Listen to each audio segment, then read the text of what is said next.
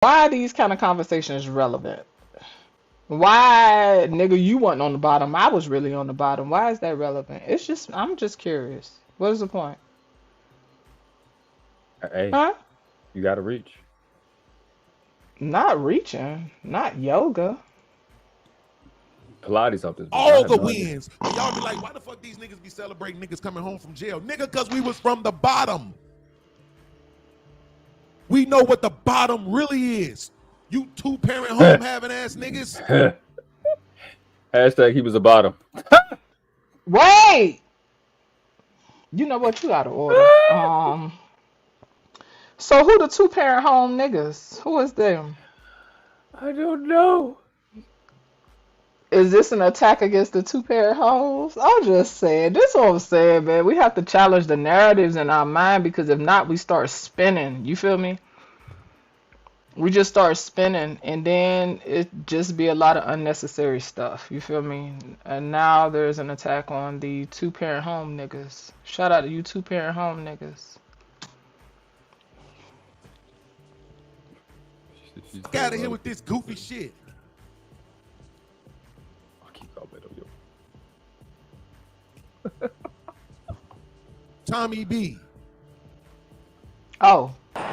Oh, nigga, don't come in my inbox telling me what to do. Fuck that, man. Tired of these niggas lying, bro. I'm tired of the lies, bro. It has to fucking stop. And Well, so, stop lying. this nigga world class, man. Sending my fucking chat yesterday doing all this lying, bro. About what? Right? Trying to say, well, he was basically twerking for Freezy, right? But Excuse me. Why you didn't tell me you twerk?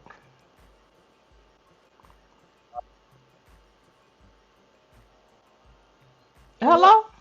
I can't hear you. What? What happened? I say, why you didn't tell me that you twerk? I don't lie.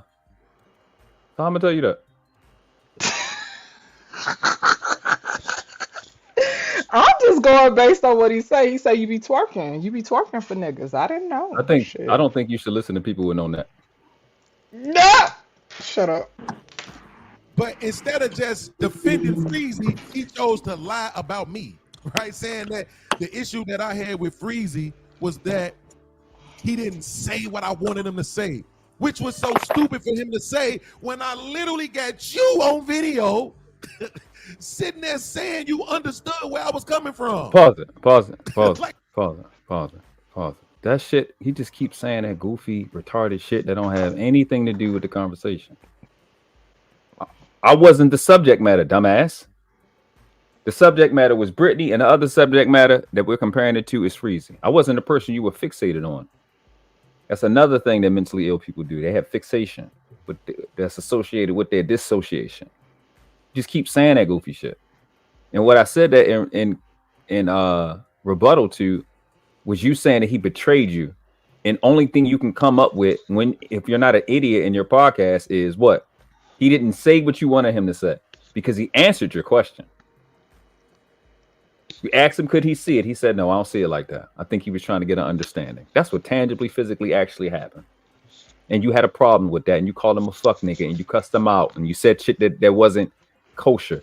Then your bitch ass, that same live, your weak, fat clown ass, you took that live down too, bitch. Oh, okay. Because you don't want people to have the receipts. Okay. Because you look stupid. Call this man out his name multiple times just because he didn't answer the question the way you wanted him to answer it. I.e., he didn't say what you wanted him to say. That's not betrayal. You keep taking the shit out of context for sympathy, but nobody have sympathy for you. I'm 38 years old. I done drag a lot of niggas in this space. And chicks. I don't expect no sympathy. I don't expect none. I shouldn't get none. My mouth is too loud. I say too much tough shit. Why would I expect sympathy from anybody? That doesn't make any sense. You're too big and old at 40-something years old. Y'all realize podcasts is like between 42 to 46 years old. There's not too many men in this space that he's not older than.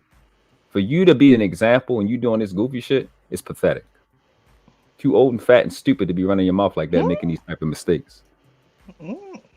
So you comparing me agreeing with the fact that I think I had a problem with what Freezy did too, and I addressed it then. And that has nothing to do with this situation. And me agreeing to that he should have see it. He should. I literally said I don't see how he don't see it. I didn't agree to him betraying you. I didn't agree to you for a month after, damn near a month and a half after, for you to be antagonizing him. When you sit your fat goofy ass up on the internet day after day whining about your weak ass fucking feelings, yet you don't have the same integrity and respect for somebody else's feelings. He don't do no shit. He don't talk shit about you. Then you don't want nobody to bully you, but you'll bully this man. Running to where he's at, from one chat to my chat to CJ chat, antagonize him in the chat like you're a fucking child and you're 40-something years old. Well, I know one thing. Freezy stay out the way. Freezy mind his business. Listen, that's my big brother, period. And Freezy don't go looking for trouble. And I think sometimes people mistake that for weakness. If it was Tommy B, I'd have said the same thing. If Yeah. it was Poppy, I'd have said the same thing. If it was Hank, I'd have said the same thing. If it was Black Man Unfiltered, I'd have said the same thing. Yeah. And shout out to y'all coming in the chat. Hey Leslie, hey boo. Hey, Leslie. Leslie came in hot. Okay. She ain't type of lie. Not one It lie. made no fucking sense for him to say this shit, Tommy. None at all. Then he kept trying to say that I betrayed you, him, and Poppy Blanco and Freezy. Pause. Now, hold on, wait. Can I Yeah, go say ahead. something before you start? Yes, Okay, please. so this is the thing that annoys me with that, right? Because again, I'm not a person that debates or nothing like that, but what I did see, based on your logic, Yeah. it ain't a definitive you betray this person, that person, that person. It was based on your logic. So, am I missing something? Not a thing. That's it. That's all I was gonna say. That's it. Okay. You got it. Okay. Makes it easy when I don't say And it. I know if he's saying I betrayed you, it's based off the fucking Daryl Long incident, which is fucking stupid. That's the only video I didn't find. I know it's in there somewhere, but I got a lot of them. But that's the only video that I didn't find. Pause Guess it. what? I don't have it. Pause it. Didn't you just say it took him less than 15 minutes? So why ain't you looking up for 5 minutes to find it? You see how fast he lies? But see, I have to say this because I could be an airhead. I totally missed all that. Like, so Don't worry about it. yeah. Don't worry about it. It's recorded in this live. You played it already. I just found this in 15 minutes. Then the thing that invalidates you, you could never find it. You could look Right. another 2 minutes. How convenient. Mm. Oh. Yeah. And shout out to y'all coming in the chat. Y'all be sure to hit the like over there for y'all that's over by World Class. Support the channel, all that fun stuff. Listen, Leslie popping off. Look. He always think he the smartest person in the room. Oh Jesus. Oh, let me show. Oh child. Leslie, because he be in the room by himself. Okay. Too, because you know what I do have? I have the video of me falling out with niggas and nobody stopped fucking with nobody for me. Okay, see, that's the kind of shit that annoys me. See, now I missed that other stuff. This is the kind of shit that annoys me, right? Because if I'm your friend, if I care about you, I'm not going to put you in that position. I honestly don't like when people move like this. Now, people do what they need to do for themselves, right? Like you have a responsibility to protect your energy, your boundaries, etc., right? But for me to be a friend and require that or expect that, like, let alone having it and like this unspoken agreement, you feel me? It's just kind of wild to me. I don't understand that, and to me, I don't know. I try to be mindful because to me it's disrespectful. It says that I need to control my friends. It says that I need to love my friends or express love for my friends under certain conditions that benefit only me. With disregard, right? With just total disregard for their experience, their connections with other people. You feel me? And like how I done went through some of this stuff. You know what I'm saying? Like I don't get it. Like fuck everybody else. This what you supposed to do for me, and let alone in a space where people will cuss each other out, drag each other, expose people information, and then be friends a week later. This what the fuck Exactly. people supposed to be jumping the fuck out the window for? Y'all crazy, right? Because it's some of us, right? It's a handful of us in the space that don't play them games, right? Once you No. cross certain lines, we ain't coming back. I know I ain't, because I don't play with people like that. Go play with your motherfucking mama. Don't play with me. Amen. But it ain't gonna be none of this. Oh, everybody gotta jump out the window. And if I choose to ride for my friends and how I choose to ride for my friends, right? I'm charged with that responsibility. I don't say I'm charged with the responsibility for riding with my friends only at the expense that they ride for me in the same exact way, regardless of the stipulations, right? The way I ride for my friends is based on my principles. It's not based on whether or not they can reciprocate in that same exact way, because I don't put that demand on them, because my shit is about principle. And my principles say, if I'm your friend, I'm going to ride for you. Even if you're not able to reciprocate, at some point I would have to reassess, right? I would have to reassess that friendship. But that's not going to stop me from moving based on my principles. I'm sorry, I got loud, but did I kind of make that clear? Right. Absolutely. Okay, I'm finna go. This nigga world class who keeps trying to push this narrative that I should have stopped fucking with Daryl Long because of what was going on between him and you. And this is the same nigga that when I fell out with Lexi, he had her right over there on his. I'm sorry, You- but let me say this again. Okay, now I'm gonna just tell you, I could be wrong. Based on what I know of you, that doesn't sound reasonable. Cause niggas like you, niggas like Tommy B, niggas like Freezy, such niggas move the fuck around. They don't make them kind of demands. Did you make a demand as No, such? I did not. I want you to stop. First of all, he was doing shit in his chat. He had this nigga running and hosting his panel. He was blocking people because he wasn't smart enough to go back and forth with us. He threatened two people's children. Wasn't just saying it for no reason. Oh, okay. And this was the stuff that went on over there. Okay, But okay. he's so lost in his dumb shit. It wasn't about asking him to not be there. The Right. foundation of the conversation was when we were telling you about these people or this person, Daryl Long, you didn't do shit. You did what you wanted to do and blamed it on redemption. Okay, cool. Niggas ain't asked you do nothing. We still been rocking with you since. That was over a year and a half ago. And shout out to Daryl Long. But yeah, and so again, right? This is people expecting, right, a certain thing. Now, if we're gonna label it as redemption, see, that's the thing that I was saying earlier, right? People in the space say one thing and then they want it to apply to everybody. But if people gonna be honest, right? People don't express the same level of grace for everybody. And I don't understand why people just not okay with that. I understand that there's going to be some people that have no grace for me, right? I'm okay with that. Now, I know there are going to be some people that's going to have more room for me. Either way, it's okay. And to me, that's a natural thing. But if you're going to go willy-nilly based on how you feel, then just let that be known. But if you're moving on principle, then you can't say it's principle, but then we doing what's convenient. Because principle ain't convenient. You feel me? Yeah, absolutely.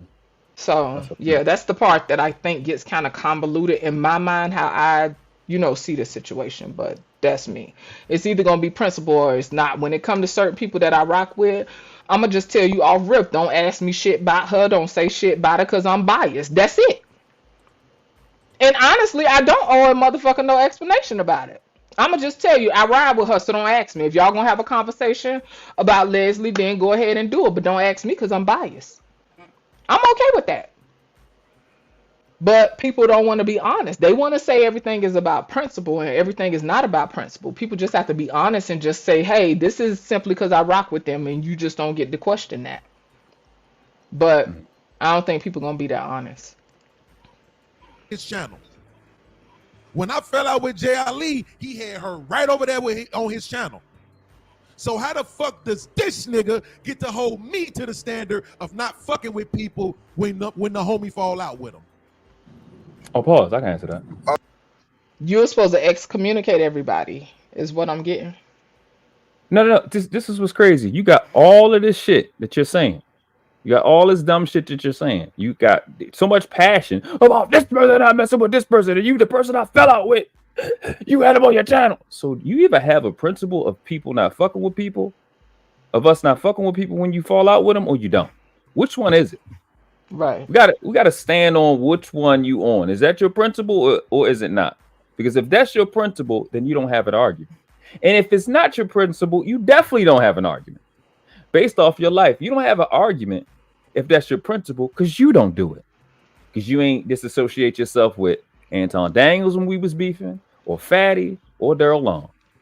And I can go through a list of a bunch of other people who were beefing with other people around your channel. You ain't do no shit. You ain't do anything. You kept having them on your channel, so you don't live it.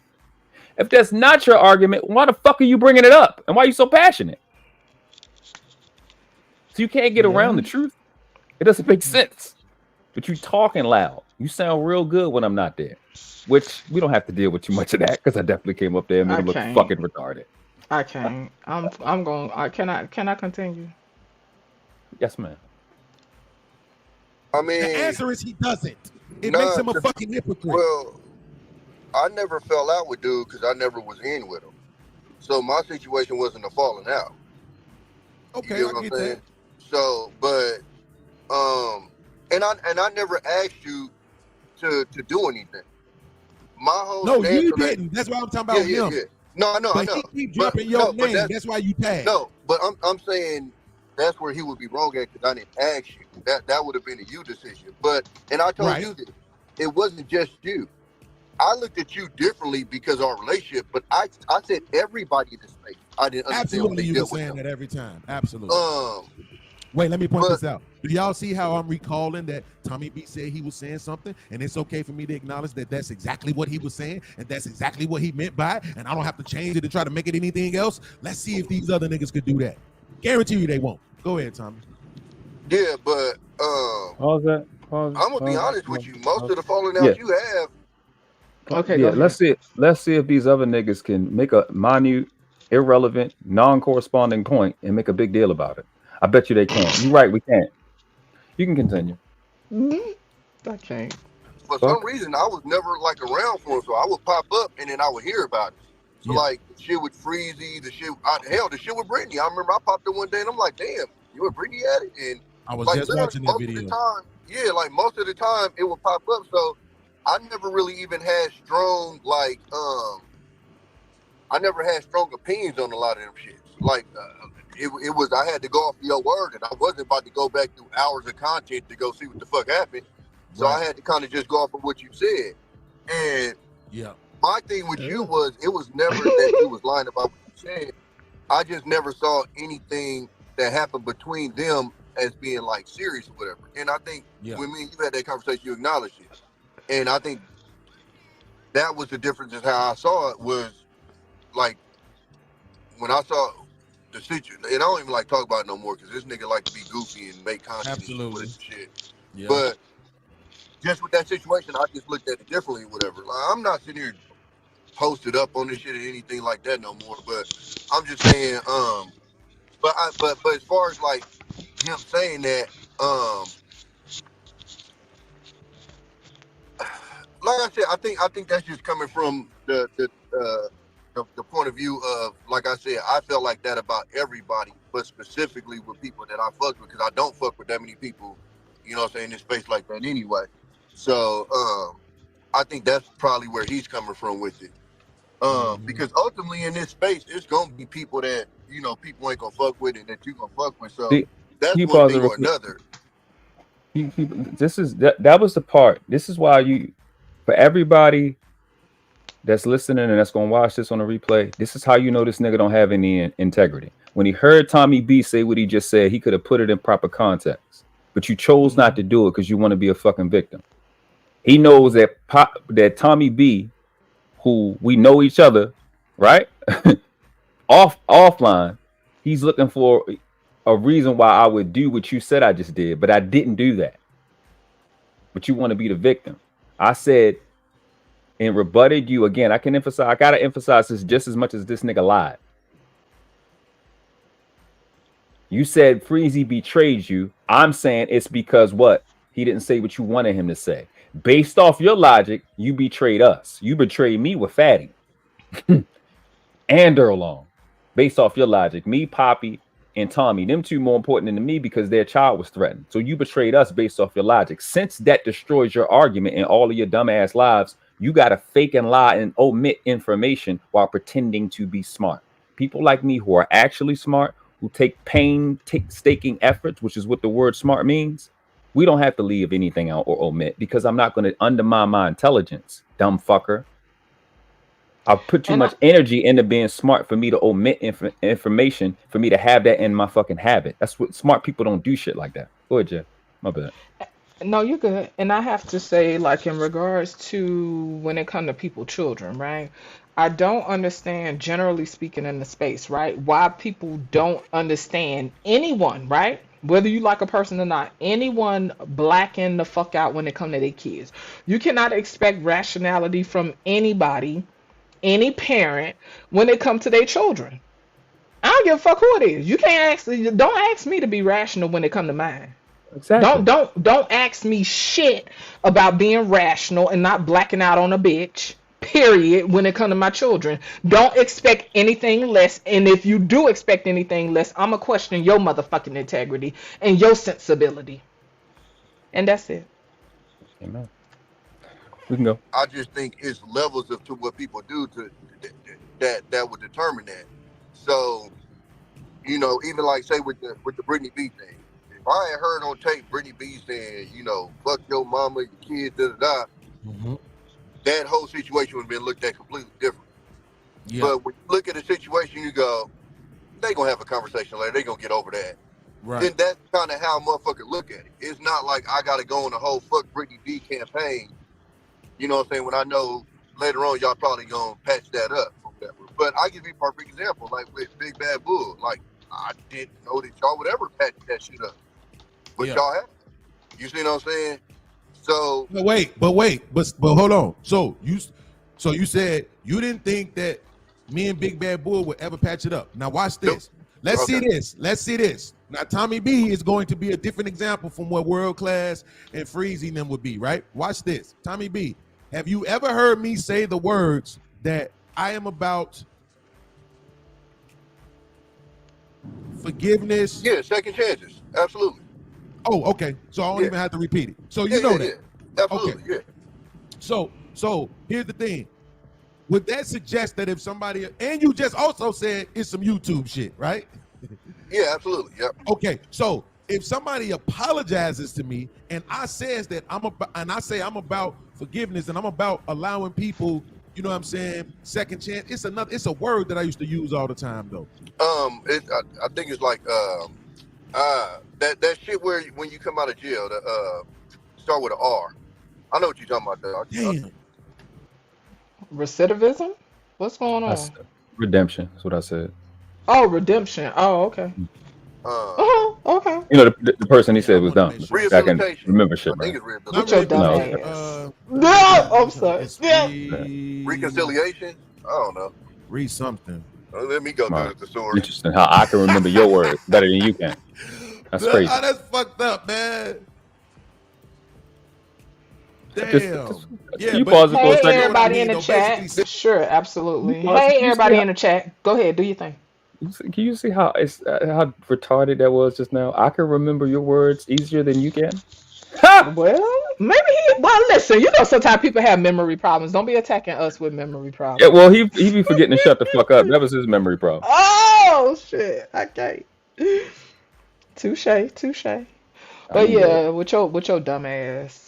Right. Me, of all people. Not of all. You know what I'm saying? I want people to be able to give me a chance to redemption. Yeah, redemption. Yeah. Redemption. That's what it was. Redemption, right? So I know I'm not perfect, and I always want exactly. Thank you. They were saying it in the chat. I wasn't paying attention. My bad. Brittany said it 1,000 times. Look, 658. Redemption, nigga. She said that shit 10 times in one motherfucking minute. I just wasn't paying attention. My bad. I wasn't on the screen, y'all. I wasn't paying attention to the chat. That's my bad. Absolutely. So redemption, right? I've always talked about redemption all the fucking time. right? So what that tells you, if I'm a proponent of redemption, and I'm saying, yo, listen, I always want to be able to give people a chance to redeem themselves. Brittany B fucked that word up, boy. It sure is a P in there. It is a P in there. So I'm saying, if I know I want redemption, in order for me to receive that karma, I have to be willing to give it as well, right? I have to be willing to say, you know what? Can you pause it, please? Outburst. Yes, yes, dear. Fucking selective. This selective karma shit. It don't stop because karma don't stop because of your preferences. You stupid bitch. It works and always. So when I was dragging your stupid ass and holding you accountable, that was karma too. Did you accept it? Okay. And then these niggas only know one half. It's karma and dharma. That shit don't ever come up. That's how you know who initiated and who not. Man, random shit. Shut up. Shout out to the Hindu religion. I ain't gonna lie, it annoys me when people be like, "Oh, karma is a bitch. Oh, karma always got such and such, such and such." Like that shit annoys me because most people only use the term, right? When they find something displeasing that they feel a person should suffer retribution. At the end of the day, karma is lessons. And so I just really hate when people weaponize that shit because, listen, karma ain't stopping. Well, karma stopping just because you said it or it's going to start just because you said a thing. No, it's lessons. And either way, you're going to get this work whether you want to or not because karma exists without one's approval. You feel me? Because of disapproval. Go ahead. Karma coming out of the mouth of a nigga who don't believe in religion is crazy. Oh, wow. Okay. I'm gonna continue. Amen. Came to me and you apologized. You said my bad, whatever. Guess what? I showed it last night, but I only showed the part that was necessary because the whole message wasn't necessary. But Big Bad Bull inboxed me and said, "Man, my bad." When I look at it from your perspective, I can see how I started this shit. No, all somebody gotta say is my bad. What is? Okay, wait a minute. Let me shut up. Hold on. I seen when you had posted that. So do words matter or not? Right? See, this is the thing, right? People I consider friends, right? I personally don't have friends that we could just talk to each other reckless. I personally, and I don't know if it's a man thing or whatever, right? But I don't have friends where we could just, oh, bitch, girl, bitch, like, and we could just cross all these lines of disrespect. I've never been that kind of friend, right? Because for me, once you start crossing lines of disrespect, like, listen, we ain't coming back. So I don't know. I'm not used to just being reckless and haphazard with how I handle my friends and talk to them. Do you think that's something that's just, I won't say it's a man thing because it's certain shit, even with men, like y'all will duke it out a bit, but it's still certain lines you can't cross. Like, I don't know. It's just kind of, I don't know. Some people just be too comfy. No, sugar, that's different. I'm just saying, I'm talking about crossing certain lines. Right. Because, sometimes you'll message me like that in chats and stuff, sugar. And to me, that's different. But even then, with my friends, we don't just talk like that. But I think you have those agreements amongst one another. You feel me? Like, y'all know what lines is good and what lines ain't good. You know what I'm saying? And I think that sometimes people have to be mindful of that. But you have some people that they, you know what I'm saying? They okay with crossing certain lines. I'm not comfy with my friends like that, and I never want to get that comfy to where we able to just be haphazard, What I'm saying, nigga, if a nigga apologize to me, but am I taking it precautiously? Absolutely, right? Because I don't fucking trust people. But at the same time, I can't not offer the man a redemption platform. I'm sorry, I'm gonna pause this and say, CJ, you don't know me, but just know I appreciate you. But if that's what it was, I wouldn't be present. But I appreciate you. When it would be the same thing that I want, because I know if I took the time out to write that kind of message, I meant it. So I have to be willing to give people the same thing I want. I've been doing that the whole time. And anytime a nigga feel like he want to try to beat me in a debate, in an argument, in a fight, in anything, they could just lie on me. Niggas that swear they my mans in them. Niggas that was on this it's like the only time it's like now when I'm playing it back in my head, I'm wondering if niggas was only agreeing with me because I was going at niggas that they didn't like. You pause that. Which was always my fear about. One of the things in my community, the Morse community, one of the things we always address in fallacies and debate is retroactivity. I can't stand it. Like people, this retroactiveness that people do, you want to make you want to mix escapism with with Not you laughing. I can't. It's too much. I've seen people do this for like a crazy person laugh. That's a maniacal laugh. But go ahead. It is. Let me tell you why. Because I know I've done so much dirt in my life. I've done so much evil shit in my life and got away with it. I know what it is when I see it. So would it be like chapter 3:15 kind of thing? He who knows his lower self, or is that different? Okay, go ahead. It's just the preface. That shit he on. It's like, you ever see like the babies try on like their daddy shoes and stuff? That's what it looked like to me. Like this retroactivity of because it didn't go my way that you never liked me type of shit. That like synopsis. It's just disrespectful. And then once I hear it, I've dealt with it so much in my life. I'm like, okay, bitch, I'll just give you what you're asking for. Because you petty like that, but okay. I am. I don't suggest everybody else do it because everybody don't have my temperament. Everybody don't have my pain tolerance. And I'm disconnected. I'll just snap and be like, all right, fuck you. But it's not, it's based off, again, like I just typed the DB, it's based off equity. Once you ran out of equity, I'm done. Yeah. I'm done. I'm done. Like you're entitled as a friend, as somebody that's close. You built equity. I'm gonna act like you didn't been in my life. You did this, that, the third, and the fourth. Cool. But once you've exhausted that, is which I told him that in the previous live. I'm like, it's over. I'm done. Yeah. But this, like when people say that, then you never love me. That's a person coming from guilt. That shit is from guilt. Because you was waiting for this. Manipulative. Yeah, it's super manipulative. Every cause has an effect. You can't all of a sudden you psychic now. All of a sudden you got the psychic powers to look in the past and see stuff you didn't see before. It's cause and effect. What went into it? What happened? All right, you were. It's like they don't want to accept that you have a lapse in association or a mental lapse. And then I guess you worried about it happening again, so you want to compartmentalize it, but that's not the place to compartmentalize it. That's that thing he's doing right now. For anybody that wants to truly self-develop, that right there is how you preserve trauma. That's trauma preservation. When you're lying, you're preserving it. Oh yeah, then you ain't never loved me. That's bullshit. You don't know that. Right. I can tell you about your intentions now. Oh, you can't tell me about mine. Oh, you just be saying shit, bitch. Get out of here. Thank you, Sugar Bomb. Exactly. Listen, you don't care. I can't. Go ahead. Yeah.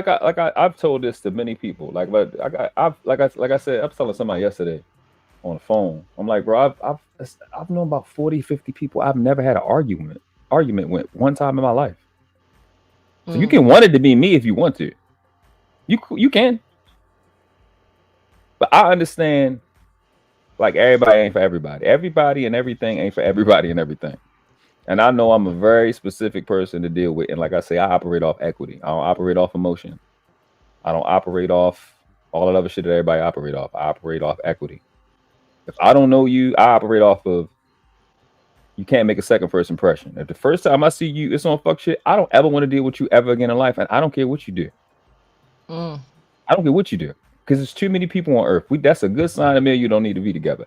It'll take a miracle for us to rock. And I'll move on about my life. If I know you all my life, you did some fuck shit. All right, that's strike one. Some fuck shit again. Okay, that's strike two. Strike three, I'm probably won't punch you in your face. I have a system that I operate in. You can try to make it seem like I'm crazy because you can look at the Angry Man videos that I did when I was on his fucking channel. Hamp when I dragged on Angry Man again. Him. When you ever see me screaming on somebody, it's for a reason. I ain't just running around hollering. I've been on these lives, on your lives with the women and all these different, like she said, he said, I have cordial conversations all the fucking time. I ain't just hollering at people all the time. In reality, you did some fucking goofy, crazy shit. And the shit that he was doing to Freezy is so fucking disrespectful. And if I know he was in my hood, in the city of Baltimore, if you do that shit, bro, we gonna beat you bro, I'm gonna beat you up. You may be not, it may nothing be left of you. Because it's disrespectful. Yeah. It's super disrespectful. You don't treat no OG like that. You don't treat the circle like that. You don't do shit like that, bro. I'm not gonna keep watching you do the same. This is what's crazy. It's the same reason you ever see me snap on somebody. I snapped on Raw B because I'm watching you try to be a bully to somebody else. I don't tolerate that shit. I don't care who you are. I'm not gonna sit by and let you bully nobody in front of my face because you telling me I'm a bitch. That's how I take it. I don't give a fuck if you mean that. I don't care. I'm not gonna watch Angry Man bully all these young dudes. I'm not gonna watch BEANZ bully Courtney Michelle, whether you like her or not. I'm not gonna watch BEANZ try to bully Freezy, and Freezy ain't do shit. I'm not gonna watch that shit because you just said fuck about me. Principle. Facts. Yeah. That's how push dealing you in with possum Fatty pits. and having world class involved in it. Because it's like, well, anything he says is gonna be taken with a grain of salt because everybody knows that he don't like Fatty. But I believe that world class had the ability to be objective. So in my mind, I'm knowing like people gotta know if I'm acknowledging the objectivity of world class, then they'll acknowledge the objectivity of world class, even though it's involving somebody that he don't like. Again, we want people to observe objectivity from a subject. See, that's the thing I don't get. I'm not a scholar, but is what I'm saying not making sense? Yeah.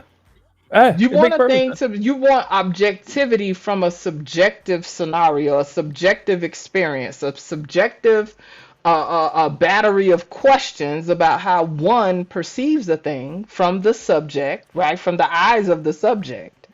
But I don't understand how to foster objectivity from that when you're assessing it from a subject about their experience, right? But anyway. Right? But again, in this clip that I'm playing right now, the nigga absolutely disagreed with me, but there was no me angry. There was no me going off. Now what? So why? Just I want somebody. 1 second. I feel bad. It's madness. Go ahead. How am I disagreeing with you when you ask for a perspective? That's what I don't get. It's a perspective. But you asked us, what did we see? How you disagreeing with me then? But it's absolutely, and you wasn't asking nobody to pick us. It's a lot. Being 40 years old and retarded look like it hurt. That's all I'm gonna say. Go ahead. Damn it. It look like it's thing. Somebody to answer the question without ducking it. Tell me why, because the narrative is if you disagree with podcasts, it's a problem. He going all off. Y'all gotta argue. He gonna be angry. According to world class funky ass yesterday, not you. I'm sorry, not you funky. A whole That's issue crazy. with Freezy was but hold up. That's crazy. Oh shit. That's crazy coming from a fat nigga with rolls. It doesn't make sense. Who don't think that tracksuit stink? Who don't think so? Wait a minute. Okay, you didn't tell me that you was finna get extra petty, but okay. My bad. Okay, it's okay. I should stop. Yeah, thank you. I don't want you to catch a stray. His glasses look like they well, you already know I'm about to catch a stray anyway. I already expected to be in some stupid detention or something anyway, so it is what it is. What I wanted him to say.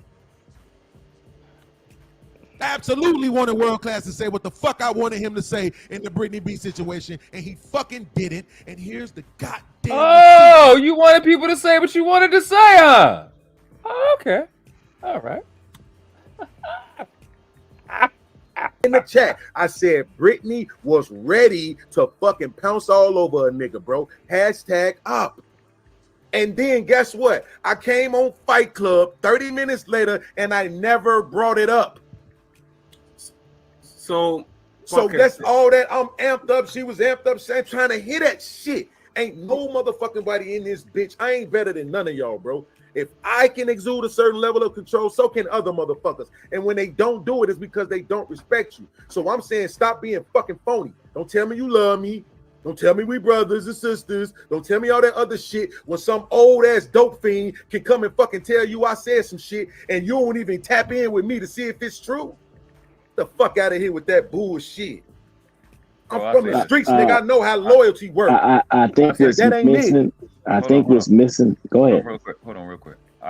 I'll say this. I understand micromanagement and I know how to look at people's faces. I don't think she was ready to pounce on you. It looked like she was confused. Quick question. You were saying mannerisms, right? I meant to say mannerisms, micromanagement. Oh, okay. I said management. I don't know why I said that shit. Anything else? Or we going? Like and subscribe. Hit the cash app. Not like and subscribe. What? Go. We're not gonna deal with the who the dope fiend is. We're not gonna him probably. We're not gonna not probably. We know who the dope fiend is, but we're not gonna address that. I can't. Y'all, wow. Not shoulder stank. Man, I can't. This a lot. Yeah, I'm with you, Gore. Like, what is happening? Listen, did you see the little ponytail comment? I hollered a little bit. I think I said, what was they talking about? I think he was talking about Sugar Bomb. Wait, no. Oh, you know, Sugar got time. Yeah, he looked like he got just as much time. So him and little ponytail going at it. Okay, so let's go.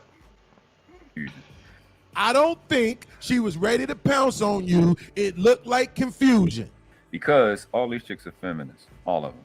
That's a what fact. I see Jake was doing was the same shit you see all old chicks do, playing in that. I'm damn near about to cry shit.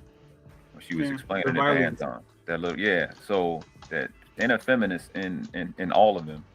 All of them. She was trying to, play the warrior. Brittany is. Why you keep saying it so loud? What is happening? Her chicks is in trouble. So I seen her face is confusion. I can't take away what you see because that's not a proper assessment. I can't take away what you see, meaning I disagree with you. Let's see if I went all off and it became an argument. Hey, go ahead, Aaron. That's an inaccurate assessment of Brittany being an honest man. Finally, one motherfucker. No shot at you. What you just said, world class. That's your take. You brother. No. Yes. Yeah. This is that little shit in the corner is Aaron Pedo. Shit! Don't. Oh. Yeah. That's Aaron. That's why I like this little bitch. The shit he's saying has nothing to do with what I'm talking about. Okay, go ahead. No, the shit he's talking about don't have nothing to do with what I'm saying. I'm saying all these chicks are feminists. So that's not an accurate assessment of Brit. Yes, the fuck it is. Brittany is fucking full women empowerment. Why wouldn't she be? Bitch, shut up. Oh, don't go, Aaron. Man, okay, dumb shit. Hi, Aaron. Let's see here. I just wanted to point this comment out. Okay, he's saying what he's saying, right? That's the only thing I wanted to say though. Okay, is that what that is? Shout out to PR. There is a PR clip that was put up recently, and I think that is helpful for those who are trying to be mindful and remain diplomatic.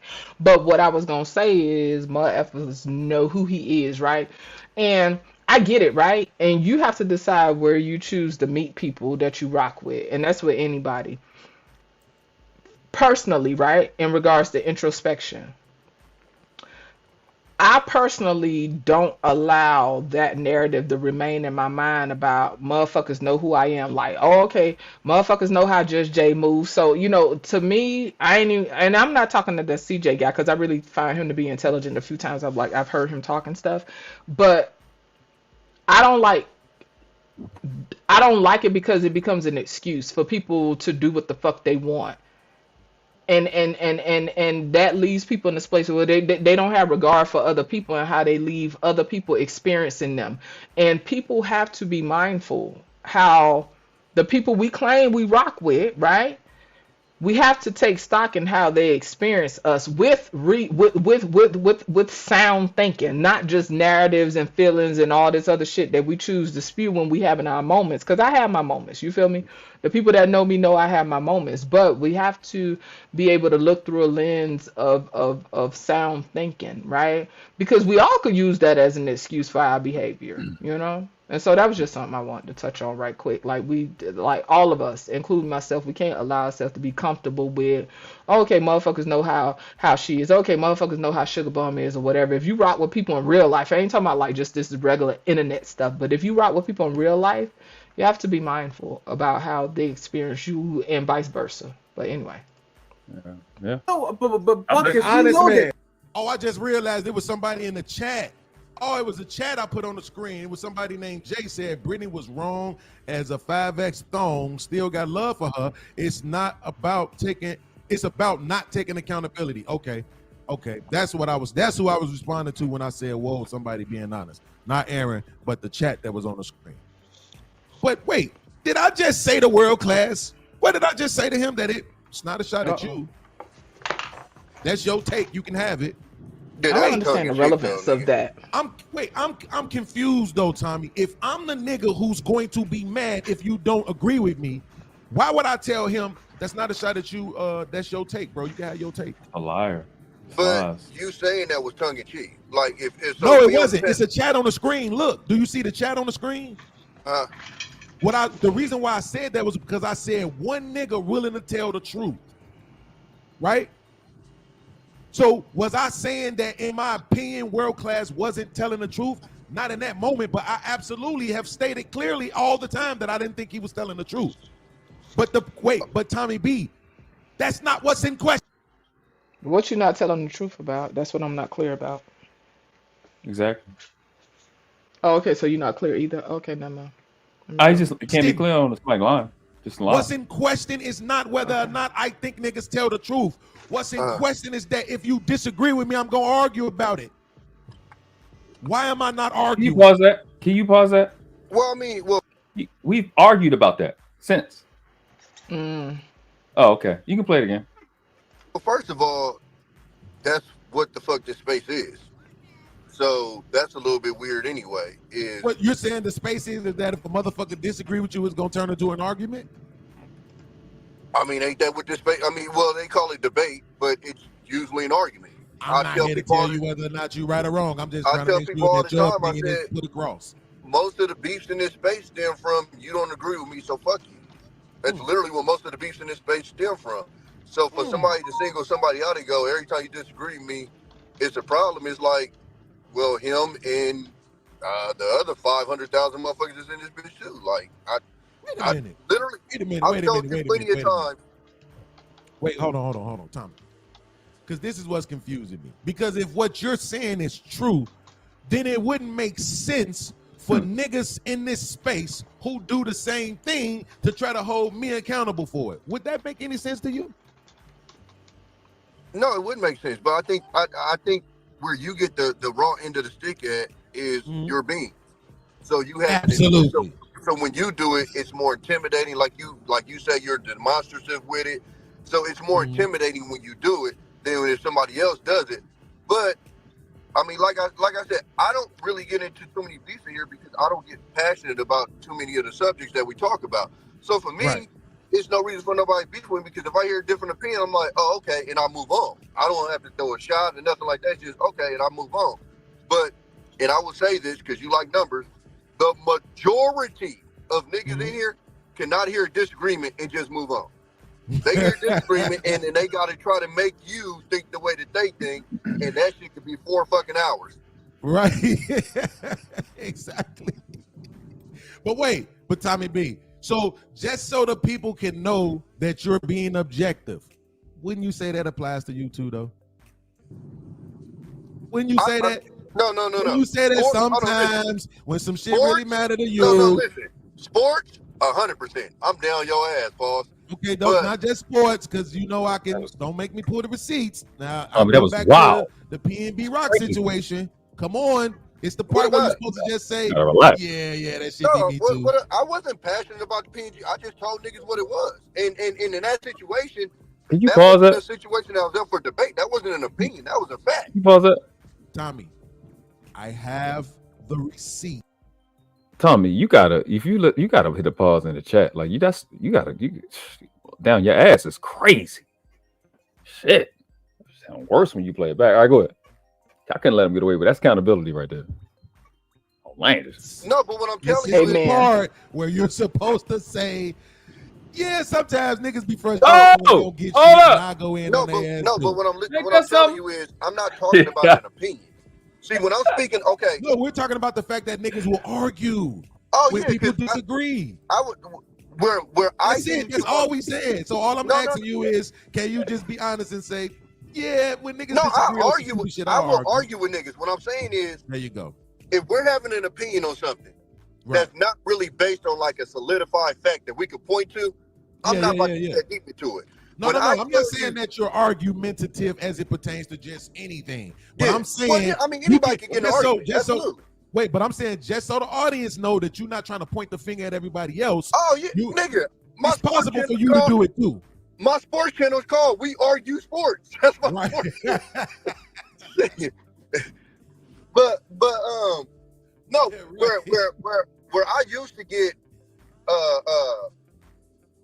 with it gaslighted, I guess, or whatever, is when I used to talk to people who self-admittedly ain't never fucked around in the streets, and then we'll have a conversation like the PNB Rock thing, and I'll say something, and then like they'll fight me, and I'm like, well, you don't have a leg to stand on because you admittedly have not been in the street. So why are we even having a conversation about this? If I say something, you shut up. It's that simple. So that's where I usually get into a situation where I get frustrated now, and like you said, like, nigga, you just stupid. Myrie said, bring up Cali and Tommy will argue you down. Well, it depends. it depends on what you say. Like, if you say going to Cali, listen, Myrie, I got the receipts. That nigga Tommy was going in on us when that PNB Rock shit happened because niggas wasn't caving in to the fact that nigga had on $250,000 worth of jewels in the wrong neighborhood. And we like, nah, man, you know what I'm saying? Motherfuckers better where they want. He like, man, you niggas stupid.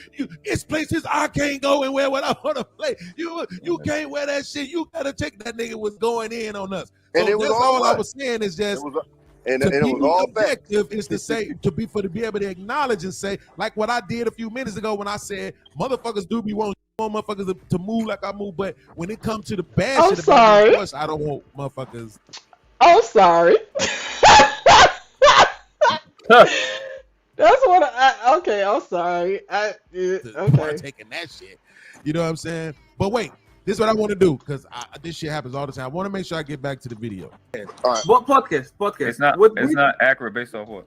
Yeah, based upon you saying she's a feminist and she will stick up for the ladies. She actually goes against the ladies far more than not. That's true. That's not. But no, I agree that's not what he's talking about. But that is he's true. talking about their primal instinct. No, the primal instinct of defending women. Wait, hold on. Did you just hear me agree with Aaron about something that is in favor of being sarcastic? Wait a minute. Did I just agree with Aaron about something that is in favor of Britney? And you just no. But podcast is the problem though. But podcast is the bad guy. No. Wait a minute. That's important to me still. In the middle of me being upset with her, when a nigga says something favorably about her, I agree. Who's really objective? What? Can you pause that? What? See, it wasn't in favor of Britney. What are you talking about? Oh. Well, that's the thing that I mean with the narratives, right? Like it's tough because, okay, so this is my thing, right? Again, I know the space is different, men, women, whatever. But for me, I have to personally get to the root of my issue, right? Because if I don't, I will begin to pull straws and create narratives and spin. It get convoluted, you feel me? Like, I ain't trying to be funny. This, for me, right? What is best for me is, okay, I'm really feeling a way. Let me tap in with my homegirls, Sugar. Like when you didn't ride for me, whatever. I ain't even gonna lie. I felt the way. You know what I'm saying? I know you're not obligated. Like you have some type of conversation. You know what I'm saying? But it's just kind of weird to me because when people don't do that, what happens is there's a overcompensation, and what happens is with that overcompensation comes the necessity and the incessant need to come up with narratives that don't exist and that are not accurate because they are subjective. They are not objective. So you have to challenge that shit. You have to question the unanswered questions in your mind and the narratives that you create because sometimes you lie to yourself. And that's it for now. Anything? Hey, you can go ahead. I like that. Okay. I don't want to step in your point. Oh, well, thank you. Don't let these niggas make y'all dumb yourselves down. You cannot. Right? You cannot. Fuck that. They'll try to minimize it and make it seem like it ain't this or that, and then they'll tell a situation about themselves that ain't no bigger and try to make it seem like they some higher version of you at doing it. Whatever that thing is, being transparent, being objective, being honest, being whatever, right? Again, let this nigga tell it. I was mad at Freezy because he didn't say what I wanted him to say. But I have the video evidence that shows that's not true. And I'm not even the one talking. World Class is.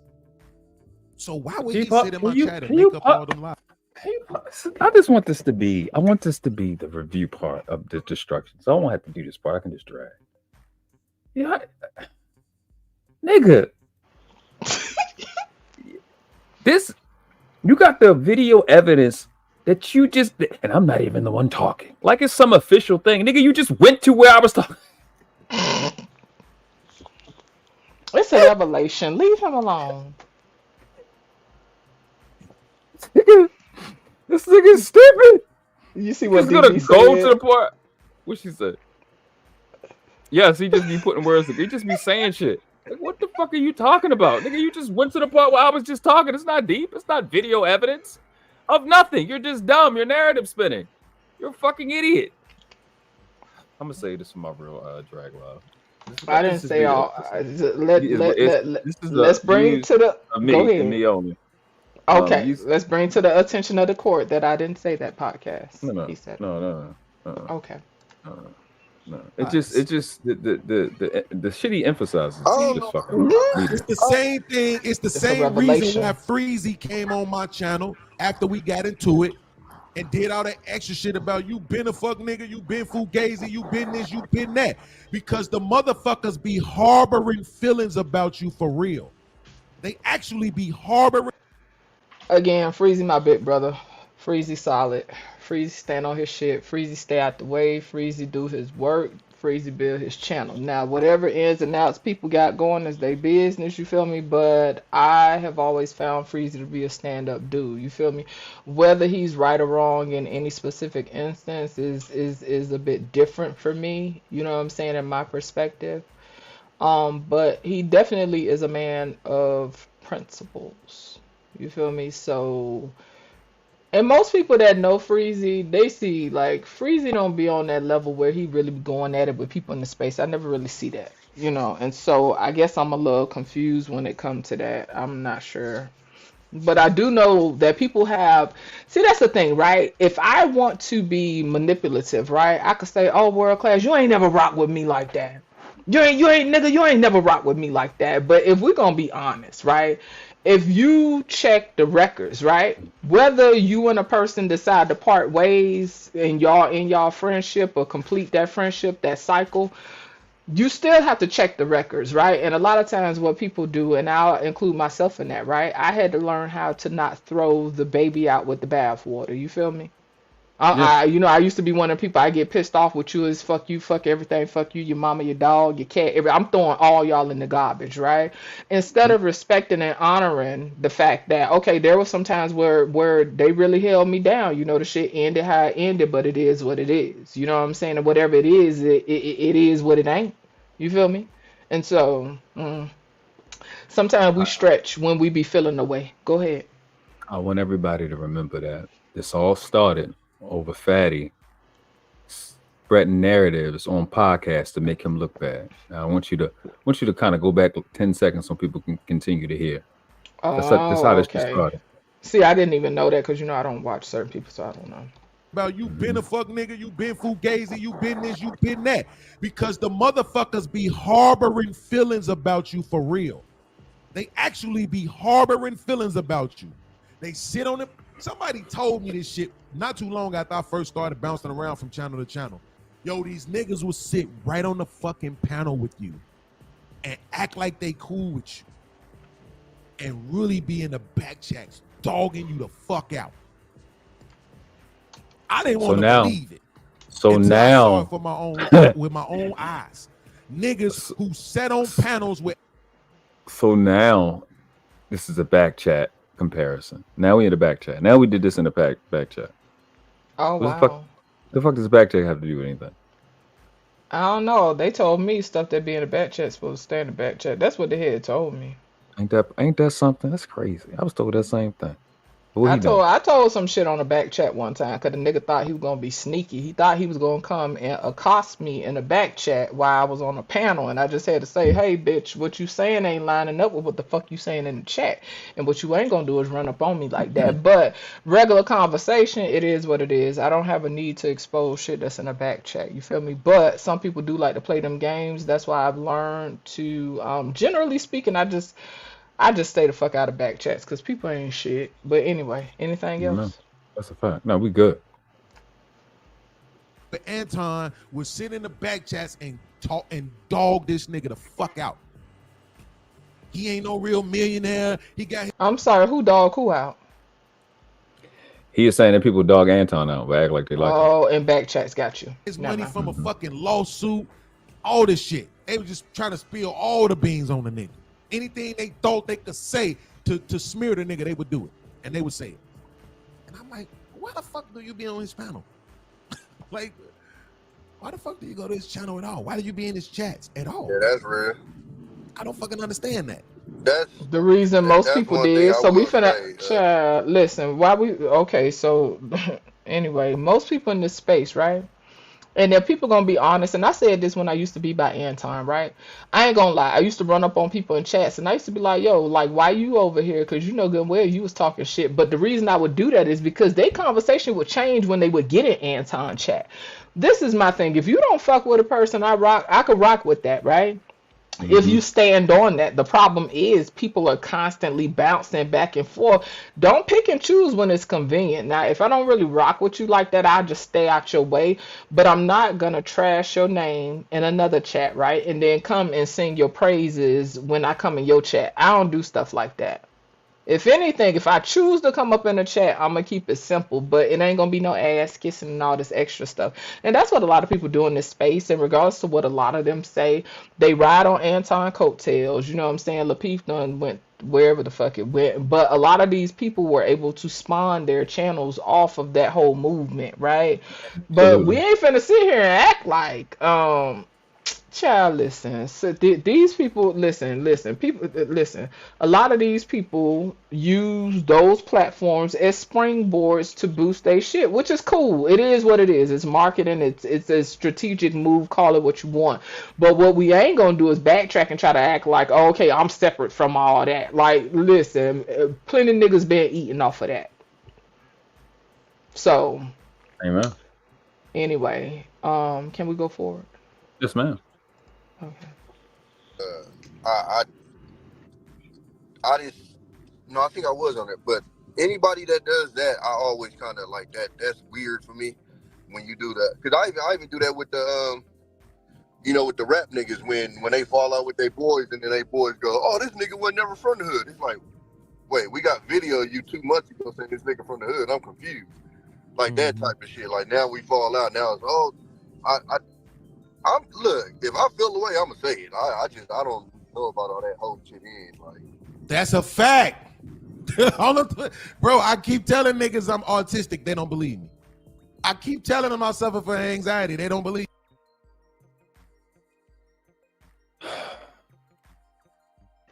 'Cause, I'm sorry, what happened? I'm sorry. What happened? I'm You just heard him. curious. You heard, you heard him. What him being autistic got to do with anything? I'm not retarded, so I don't. You know what I'm saying? A lot of these things I can't. First of I all, we don't. can't equate autism with mental retardation, right? No, And I don't even. Okay, I'm go talking. ahead. I'm not even talking about that. I'm just from a derogatory. He's a dumbass nigga retarded. That's the one I mean. The No, little. I know that's how you use it, Oh, right? But even still, like, I don't. Like the R word is cringy, but I know in what regards you use it, right? I ain't gonna lie, I use it sometimes. I don't use it in front of people, but what him being autistic got to do with anything? I I'm have no missing idea. something. I don't. Because I mean, like some of y'all know my little one is on the spectrum, and he's smarter than me and his brother. And he read better than most niggas in the space. So I be confused. But all he what got. is All he got to do is be able to read it all, and that's it. right. Because my little one, even in first grade, he was already reading on the fourth grade level. So he already done blow these niggas out the water. But aside from that, right? Right. That's a I fact. I don't understand, and I guess the reason I'm asking is because I don't understand his correlation, right? Because we know that there are a lot of it's a lot of misinformation out when it comes to that kind of stuff. I don't even feel like going into that. We could do that another day. But what is his point? I guess is what I'm trying to figure out. And shout out to you, RLV. As you know, listen, like I said, mine's smarter than me and his brother. So, hey, it is what it is. But yeah, what is his point for saying that? I'm just curious. Again, just for cover, to know I can hit you, you can't hit me back. Oh, we gon' oh wait, not we It's using that as an excuse. it's a selective. He got it when it's convenient. Shout out to Big Behaviors. What's up, Whoop Tommy whoop. B? Hey, Tommy. Hey, what's up? What's up, Jeffrey? You say Jay Press? He Huh? said just Oh, Jay. I said just that. This I thought you nigga said Jay Press. You not finna do me. I bad. said, why Jay catch a strike? I think Yeah, so I we thought go the ahead and first bow time. out of this shit, man. I ain't built for this shit. This shit weird. Yeah, it's super gay. That shit yesterday, man. Like again, I was in the chat. This is shit that just this nigga's a fuck nigga, like a What happened galactic bitch. yesterday? Or you talking about this? The This other? shit. I think this was Oh, yesterday, day before yesterday, whatever no, the fuck no. this This shit. was Friday. Your Friday, yeah, days are man. running together, dear. Yeah, they Nigga, is. It's work I had too. a Mm. nigga, I fucking made this damn snow pyramid with my son out there in That the damn wiped you out. Ah! listen, we supposed to make a snowman. This nigga just stopped in mid stride, like I want to make a pyramid. Come on, you see me building this motherfucking base. So we did that. That shit threw me off. Nigga, as soon as you No. said snow, you got me. I'm cool. This rain got me pissed off. So I think I mean I said it in the chat. You seen me commenting in the chat. The nigga said Freezy betrayed him. I'm saying because I'm saying it's not betrayal just because the nigga don't say what you want him to say. I don't care how you want to frame it. That's all it is. I don't care what you want and your stupid feelings. It's just because he ain't want you. So I'm gonna be 100 with you. I don't even fully even understand the Freezy thing because when I was introduced to it was when I was on the panel and Freezy got on there and he was just pissed off because, well, no, he had already been pissed off and he was talking shit about Freezy and then Freezy got on there and was like, I ain't never been a fuck nigga. And Oh, Freezy was like, hold can on. you say that? Can you say that one more time? Just say that one by part one more time. What? He was on the panel and he was pissed off at Freezy, so he was kind of going off on Freezy, and then Freezy hit the link, and then Freezy was just like, I ain't never been a fuck nigga. And I was just confused about the whole thing, like, because like I be explaining to people, like, I think it's hard for me to explain this to people, like, I don't be everywhere all this shit pop off at. Mm-hmm. So a lot of shit pops off in my absence, and then I come in, and next you know, motherfuckers start funking with this motherfucker, and I'm sitting there confused, like, what the fuck? And so, you know, me and you didn't even talk. Like a lot of that is my situation with a lot of these situations that go down is like, understand this, where I'm from. Like, if it's really an issue, I don't have fake issues. Right. If I have an issue that I'm passionate about, it's gonna be really hard for that shit to get flipped around. And in this space, it's so many people that have issues, and then literally within 12 hours, the whole shit done flipped around, and Be friends. motherfuckers is like best friends again. And I'm Right. not used to that shit. And it's something I had to go through in the hood. It's something I had to go through in the military. Like when I hear it's phone, for me, it's phone. Like Yeah. that's what it is for me. So it's hard for me to decipher a lot of times in this space what the fuck is real and what's not. And so yeah, that's why I said, man, I don't even know if this shit like for me, man. I might just go ahead and just disappear out of this shit because this shit is it's getting weird, bro. It's You ain't like, going nowhere, Tommy. You gonna keep doing what you doing, and that's minding your business. Like I was saying earlier, there are some men that move how they move, and it's based on principle. You have always been a dude that moved based on principle. You don't try to you don't try to impose your principles on other people, right? If people move in a certain way, you assess the situation and you decide how you move, and you just stay out the way. So I was, exactly. and the reason I was saying that was in regards to people wanting folks to pick and choose, right? Yeah. And I truly subscribe to, if I really rock with you and I care about you, I'm not gonna put you in a position to choose. And I've had that in the space, right? There was Yeah. a time where I supported JP heavy, right? Yeah. And for the people that know me from a while back, they know I supported JP heavy, and things started moving in a funky way, right? And Yeah. I didn't want to put him in a position to choose me or choose his quote unquote brothers, right? Yeah. Yeah.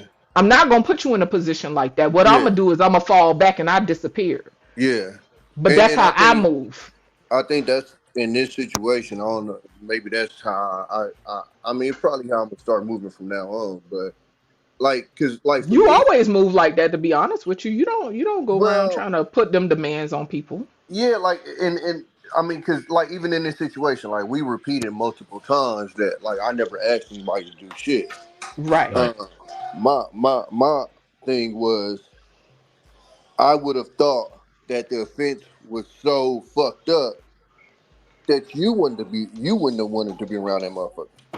And so when I look at it the other way and I hear like, motherfuckers wouldn't do that for me, I'm looking like, well, what situation can you come up with that would equate to what happened to me to where I just was like, nah, I'ma still rock with this motherfucker. And I can't come up with one.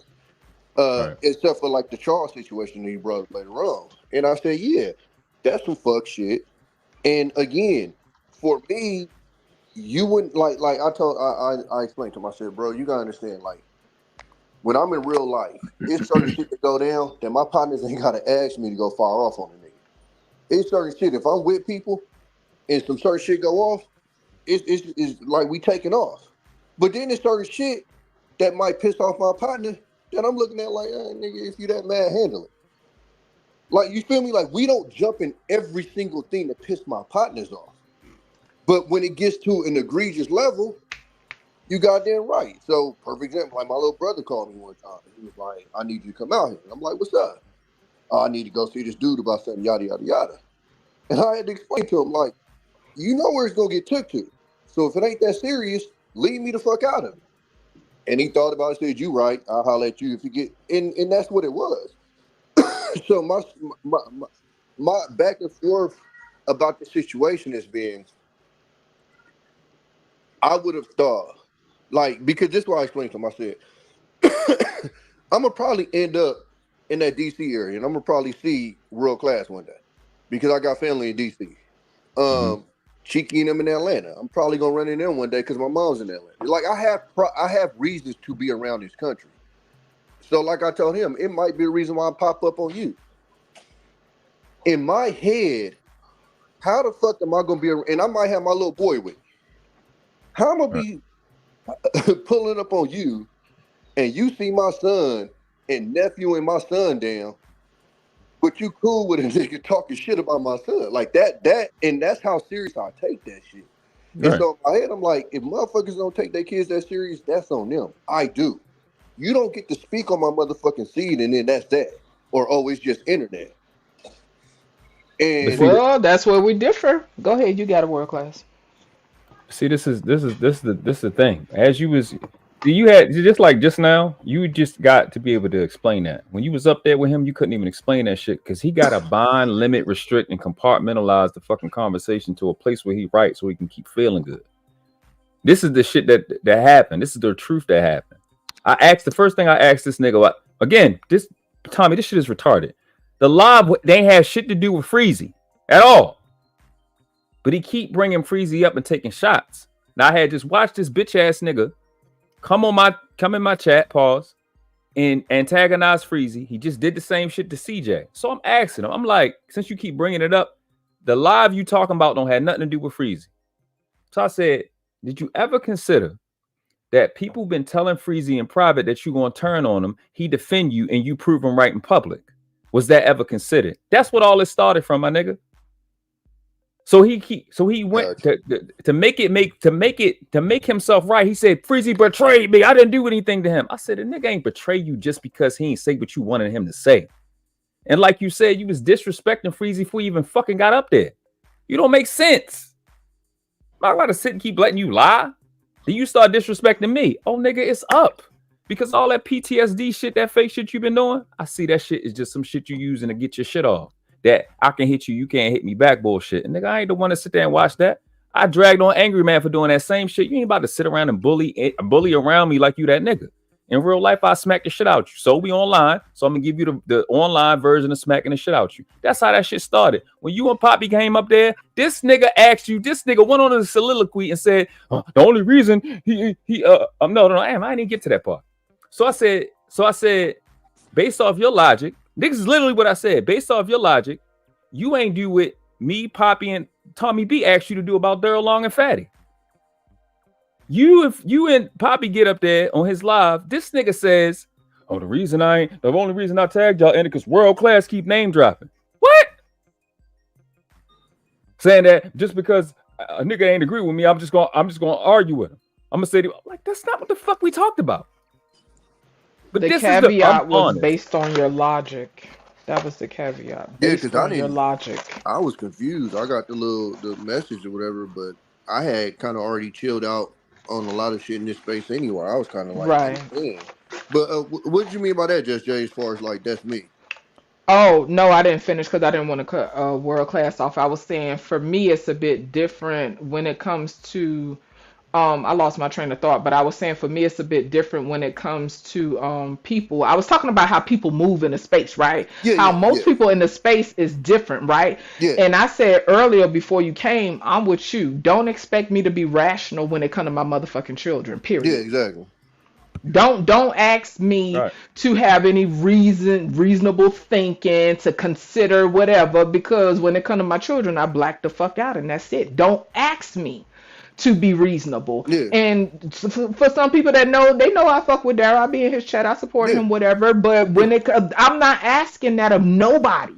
Yeah. Any reasonable parent, any reasonable person that understands how parents are when it comes to their children should not ask anyone to be reasonable nor rational or understanding when it comes to their fucking kids, period. And if you ask that of me, I'm going to question your motherfucking sanity, period. Judge Jay, I literally said that word for word on the panel.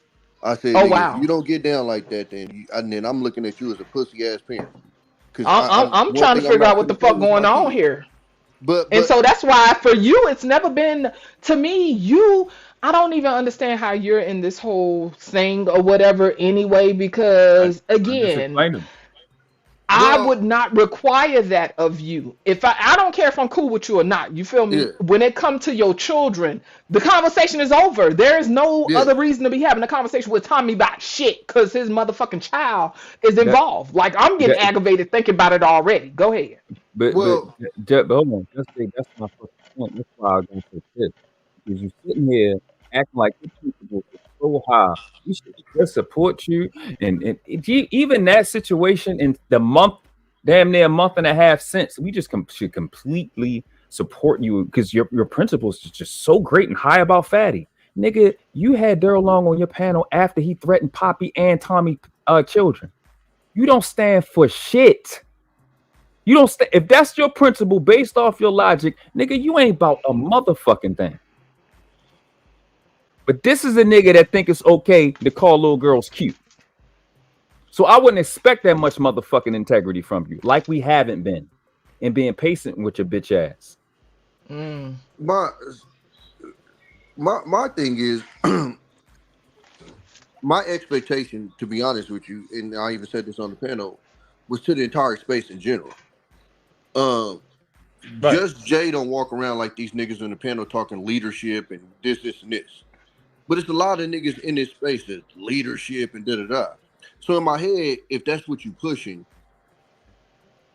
then how does this dude survive in a space like this when that's what you push? Because natural leadership will be, you've disrespected, you know, older black women that's done nothing to you. You disrespect kids that's done nothing to you. You disrespect the dead people that's done nothing to you.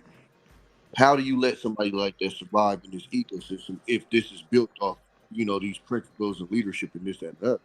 Indeed. For me, it magnified when I'm looking at people that I function with, that I talk to offline, and this, that, and the other. You get what I'm saying? So like, me and Just Jada been cool since I got on this motherfucker. I ain't even had as much as a fucking argument. As much she be going off on these niggas, me and her ain't had as much as an argument. You know what I'm saying? I never had the expectation for her because me and Just Jay been cool online. It's not like it's been like a behind the scenes, I'm chopping it up with you, how your kids, you know, hey sis, da-da-da. You feel me? So I was never, like, when I came to Just Jay's page, like, why you got this fuck nigga around, da-da-da. It's none of my business. But look at the title, Brothers. Like, I take that word serious. Me too. And so, like I said, I can call my brother, all three of them on the phone right now. Well, one of them to turn Muslim, so this nigga be on some peace shit. But my other two ones, and tell them the situation, and I can explain to you how brothers, what type of time brothers will be on about that. And then I said, furthermore, I can also call them same brothers and give them a situation that he's been with other people. And I guarantee you all of them be like, oh, yeah, that nigga talking shit. But they wouldn't be on like some, you know what I'm saying, on some, you know, smashing type shit. And I said, and that's the difference. So when I get in this, and I said, you know, again, I'll go back to it. If I'm close to motherfuckers to the point where motherfuckers is referring to me as a brother, then that comes with an expectation. That doesn't mean if somebody steps in my shoe, hey, blood, pull out your pistol and smoke this motherfucker. But that means if somebody does something that's egregious, you should be, you know, bare minimum be able to be like, yeah, you out. Exactly. So absolutely, that's always been my thing with this situation. And then for me to watch other people in this space, that's not even, you know, like me and CJ been cool as fuck. I never asked that to see. CJ don't fuck with blood. Who else? It's somebody else. It's a couple of people in space that just don't. Aaron don't deal with them. It's a couple of people that just don't deal with them, and it's not based upon just me. I've said this multiple times, just to not even put it on something because of what happened to me. I wasn't fucking with him based off of how he was fucking with other people. You get what I'm saying? right. But I respect the fact that it's your principles. You understand what I'm saying? It's not about, oh, because this is just how I feel because other niggas got a problem or whatever, right? And that's the thing that I don't understand with some people. Now, you either gonna move based on your principles or you gonna move based on what's convenient, right? Now there's levels, and I don't want to interfere too much when it come to y'all because you know y'all move how y'all move. So I'm not trying to interfere in that regard, right? But when it comes to being brothers, right? There ought to be and this is for anybody, and this is for even me with my homegirls and stuff, right? There's levels to shit. Now, when I came to the space, right, I had a hard time for a minute because there was some people I was cool with, and those people I was cool with weren't cool with other people, and then I'm seeing people falling out, and then they cool with 3 days, and I'm like, well, shit, the way I move, I'll be ready to ride. Like, oh, oh, what? But my thing is, I'm not going to be jumping out the window recklessly, right? Like, You want people to go kamikaze. You want people to go kamikaze. Now there's levels to this shit, right? You have content creators, right?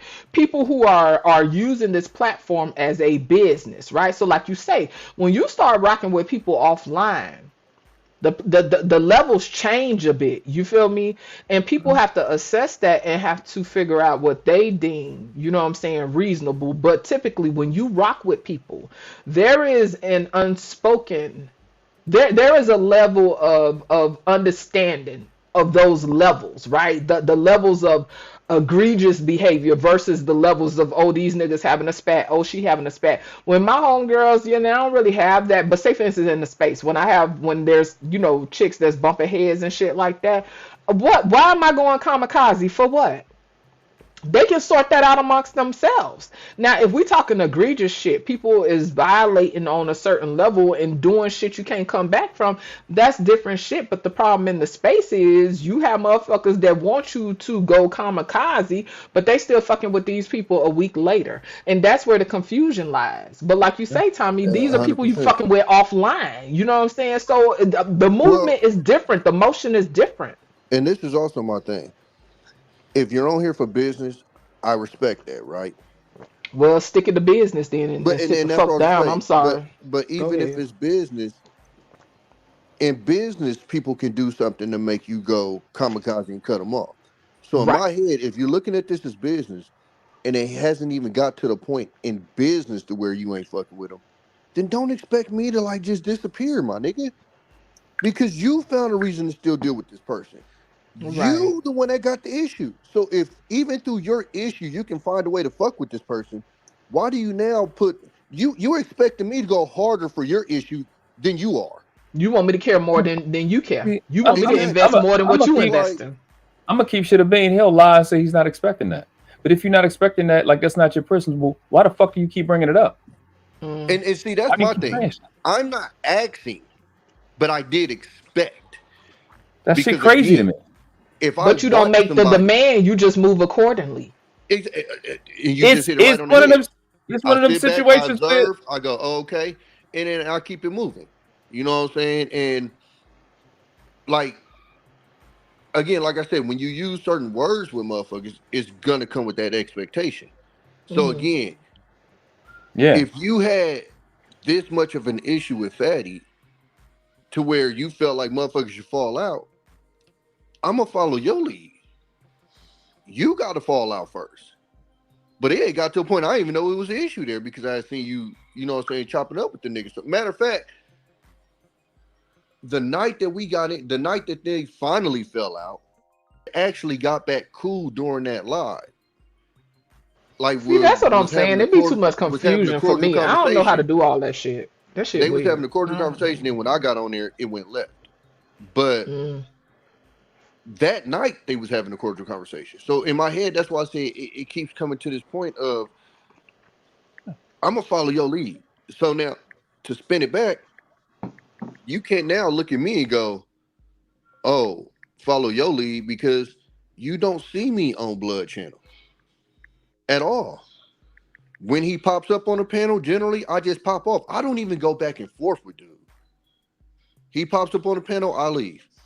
I've seen him write comments about me in the chat. I've even seen him in the comments say I was right about some shit. You know what I'm saying? So it is what it is. But I just choose to just, like I said, I'm not gonna do the back and forth with Blood. I'm not finna, you know, I'm beyond all that. For me, it's just if we see each other, other than that, you don't even really exist to me. I speak on the situation from time to time if it's relevant, but other than that, Well, I don't see like you bringing it up unless somebody else bring it up. Really, I don't really see exactly. you So just constantly volunteering information. I don't. and I'm not going out of my way to go on panels and be like, fuck, I done been on your Right. panels. I done seen them in the chat when I was on your panel. I wasn't like, oh fuck it. Like it just, Exactly. you feel me? It's not that serious, and that's why I said with him when he's like, oh, you know, y'all mad. It's like, nah, it's not that I'm mad. I'm not walking around angry at this person. I can see this dude and act like he not there. It's not that. You just Now, understand you can't control how other people move, and that's what it boils down to. There are people in the space I don't fuck with and I truly don't like. You would not know based on how I move in the chat or how I move in the panel. Now, sometimes I will be abrupt, right? Because I know there was a time where I could get triggered real easy, and then I cuss a motherfucker out on the panel, right? So I Was it? decided, stop, Tommy. So I started realizing, okay, Jay, you can't control what other people do. So the best way for you to deal with shit is when people show the fuck up, just tap out. And I Yeah, started tapping out, and it was a little funky at first, but then eventually I started handling it, with more grace. Like, oh, okay, y'all, thank y'all yeah, for having me. I'm gonna go ahead and tap yeah, out and let y'all do y'all thing, and I yeah, would leave. yeah. And so that's how I do now. If this motherfuckers come around, I either ain't saying nothing or I'm tapping out. Well, it's just like I said, what happened with that when he said what he said. Because of what I stand on, my response wasn't to be like, "Well, this and this about your kid." Nah, Right. Right. because even if I did that, I see that as fuck shit. I'm not hmm gonna turn into a sucker because I see somebody do sucker shit. That's a You fact. gonna My be the only principles sucker in this definitely ain't situation. fucking with nobody kids. It don't matter what you do. I don't Yeah, move like that. I don't touch people children. However you want to call it. I don't put my mouth on people children in that regard, talking shit about yeah. people children. I don't do that. My principles say It's just otherwise. it. Honest with you, even just beyond it being a moral thing or a principle thing, it's just weak as fuck. hmm Like, what's the point? You know what I'm saying? Like, it's just to me, it's just weak. So, and I think I've I ain't gonna even say I've grown. I've had kids because there was a point Right. before I had kids that I was catching flights. I was in Yeah, Tommy ready to Philadelphia, go meet you. Pennsylvania. You know what I'm saying? And niggas changed their whole little, you feel me? Oh no, I didn't mean it like that type shit. You know what I'm saying? Modesto, California. You know what I'm saying? So I don't think they, and I know they don't, because I remember when I had the conversation with him and E Black, and ain't nobody ever, because this was before all of the fuck, before I even really knew he was on, and we was trying to get him to chill out, and I'm like, hey man, 99.999% of the people on this motherfucker ain't gonna be about none of that shit. You're correct. The problem is you're gonna run 0.001% that will, and that's gonna present a real Them problem odds to you. ain't gonna be in your favor because they really about that. And a lot of motherfuckers, and they both told me, him and he, like, oh no, ain't nobody gonna do that. And I'm like, y'all talking to somebody who has. Like, I'm not hmm asking you if somebody will. You're talking to somebody who has. Everybody ain't wrapped the same way. And I'm not saying whether I was right or wrong, because I told you, my dad, when I got back, my dad cussed me smooth the fuck out. Yeah. Smooth the fuck out. You know what I'm saying? And I don't necessarily, still to this day, I don't necessarily think I'm wrong in this, that, and the other, but I know it wasn't smart. I just say it like that. Right, right, right, You know right, what I'm right. saying? But I also know that most of these motherfuckers on here ain't gonna, like, if a motherfucker flew out here, it'd be a huge problem for them. And I know if I hmm go to most motherfucking spots, it's not gonna be much of a problem. Most motherfuckers just regular 9 to 5 going motherfuckers ain't really got much shit going.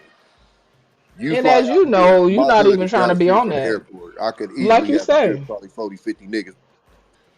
But like you say, you don't have children and stuff. Like you're not on that, and that's and that was one of the reasons really, Tommy. Like I just had to just start like tapping out with getting into it with people and stuff. Because I'm not like, first of all, I need to get control of myself, right? I'm not the type to blame you for my actions because ultimately I have to be responsible for how I choose to respond, right? So Absolutely. the lesson for Jay was, okay, Jay, get a hold of yourself, get control of yourself. Okay, all this hollering this shit ain't working. At the end of the day, I just had to let people know, listen, just listen. First of all, you're not in arm's reach, bitch. So just stop fucking talking to me. Period. Yeah. Now, if you decide you want to be in arm's reach, then we can go there. Yeah. Other than that, let me just stop this shit because all this doing is aggravating me.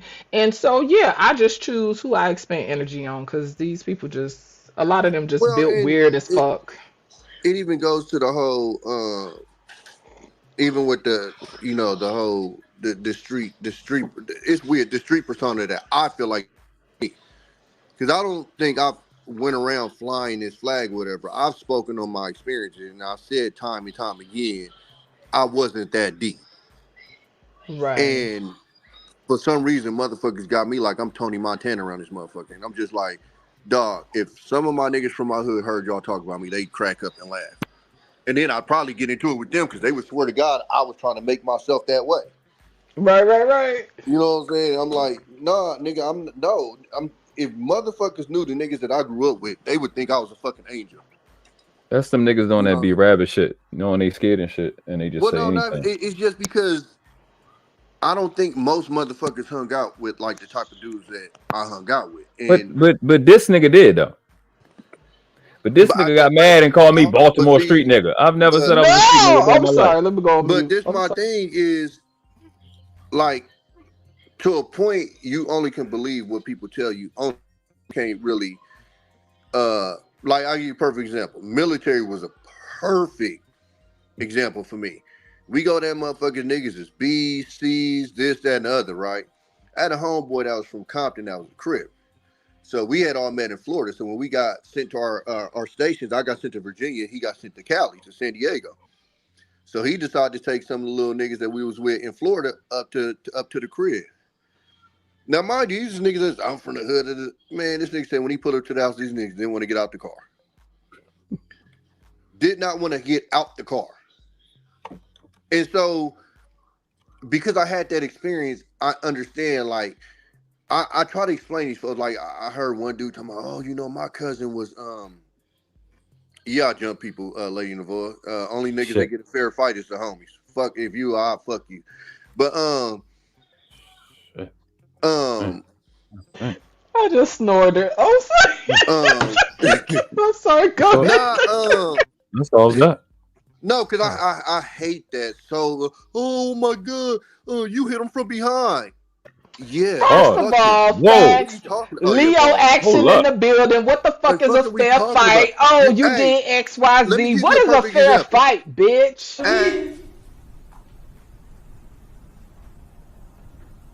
If you think I'm here to play around with y'all, God damn it, I'm not. All right, Miss. I hit him from behind. We hit from behind is crazy. You got to relax.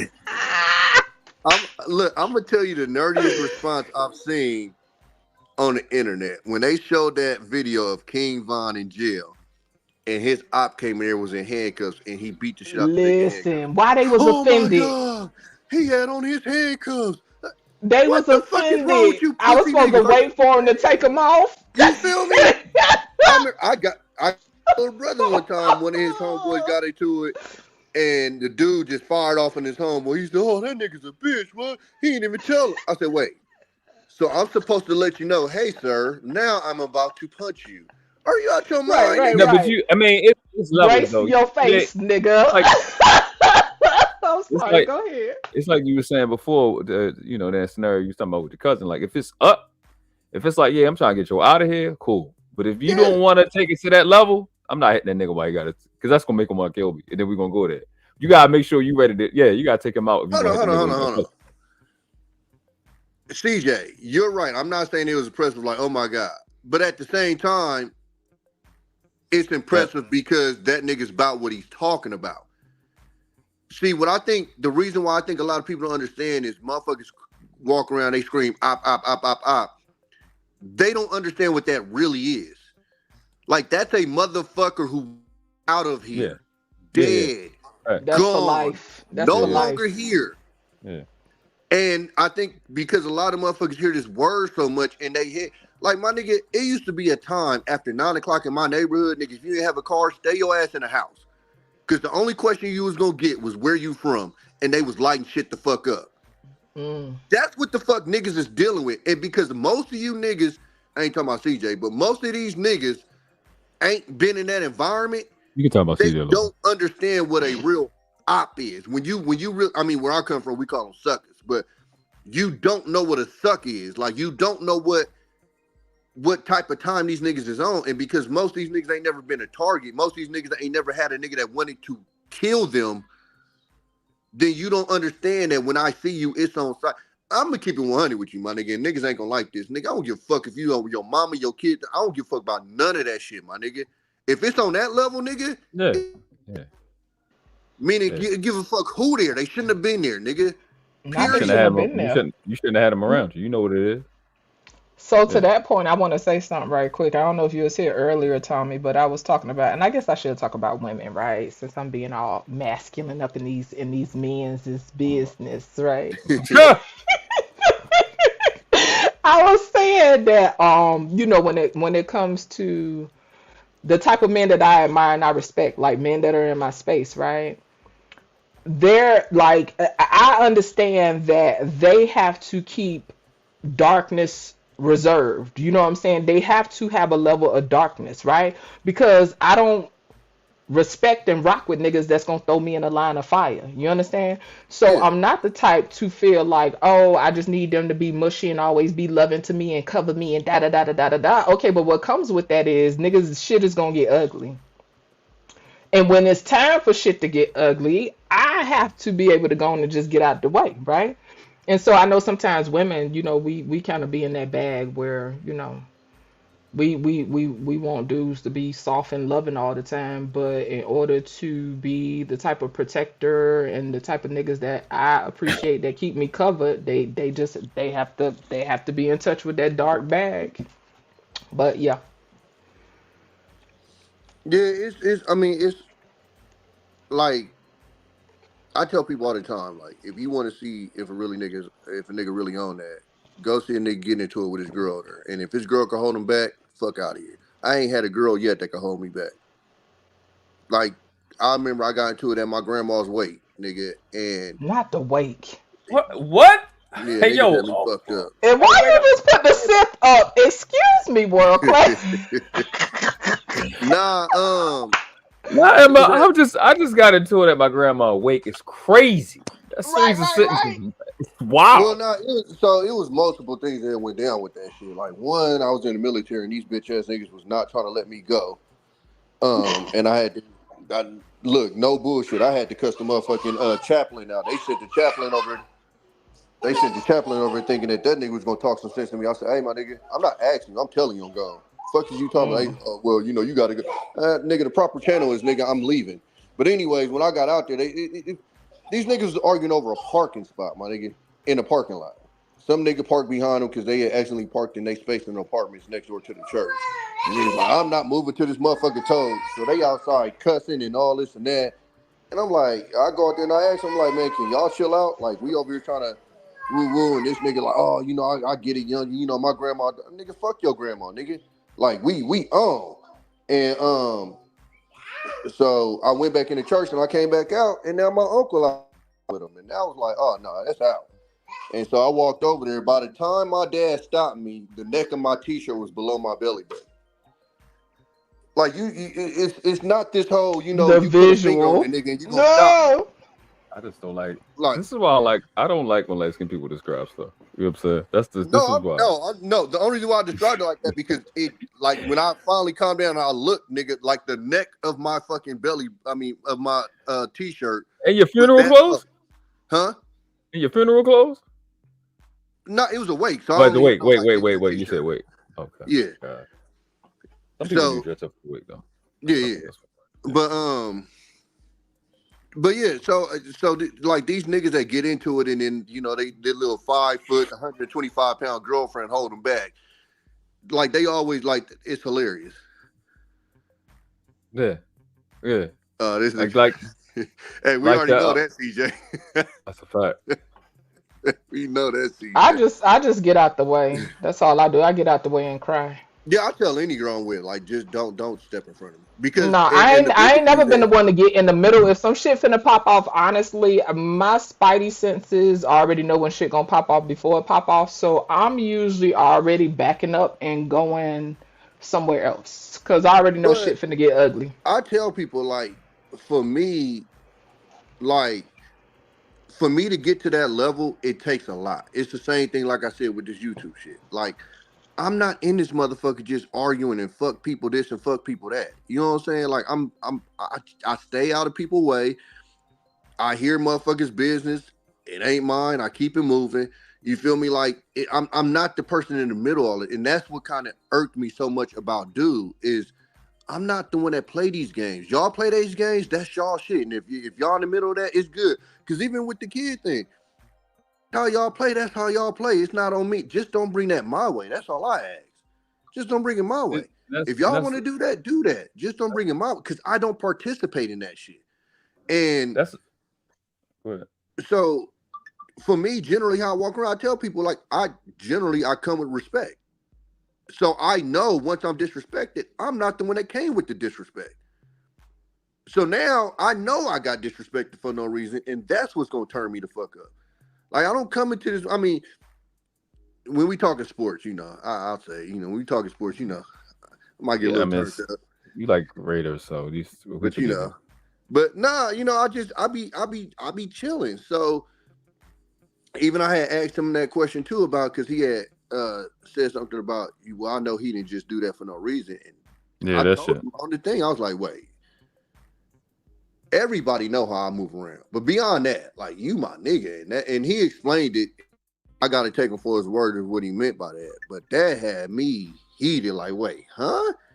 Because in my head, but you don't, because he don't. Hey, we need to go ahead and time Tez out. Yeah, he definitely got to get timed. I think he might just. Yeah, he definitely gonna time him. Oh yeah, you're a Ravens fan too. Oh, you playing with fire over here, Tez. Yeah, let me see. How long can you 86,000. Oh look, Lady Naveau ready to go too. Go ahead and time her out too. What 567 seconds or something? How you do that? But nah. So and I tell people too, like generally, like niggas coming from like the type of background that I like, nigga, I'm not coming into this motherfucker to be the big bad wolf. I'm not coming to this motherfucker to puff my chest out. I have given no threats to anybody in this space. I promised old boy that if I seen him, shit gonna shake. But I'm not out here like sending out threats and nigga, I did like it's me not either. I'm glad you said it because like, me either. I didn't come here for that. So, I didn't come in for that. I ain't threaten nobody. It's all this shit is a promise. Promise you. See what I'm saying? I already knew You he know was what I'm gonna saying? take it there. Okay. Dust your motherfucking ass off. Cut you up a little bit, put you somewhere where they don't look for people at. That's a promise. I'm not threatening you. I'm just letting you know how it is. You seen The Wire. Just different. So go ahead. I just had that. You had to get it out. Fuck It's The Wire, okay. nigga. I seen them row houses in real life, and I'm cool. I cannot. I don't know what type of human beings would even live in that type of shit. You see, my shit is he bring the fake shit of how he bringing you and Poppy in this is what is my point. That was the point of bringing it up. It's like I don't understand when you bringing them up in this conversation and making this fake ass angle of the trail of the five brothers for what?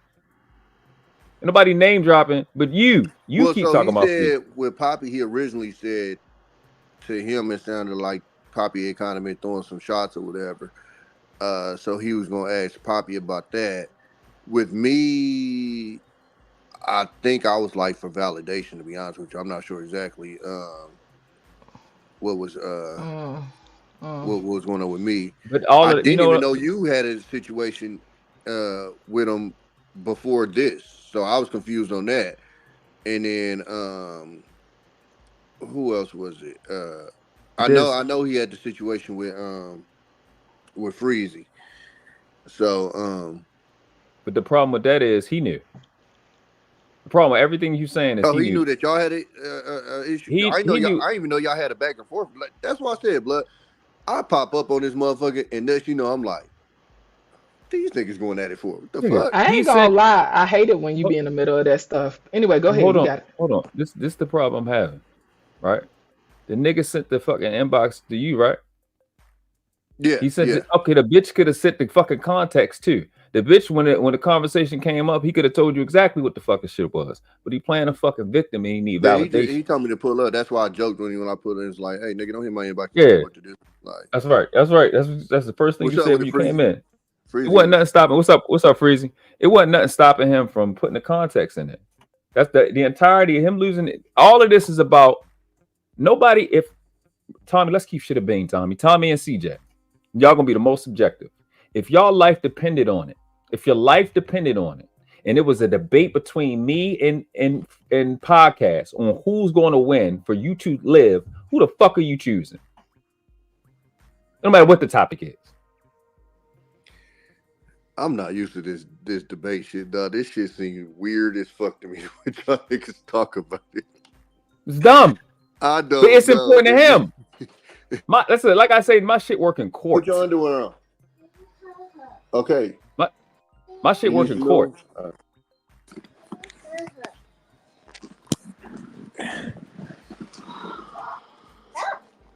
Y'all, I know. Guarantees you niggas will be cussing each other the fuck out by the end of that shit.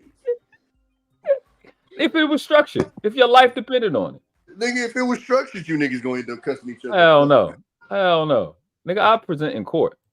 This is the ghetto. I know how to present in court. This YouTube is the ghetto.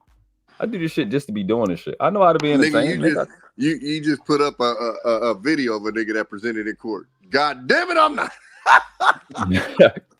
That nigga crazy. Hold on, where you at? I don't think this crowd is presentation. If you think I'm here to play around with y'all, God damn it, I'm not. All right, Miss. Hey, Breezy, appreciate you for the Breezy with the $20. He said, with you like, hold on. Breezy with the $20. He said, big salute, peace and blessings to the world class. Just J Tommy being the entire chat. Appreciate you, bro. Who was you saying? No, I don't like. So me, I've never been around like this debate. Like it's not like debate. In high school and shit, like, huh? It's not debate. Hold on. Debate. Go. Thank you. Bye. Bye. No, the like the whole like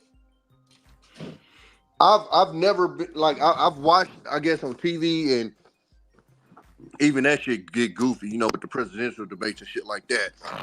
But I don't really know too much enough about that shit to even know how to judge the shit or be 100 with you. Like, when I got in this space, I ain't gonna lie to you, I ain't know this many niggas even like debated. Like, I mean, debate barbershop like, conversation. you know, you just yeah, like an argument or some shit. Yeah, but like to me, like, but when we have that, it's never really like a winner. It's like a nigga having an opinion, you having it. Like, okay. You know who win. You know who win because it's the nigga who hurt the most lost. That's why I don't look at a lot of this shit as like a debate. It's because when you debate, you should have the ability to not only debate from your side, but from the opposite side as well. I never see anybody do that on these panels. It's only from their side, and that's not really debating. So it would be like,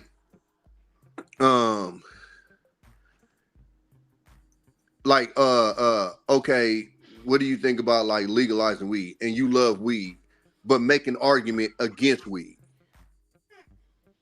It's kind of like acting, like being able to act. You really get challenged when you're acting out of your own character. So like, if you're if you already been in like prison and this and you play a prison person, that's not really acting. But like if you've been like a street cat, I can't even say a lawyer because you be around lawyers a lot. If you're like a plumber, and you got into a movie and you acted as like a scientist, that would be acting. You see what I'm saying? So for me, like, debating is when you have the ability to argue against what you really believe and make a sound point, a convincing point. You see what I'm saying? Debate is as simple as court. It's just that simple. Because in court, you're not going to be making the other person argument. The purity of debate to develop debate skills is what you're talking about. But just like making an argument in court, that's debate. You talking about the purity of being able to argue. You can know this nigga guilty, but you still got to make a case for the nigga being innocent. You still got to prove it. So it's kind of the same thing. Yeah. So, but what I'm saying is, in this space, motherfuckers only argue for what they believe. So it's not really a challenge because you're just arguing what you already believe. It's not on whether they agree that they want or not. It's with the audience and the people that are there, how they see it. From how you articulate. If you made a convincing argument, like who made the most convincing argument? Absolutely. That's it. That's what will determine whether they won. That's why going to a neutral place is always the conversation, right? Because we watch it coming up in the conscious community. We watch plenty of debates. Hebrew Israelites against the Hotep niggas, et cetera, et cetera. We watch a bunch of them. Yeah. So it's definitive. Who can present an argument? Who can make sense? It's really no different from rap, who got the best punchline. You know what I'm saying? And if your life depended on it, knowing me and knowing him, right? Because the point is, the nigga need validation. You need help talking to me. If we're going to debate, if we're going to debate things that happen in real time, you're going to need help. Because I come from a culture of a team of researchers.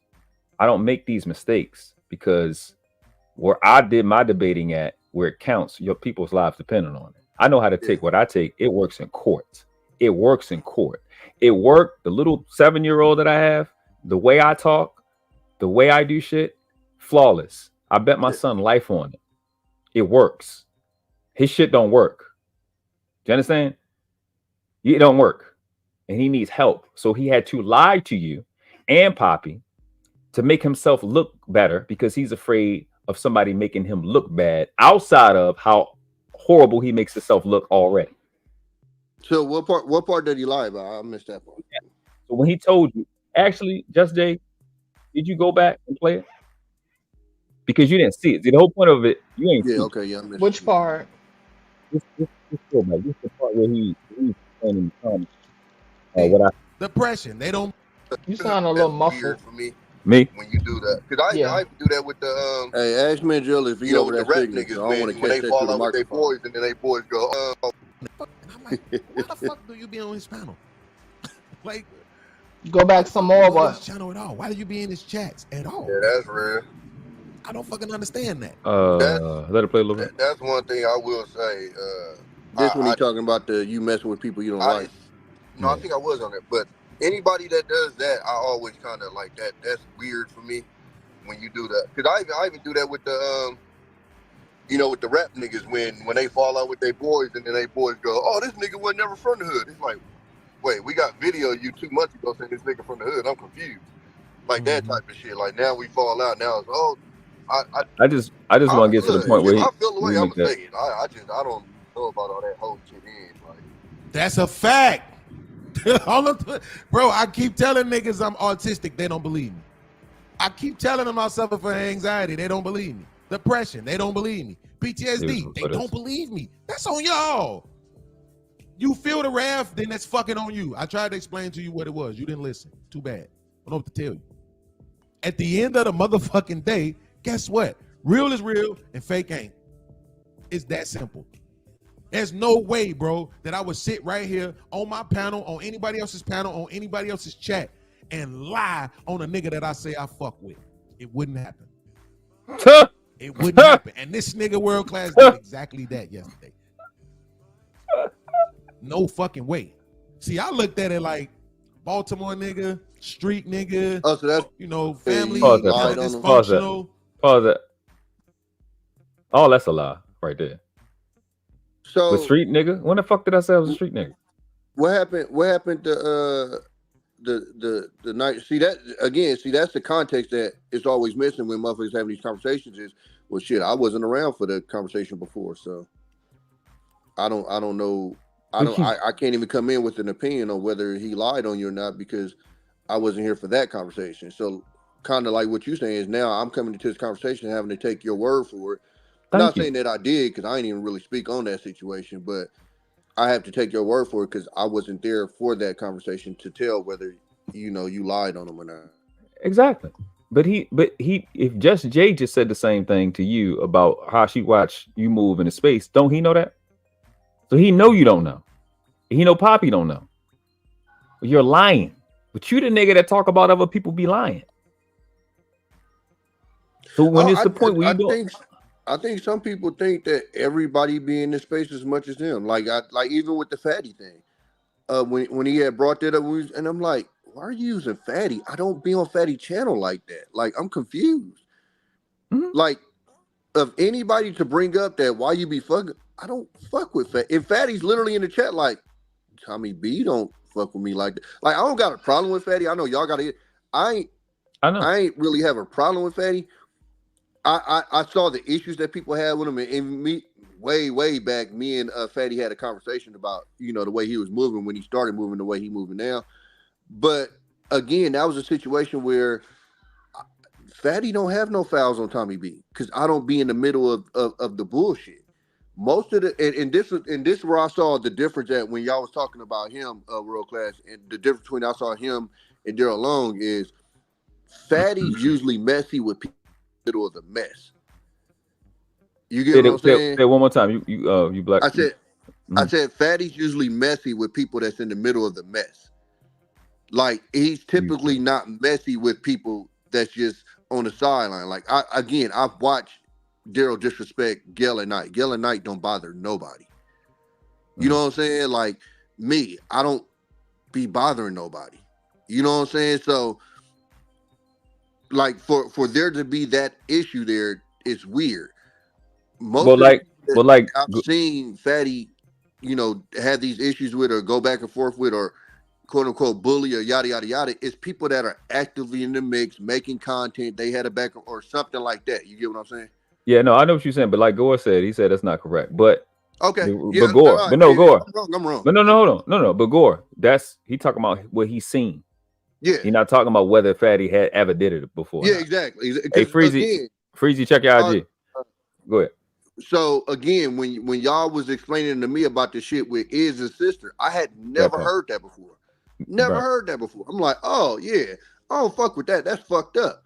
But I was being spoken to as if I had already known that. And that's why I had to explain to him, like, bro, I don't know all of like that was literally my issue with my first issue. Well, not really issue, but I had to explain to Daryl Long when I first met him was, bro, you're bringing up 10 names I've never heard of before. I think you think we're in this space more than we are.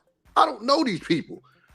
You know what I'm saying? So I think a lot of people that when they're knee deep in this space, they think everybody's in this space that way. It's like, bro, I work damn near 16 hours a day, my nigga. I ain't got enough time to be up in this motherfucker like that. On 212. That's 212. That shit just struck me out. 16 crazy. Yeah. So, but it's the fact that he knew, you know what I'm saying? Like the entirety of what he's doing is narrative building, and that's his problem with Fatty. He don't like that Fatty spreads narratives about him to make him look bad, but he's literally doing it right now. And was doing it with you, which invalidates him entirely because you want Freezy to speak against Fatty, which in essence, in and of itself, whether you're asking for that or not, puts a potentially compromises their relationship when that right there could be just for business, their relationship, right? You could want him to speak against Fatty when that could potentially cause problems with their business relationship that you know nothing about when you're a nigga that's going to be friends with him 2 or 3 weeks later or a month later, like you're doing right now with Big Bad Bull, as if he's crazy. You're talking shit before he comes up, you talk even more shit, you disrespect him, but you want everybody to be fucking sensitive to your stupid fucking feelings. But when you're asked to give that same shit, you flip out and say niggas ain't loyal. Man, fuck you. Well, and be disrespectful. That's why I used the Big Bad Bull as a you said that when I was talking to right. him. I said, bro, I never thought you and Big Bad Bull would be cool again the way that y'all was talking. Now y'all good again. So again, you're expecting niggas as friends to go on this roller coaster with you of, okay, we don't like them now. Okay, now we cool. Now we don't like them now. Now we cool. Now, and I'm like, I think not this episode, but it was like the last time when we kind of had this little powwow, and I'm like, bro, understand this. It's only one person that I quote unquote expected you to kind of feel a way about because of what he said about my kid. I said, if I was to have followed you through the people that you have had issues with, nigga, I wouldn't be able to be in this space. Right. You might be in double digits now. And I'm not saying whether that's right, wrong, or indifferent. What I'm saying is, then when you double back and see that, 2 weeks later, 2 months later, however long later, now y'all good, it's like, okay, well, that puts me in a position because now it's like, well, I flip-flop wherever he flip-flop at. So now everybody looking at me like, oh, well, or however this nigga feels, that's how you gonna feel. So now I come across as like a fake-ass nigga. Right. Right. Freezy, what up? You there? I know people be hopping on there. Yo. What's going on with you? Brothers, what's going on? What's going on, Class? Tommy B, what's going on? What's going on, man? It's just a light roast of some beans. What up with you? No, man. You know, I ain't roasting, by the way. Don't put me in the middle of that shit, nigga. I mean, it really don't matter at this point. You know what I'm saying? I mean, like, I've been purposely trying to avoid even going back and forth with that guy. You feel what I'm saying? Mm-hmm. And I've been trying to avoid. I try not to disrespect people, but this man disrespected me so much, bro. Exactly. It's going on 3 months now. I don't know if people realize that the original incident happened damn near about almost 2.5 months ago, 3 months ago, or some shit like that. What's crazy about that is I've been trying to remember. I'll keep saying a month and a half. No, it's over 2 months. That's crazy. Over 2 months, bro. That's crazy. And but bro, I just want to say that when I did watch the replay, because I caught the day that you came up on podcast show, but I had got caught up doing something, and so I didn't catch the whole exchange. But when I did catch everything, bro, you was absolutely right. I'm gonna tell you why. And I'm gonna address this shit one time only, right now, on y'all shit, bro. Let me ask you and Tommy B something. Don't this man always say words mean something? That's a fact. Yep. Okay. Yep. So if he asks me, and I hate to even revisit this shit because this shit childish as fuck. You feel what I'm saying? But if he asked me, first of all, I had already said that Fatty is messy in front of Fatty. That same live stream. Yep, he was on the panel. Right. But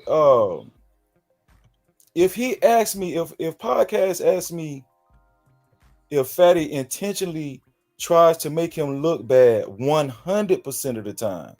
Yeah. Key word. 100% of the time, right? Okay, now let me ask you and Tommy B this here. If I have witnessed Fatty say positive or complimentary things towards him, let's just say it was only one time.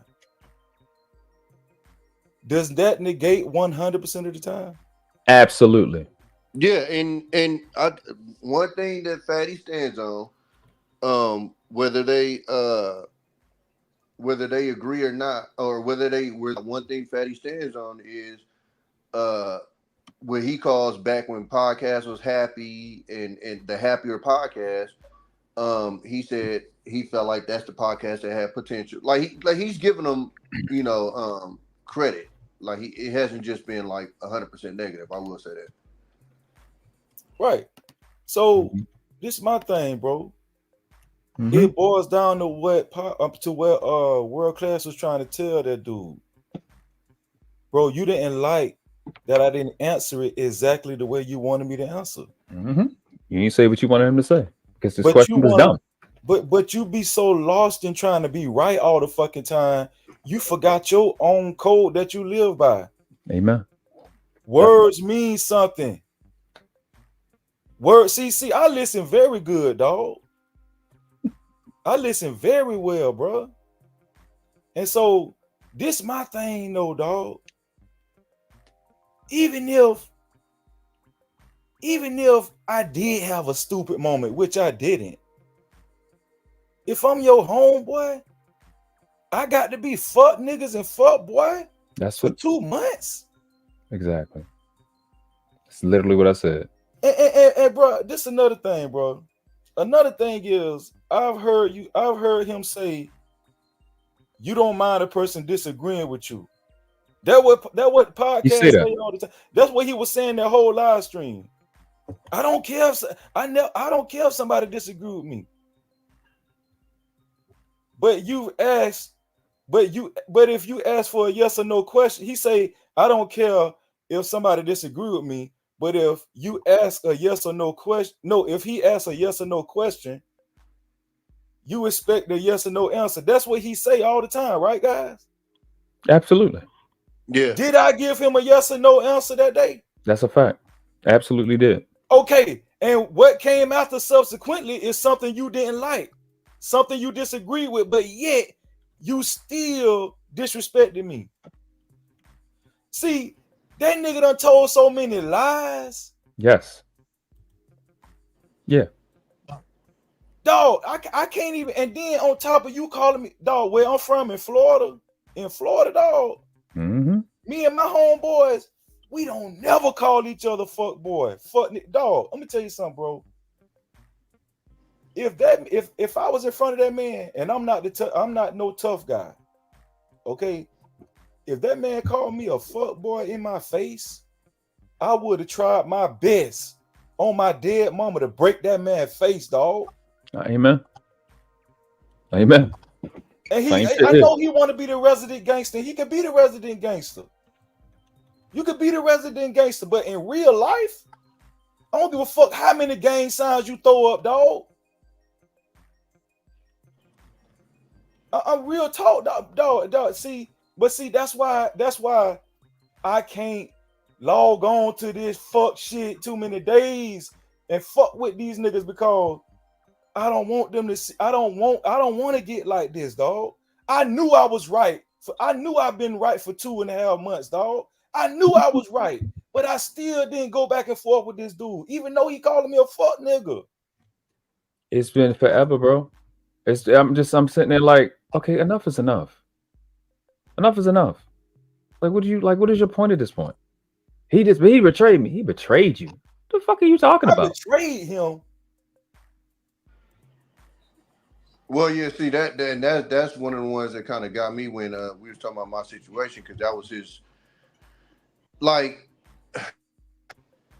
the rift between me and him is like, it felt like, or be feeling like you're trying to equate the little rift that you have with people to what happened with me, and so that your expectations should be the same as mine was. And so I don't know, it's like I said, like when he brought up the Fatty thing, I'm just like, you was just having a cordial conversation with Fatty. You've never, since that shit has happened, you haven't seen me have a cordial conversation with this person. You haven't seen me on this page, in this chat. Like, I don't deal with that person at all. So clearly I'm taking this to a different level than you're taking the situations that you have with any of these people. Because eventually with most of these people, unless those persons willing to come back, you was willing to try to hear them out if they did this, this, and this. I.e. the Big Bull situation. Big Bad Bull came back, apologized, said, oh, what's up, we on lot? Came back, apologized, said, oh, if I looked at from you, yada, whatever. They had their conversation, and now they're back cool. But 2 weeks ago, 3 weeks ago, y'all was both dogging each other in chats and shit like that, and on the show and this, that, and the other. And so, again, I wasn't there for the situation with you, Freezy, I don't think. So, like, for me, it was confusing because I just remember being on a panel and then you showing up. Tommy, you was here for this, though. This nigga said he ain't never told people not to go fuck with other people he fell out with, right? Didn't he say that? Yeah. He said that. Yeah. Okay. Dog, when that man fell out with Brittany B, when he fell out with Thanos, Lexi, I distinctly remember that man saying, see, it's how he word shit, bro. I distinctly remember him saying, I'm not gonna stop nobody from fucking with my ops, but I'm just gonna tell you the truth. If they fuck with my ops, I ain't fucking with them no more. Well, that's where the video came from. If you fuck with my ops, you my fucking op and all that. That nigga lied. That's a fact. That nigga fuck dog. That nigga stole so many lies, what you dog. Right.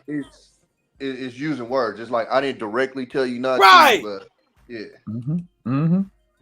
But you know, but see, that's my thing, Freezy. Like I said, I never asked him to not deal with dude, right? But like I said, for me, it was on GP as far as like, okay, you did, and I'm on your channel, and dude popping up on panels. It got weird for me. So I'm just like,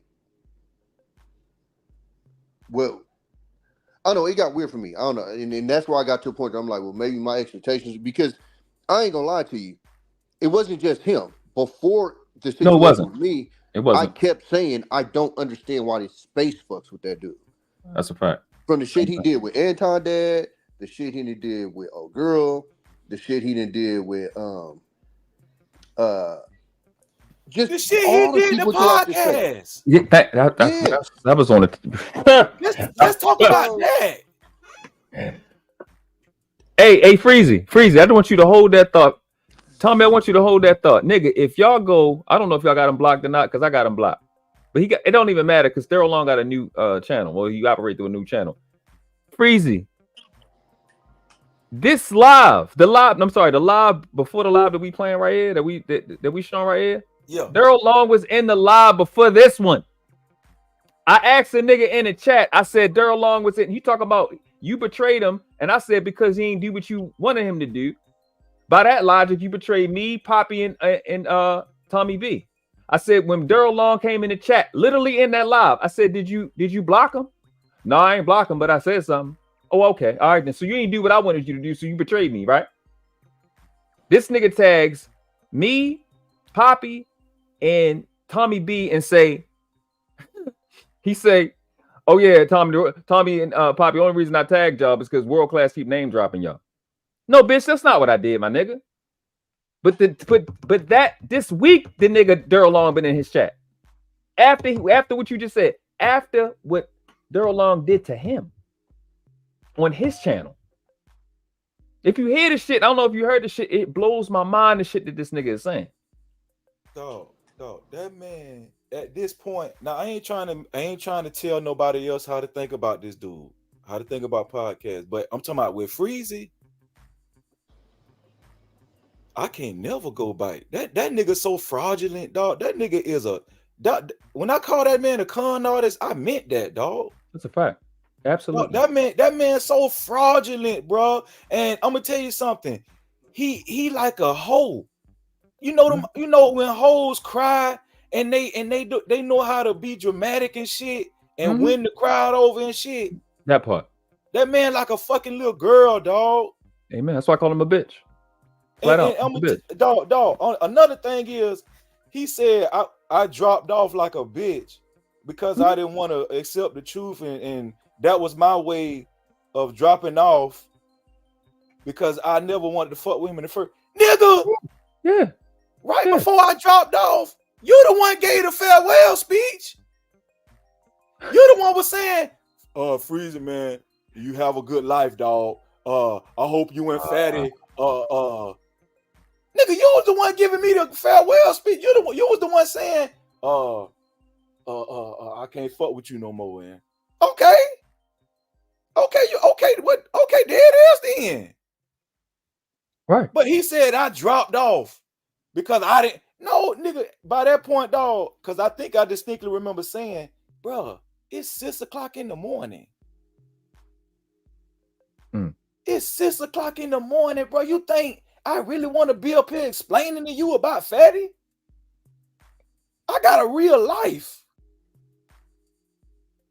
You around here with this fuck shit.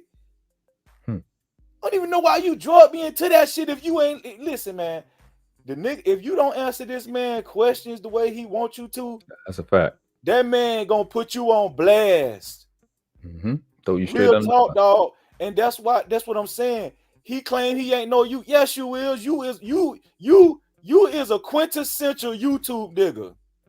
Conservative. That's douchebag. what you is. Who a conservative douchebag who demonize men. That's who BEANZ is. Yeah.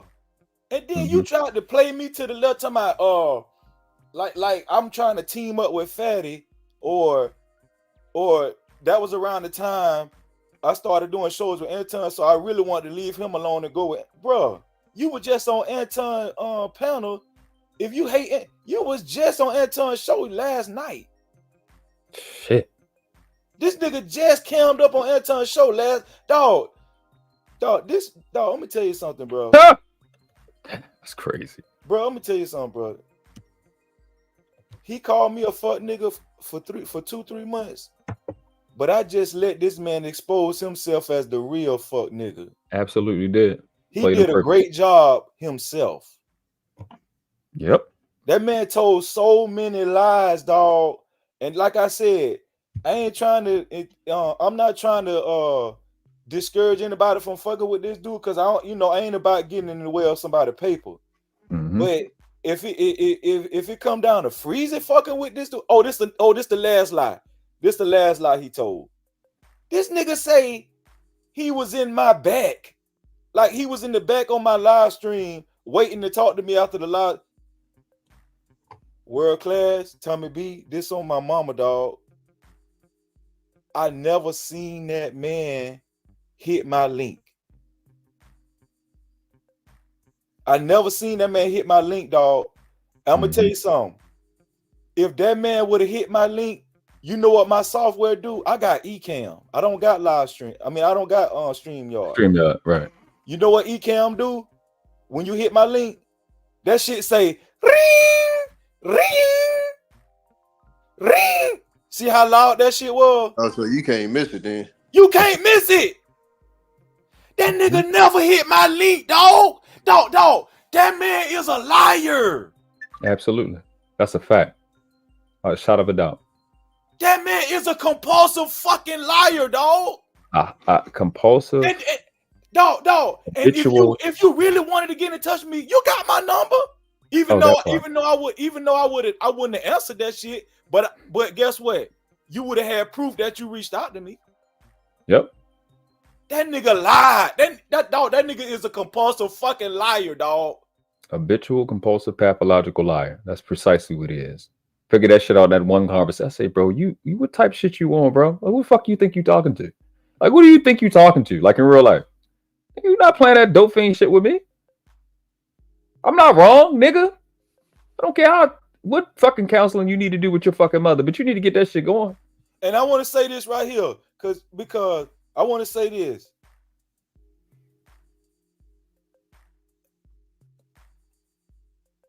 It's only one way I can get that man a third of respect back.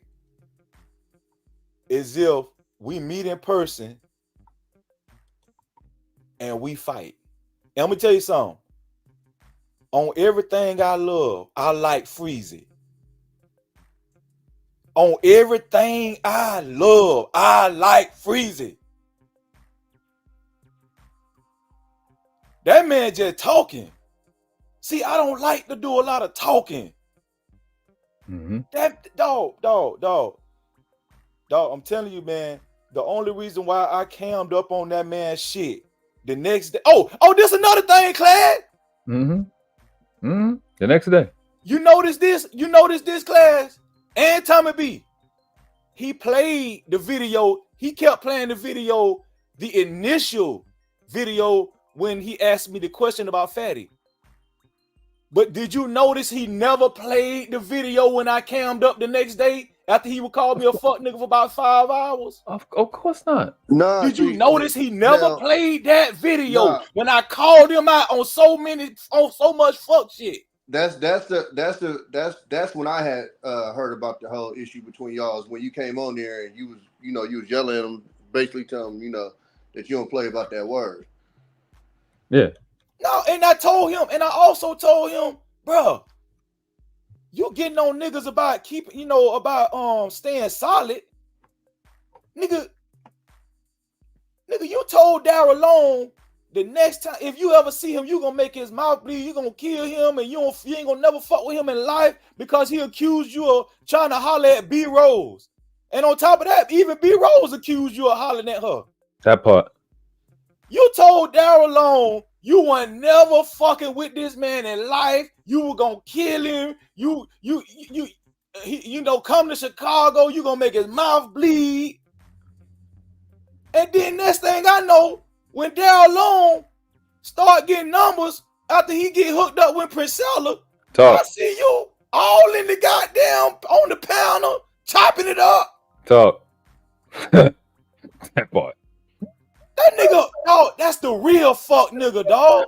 And see, I even had a conversation with JP about that.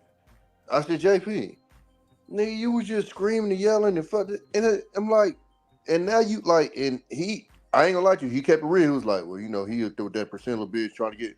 I had to respect it because I'm like, you know, niggas is running shit like a business. Gotta respect it, but I even hit him up about that. And I said, I put this on record, and I'll put it on record again. If you ever see me fraternizing with that nigga, you can call me a bitch ass nigga. Period, point blank. Because I'm not playing about my issue. Right. Period. I'm not just talking. That's just how I feel about it. But see, when I say that shit about Daryl Long, it's just to call out the hypocrisy. Right. See, I've been holding this shit in, but I said, you know what? I'm gonna say all this shit on World Class on his channel because the way he disrespected you the other day, World Class. Yeah. Dog, that man, he can't. He gonna keep doing it. Just like I don't know who Unica Rector is. She said it earlier. That man gonna disrespect you even if you being respectful to him. And guess what? She right, because not one time did I disrespect that man. That last podcast. The next to the last podcast. Mm-hmm. Not one time. I kept a civilized voice and everything. Bro, in this same live, he plays you talking. You can hear the sincerity in your voice, speech pattern, and everything. It's like this live he got is so devastating to his bullshit ass image. It's mind-boggling. You a dumb bitch to keep this up. You a stupid motherfucker.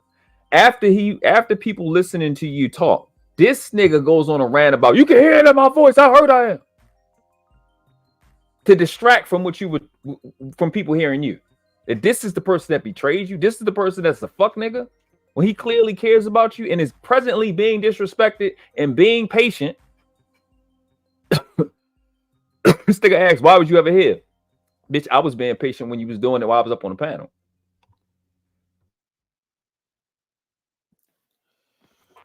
Dog. It's in that live.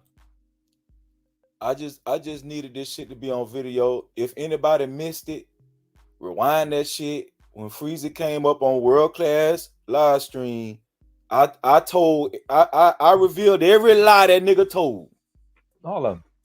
That nigga told so many fucking lies. And then I'ma just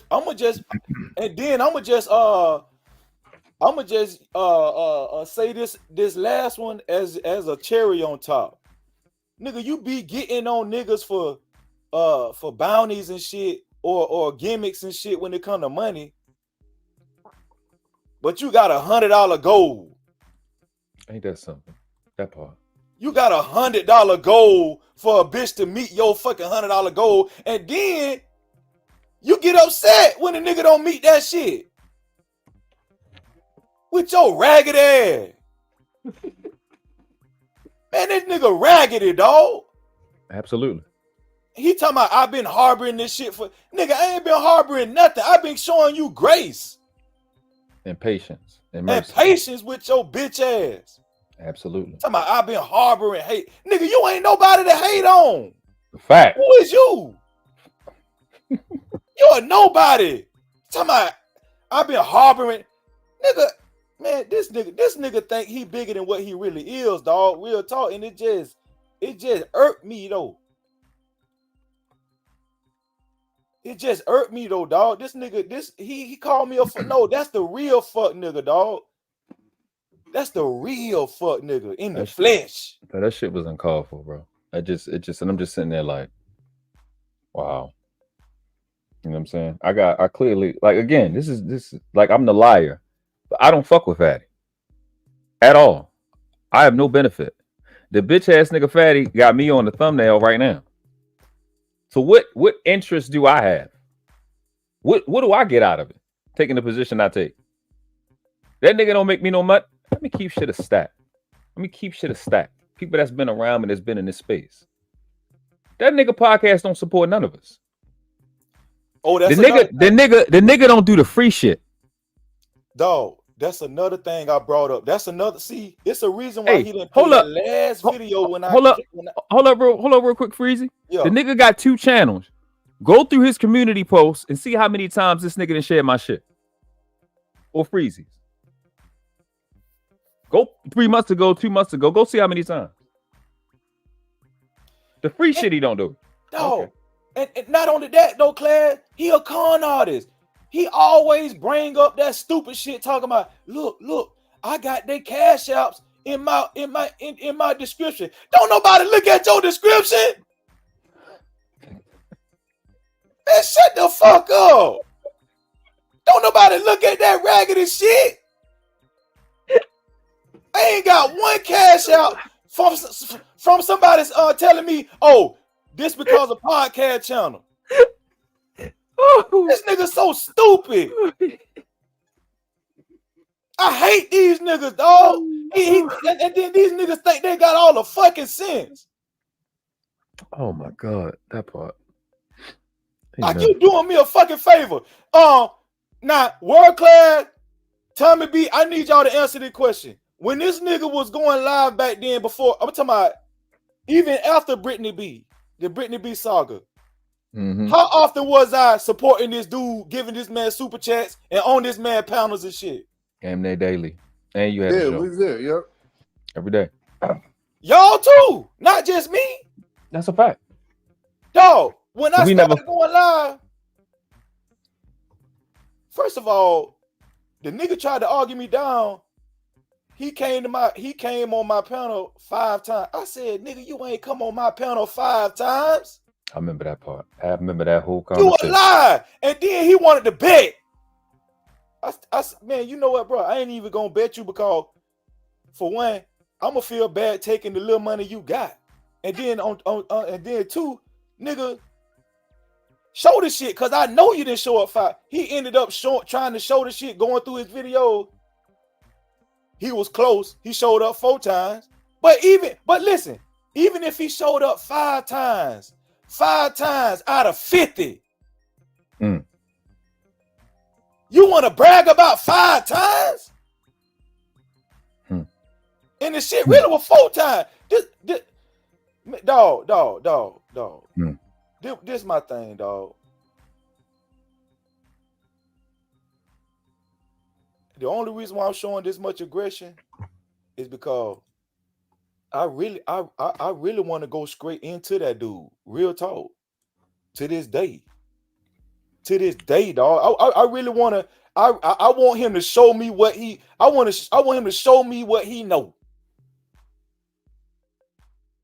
I really want that man to show me what he know. All that goddamn Chicago, whatever gang he affiliated with, all that shit. I want you to bring all that shit out. Your brass knuckles, everything. I want you to bring out everything for Freezy. Man, I don't see none of that shit. I know niggas like you. You a pole hustling bitch boy. You a fuck nigga. Oh God. Oh God. That think you know everything and then learn some fucking big words. I see right through that nigga, dog.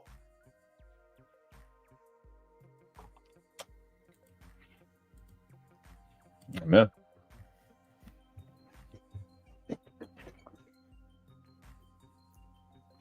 Man, hey, bro, I ain't mean to interrupt this shit. Everything you did was warranted. It ain't a single solitary thing that you said that wasn't warranted. Nigga, I was thinking a month and a half. You talking about 2 months, 3 months. It's too much. It's too much. It's been entirely too much. Niggas gave this nigga space. I'm tired of it. Done. It's too much. This disrespect is mind-boggling. Freezy. The basis of the conversation, my nigga, was Fatty spreading narratives about him to make him look bad. Then this bitch from that live did the same shit to you, according to you, 2 months. After that, the precise same shit. in their lies. Fuck that nigga. Hey, Freezy, let's keep shit a bean. From this date, did I inbox you and ask you anything about anything to validate anything at any point for any reason? No. Not one time. That what he said? No. I'm just making sure we're clear. Oh. No, he didn't say those words. But he said, since you rock with Freezy, or since you favorite Freezy. I ain't talked to Freezy about none of that. As if I'm doing something from you, as if you trying to rob me of my faculty and my agency that I didn't watch your big fucking stupid bitch ass sit on your fucked up ass channel that can't get monetized because you too stupid to be a fucking adult and do what makes sense. Like you're fucking, you so smart, like Sugar Brum said earlier. You so smart with nothing to show for it. Dumbass. I heard that nigga say, I get it, world class. I get it. You like Freezer more than you like me. Dog, what grown ass man talk like that? 46 years old. You keep talking to me. Nigga, I'm not your dad, bitch. You the one wrong. The fuck? He not doing shit to you. He's not saying anything to you. Freezy. The fucking live had nothing to do with you. The live before that ain't had nothing to do with you. The lives a week before that ain't had nothing to do with you. I don't remember a live where he didn't say your name.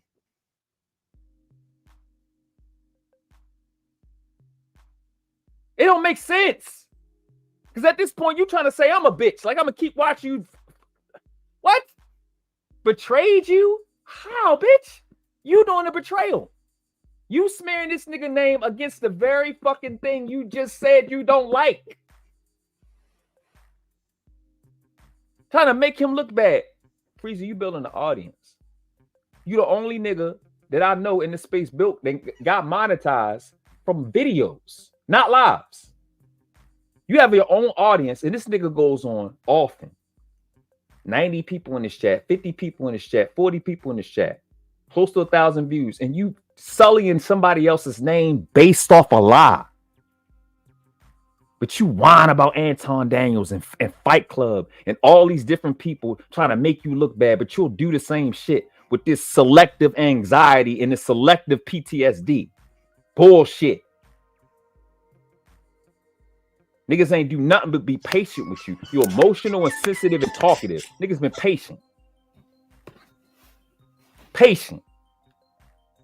For you to disrespect me and Freezy is crazy. For you to sit and blatantly at 40-something years old and lie to Poppy and Tommy like that, you's a bitch-ass nigga.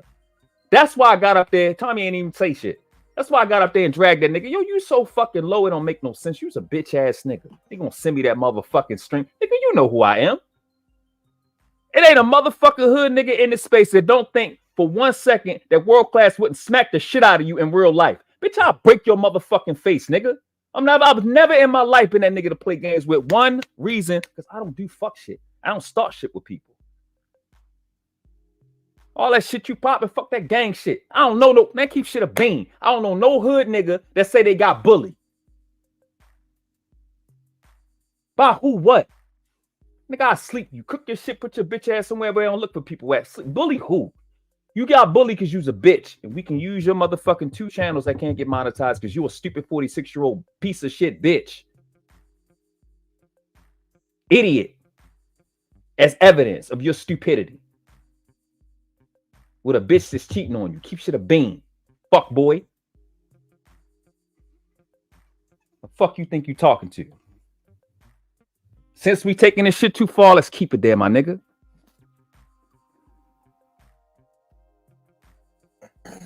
Rep no gang. Liberty Heights and Gwen Oak. I'm Puppy son. I'm little puppy, little brother. Get with me. Niggas asleep your shit. You heard me. It ain't about shit. That shit disrespectful. Niggas would have broke your fucking jaw, bro. You would never survive in Baltimore doing that fuck shit. Throwing OGs under the butt. Nigga, that shit crazy to me. It's disrespectful. I didn't ask Freezy anything. I'm sitting in that chat saying how you disrespected somebody you keep calling your mans. So I'm watching same shit with Angry Man when I was on this bitch panel. If I'm watching you be disrespectful to somebody, you think I'm about to wait? Oh yeah? Let me see what's up with this principle. I asked you what's up with this principle, then you disrespect me? Y'all can go to the motherfucking live, nigga. All I asked the nigga, I said, listen, have you ever considered that people said people was telling Freezy that nigga gonna turn on you too. Freezy defend you, and you prove him right in public? That's the question I asked him, Freezy. You know why I asked him that question? And again, just like Freezy said, I didn't ask Freezy that. Freezy never told me that. I assumed the same shit because nigga said to me about him.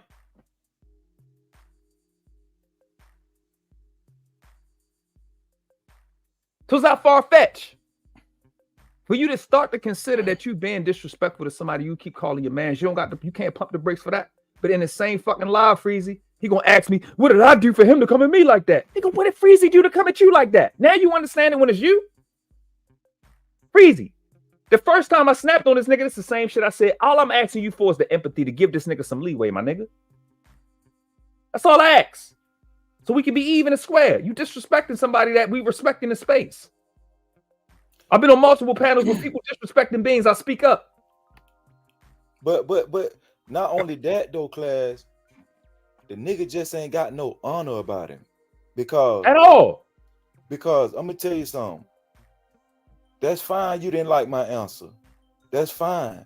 That's fine that you think I'm stupid. What you eat don't make me shit. If you think I care about how you think of me, you stupid. You feel what I'm saying? Indeed. But this the thing though. You had already said, oh, I can't fuck with you no more, Freezer, because I just feel I can't trust you no more because I just feel like, I don't know what you and Fatty got going on, whatever. Okay, so he done already gave me the farewell speech. I'm okay with that. Amen. But this my thing. This how I know he ain't got no honor. After that, all you had to do was just keep doing your live streams. Just do your live streams, bro. Why I got to be fuck niggas every other day? You ain't got no honor, bro. At all. You're not an honorable guy. I ain't go out my way to try to, fuck your shit up, fuck up your little operation that you got going on. Cause it ain't that serious. It ain't that. I know you been lying. I know you been lying for damn near 3 months now. I know you been lying. But not one time did I have the inclination to click your link and go up there and straighten your bitch ass. Because it ain't that. See, bro, I got a real life. Like, bro, the shit that I worry about in real life, man, podcast ain't even that. He's zero. He's dust. He ain't even dust in my life, bro. Mm-hmm. When I interjected myself into his life, and I became cool. That's with not just podcasts, but you, Tommy B. It's because I grew a camaraderie. We laughed together. You feel what I'm saying? Right. I thought we shared the same sentiments and stuff when it comes to how we move and stuff, right? But dog, I'm gonna tell you something, dog. I'm not saying this to defame this man's name. I'm not saying this to make him look bad. I'm not saying this to take money out of his mouth, to take food out of his mouth. That man is a fuck nigga, dog. Amen. That man is a con artist. That man is a con artist. And before I got to go do some world class. I'm finna go, but I'ma leave this. I want this to be recorded on your channel. Amen. I'm pretty sure he gonna listen to this. I'm pretty sure he gonna hear this live stream, right? What I am willing to do, and I told CJ this on the phone. Shout out to CJ because he called me. I told CJ this on the phone.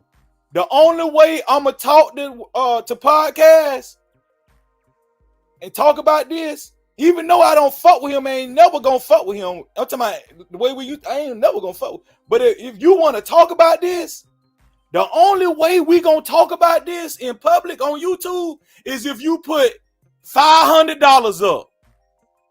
Put $500 up, and I want everybody to listen to me. Everybody here freezing right now. I'm not running from nothing, but I'm gonna make some money off this shit because I see this how YouTube go. Listen, put $500 up. I'm gonna put my $500 up. Then we're gonna put a poll in the chat, and by the time we done talking to one another, we gonna see who everybody gonna vote on, who was right or fucking wrong. Now I got my $500. I ain't scared of my money. See, that's what I'm saying. You talk all that shit for 3 months. Okay, you got 3 months of your backup. Back that shit up with your $500 then, nigga. Shit. Back that shit up with your $500. That's how Freezer like to talk. Since I can't whoop your bitch ass, I'll take your money, nigga.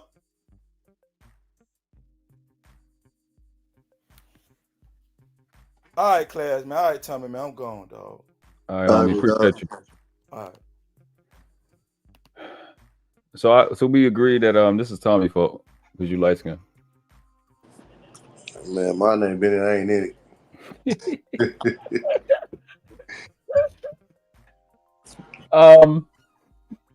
You can play it, Just Jay. Yeah, I got, like he said, I got too much real shit going on in life. Know some things. This nigga ain't gonna never do no fuck shit. Shit.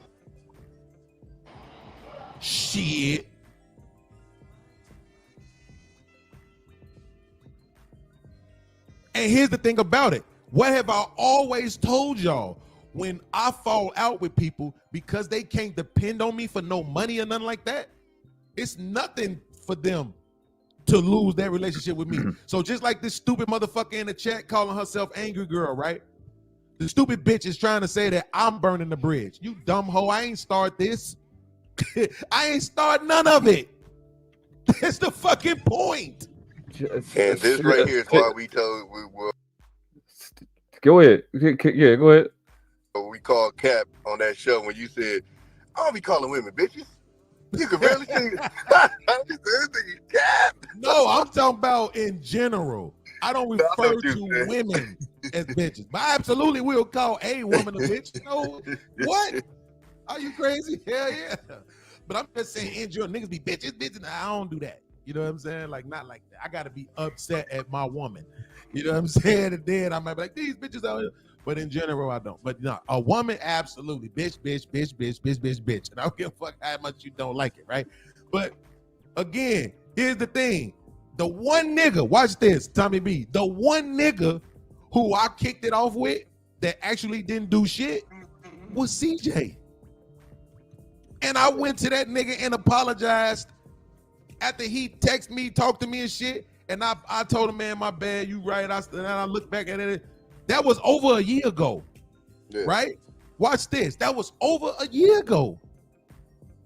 The other day when we was talking and I said I ain't kick it off with nobody before, I thought about it. I was like, nah, that ain't true. I did with CJ. Instead of coming on my panel and saying it, I went to his show. Yo, I just said this on the channel the other day that I didn't kick it off with nobody, but I forgot about it. I actually did kick it off with you. It was unnecessary. So I want to issue another apology. Another one, a year and something later. See, that's really the kind of man I am. But none of these phony ass niggas is gonna tell you that. That don't mean shit to them, because they ain't getting no money out of it. What? They ain't getting no subscribers from me. They ain't getting no clout from being with me. So it's not gonna matter none of the good shit. What? The man that I really am, the man. This shit that they talking about is some YouTube shit. And they still lying about that. Well, that's kind of flawed though, because you can make that argument about Freezy. Instead of just fucking being honest, bro. That was you, Tommy, or that was you in the video? This man say this shit, bro. No, when he is the nigga who I always use. Go ahead, say it again. No, I said that's flawed because that could be made about Freezy, about you not honoring who he really is as a man. Because the argument wasn't about who he was as a man; it was about what he had done. So that same logic could be argued there. Well, they capping in the chat, ain't they? Ain't they? They just both of them just terrorists. But nah. So yeah, that same argument can be made. Like I think even to this day, until they really got mad at each other, but I don't think he really was off about Freezy's character as a man. I think it was literally that situation is what he was mad about, and instead of taking into account the man that he is, you went off of what he did. Exactly. That was his whole argument. It's just this one situation. Go ahead. You can play it. I'm a feminist now. You used to say y'all lying, bro. Wow. It's not that you're disagreeing with me. It's in the moment I think you're stupid. I have consistently said that.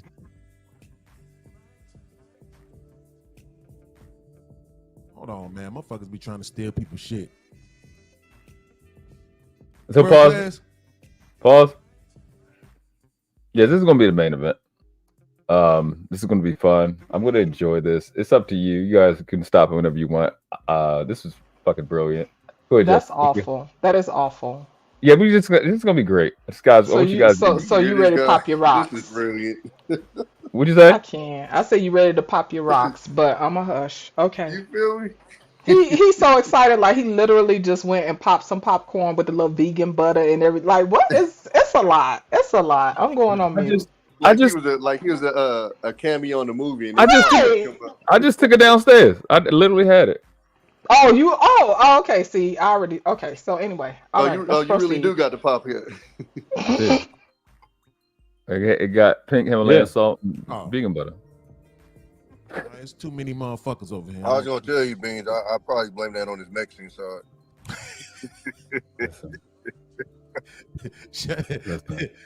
No, shout out. I'm not gonna disrespect the Puerto Rican side. That's the side that's the gangster. The nigga in him is being shown, right? The nigga in him knowing motherfucking well that I had all of this footage, the footage of the after effect of me falling out with Freezy, when he set his motherfucking ass on this show and said, "Yeah, I don't get that."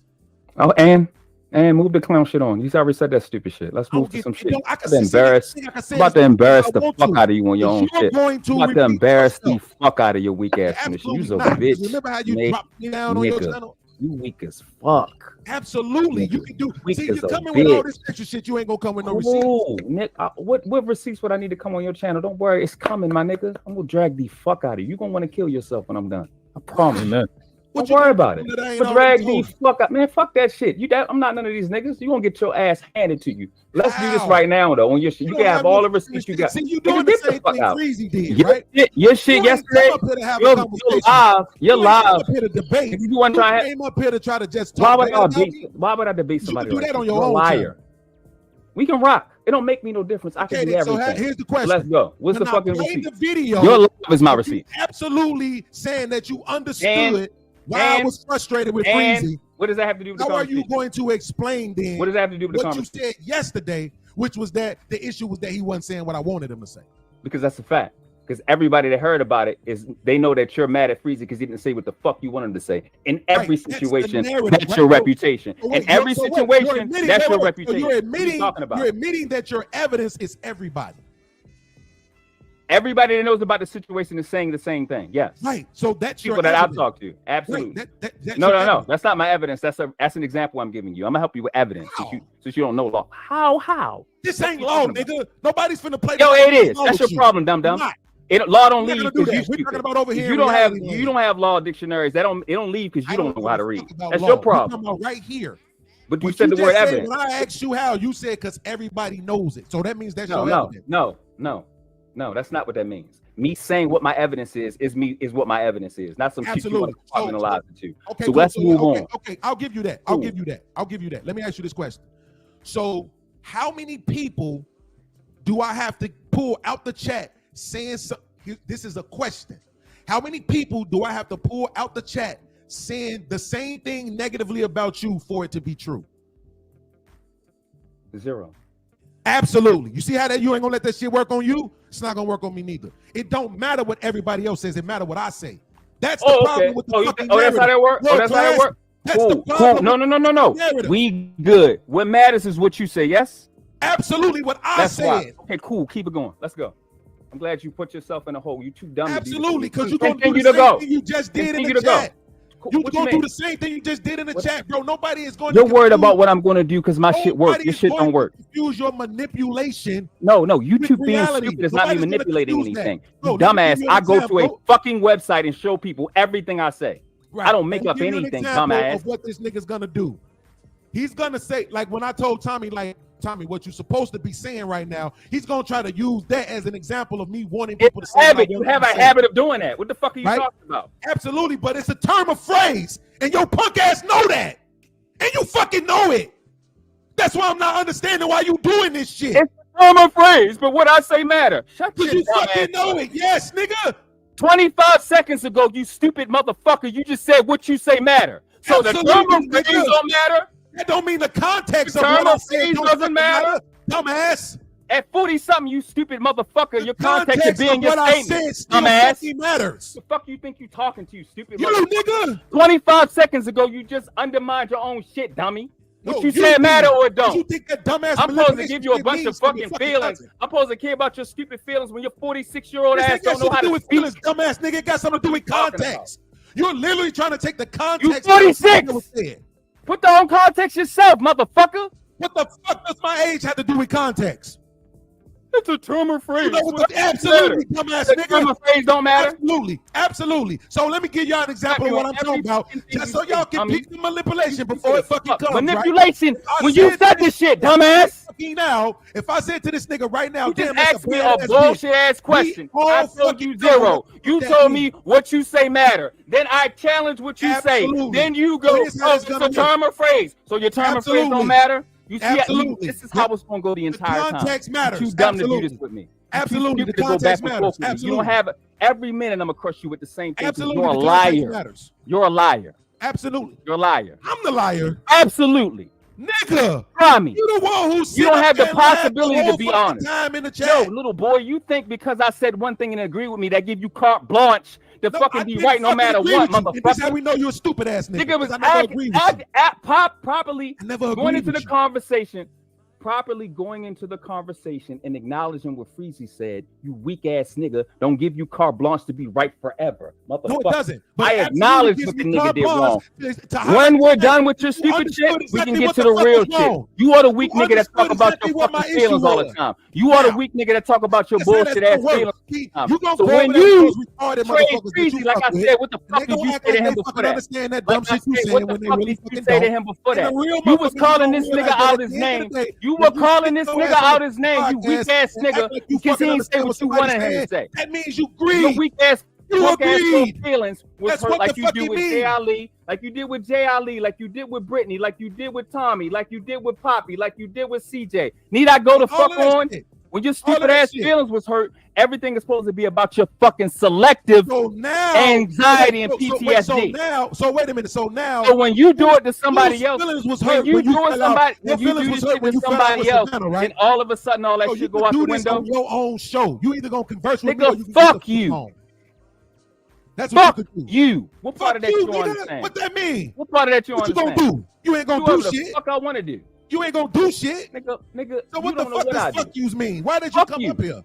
Keep it shit a bean. What was the point of hitting the link? You know who the fuck I am? Then you tag me? Absolutely. I do whatever the fuck I want to do. I go whatever the fuck I want to go. You done? Fuck you. You done? Ben. You done? Ben. Okay, cool. So this is the part where you can shut the fuck up then and let me talk. Fuck you. Fuck you. Bitch. Part of that you understand. Now what? We could do that all day. What does that mean? This is how I win. It ain't about respect over here. You want some disrespectful shit? Nigga, really? When you just said your whole ass in my chat? Fuck your chat and fuck you. What part of that you missed? Bitch ass nigga. Fuck you in your chat. Now what? Now what? Nigga, you know I'm not flying nowhere. You want to come to Chicago? I don't give a fuck about none of that shit. You want to come to Chicago? I'm not impressed, little nigga. Okay, I'm not then, so what impressed the at all. fuck are you doing? Why are When you you and your here? weak ass bitch ass nigga feelings, Why when are you you here? when you disrespect another nigga by calling him out of his name, that's why he responded to you the way he What did I call responded you? to you. Nigga, I'm not fucking talking about me. You don't impress me. I'm talking about how you disrespected Freezy.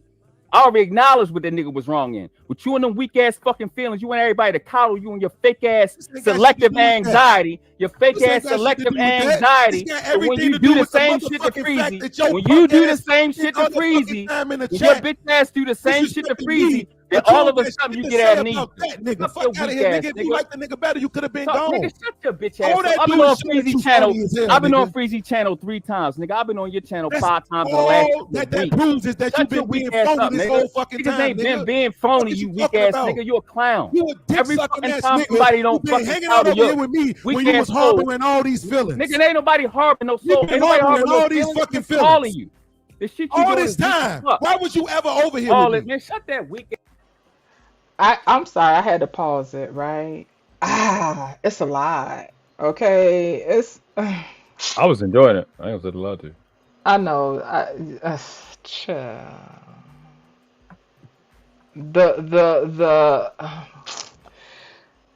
The harboring is what kind of it's sad, right? Because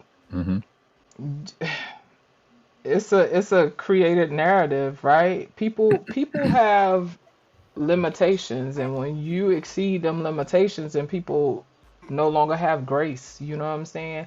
You can't just bank it on every experience before that, right?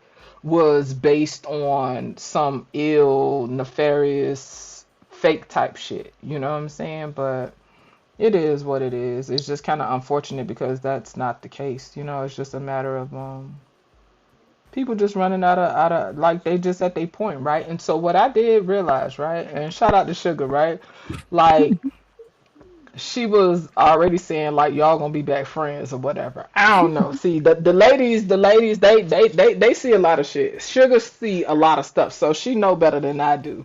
She don't know that. Well, I mean, you never know. Like, this space definitely surprises me. Because sometimes I've seen shit and I'd be like, "Ooh, they can't come back from that," and then they do. So, yeah. But yeah, the whole harboring and all that kind of shit like that is just kind of wild, and I can't front like. I don't know how to say this. I don't want to be disrespectful, right? Like Freezy was saying, it's like a breakup, right? It's like it's akin to a dysfunctional dynamic. You feel me? And it's a lot of emotional manipulation. I'll say that, and I'm gonna play the video. Why the fuck was you ever over I'm here? calling you out for the shit you doing right now. Why? The shit you been doing because it's bitch nigga shit. He ain't doing shit to you. He did. You came your bitch ass. Shut the fuck up. No, you came your bitch ass to CJ Chat. You came your bitch ass to CJ Chat. No ass nigga. Antagonizing this nigga. And he don't do shit to you. You came to my chat doing the same shit. Nigga. It don't matter if you don't think it means something. You did it to Courtney Michelle. She don't do shit to you. The fuck are you talking about? It don't matter if you don't think he It don't matter. It don't matter. I ain't do shit to you. Matter when you do it, fatty. Doesn't matter when you do it, fatty. You're literally making an argument that you didn't do shit to me, but I didn't do shit to you. No, nobody. You did. But I didn't do shit to you. Yes, that's the point. I didn't do shit to you. You called me a liar 3 times. You still sit in my foot because you were talking about. Yes. Oh, prove it, you stupid motherfucker. Let me see a dumb nigga that don't want to read lying. And can't be healthy. Prove I'm lying. Let's do that right now. Prove I'm lying. Go ahead. Let's rock. Go with the first lie. Talking embarrass your stupid ass. Go ahead. The problem is that when I blocked you for the 10 No, seconds. don't worry about it. Whatever the block. Okay, cool. Whatever. That's great. Do it right now. All the receipts you got. Let's go. Here's the thing. We did the fuck you, the bitch ass niggas, the whole ass that. If you don't want to fucking debate, no agreement, then you can get the fuck on. No agreement, fuck you. No agreement, fuck you. Suck my dick. How about that? Bitch nigga. Fuck the fuck out of here, nigga. You arguing that the nigga didn't do nothing to me, so I shouldn't be saying shit to him, but I didn't do nothing to you, and you saying something to me in my fucking chat. Then when I was on his show arguing with him, he dropped me down so he could talk. Now we on my show arguing, and you see the level of disrespect that a nigga have? The most I said in this show about him was funky ass with a laugh. But you see the energy that he just came with? Can you pause I'm that? not the motherfucker who's lying. It's them. To you fat, raggedy body bitches, podcast and fatty, there's nobody's fault that y'all worse is way worse than somebody else's. All you could say is say funky ass to a person that's a Muslim who we take our fucking self-care way higher than the average person, which you can't prove that nowhere. I'm pretty sure if your bitch smell me and smelled you, I don't think, nigga, I really don't think she would be in agreement with you. Fuck nigga. Y'all like to throw insults and do the worst you can. But y'all worse is like Fatty, he said he want to fuck a 12-year-old. You were on your panel, somebody reminded me recently. You were on your panel and said you don't understand why you can't call little girls fine. They just told me that the last couple of days. That's not my fault that you said shit 10 times worse than me. You went on a clinic or showing that you're a bitch ass nigga and you fake and you will narrative spin to make yourself feel better. That's not my problem. It's not my fault. Fuck you, die. Bitch. You can continue. Thank you. Appreciate you. Look at what's on the screen.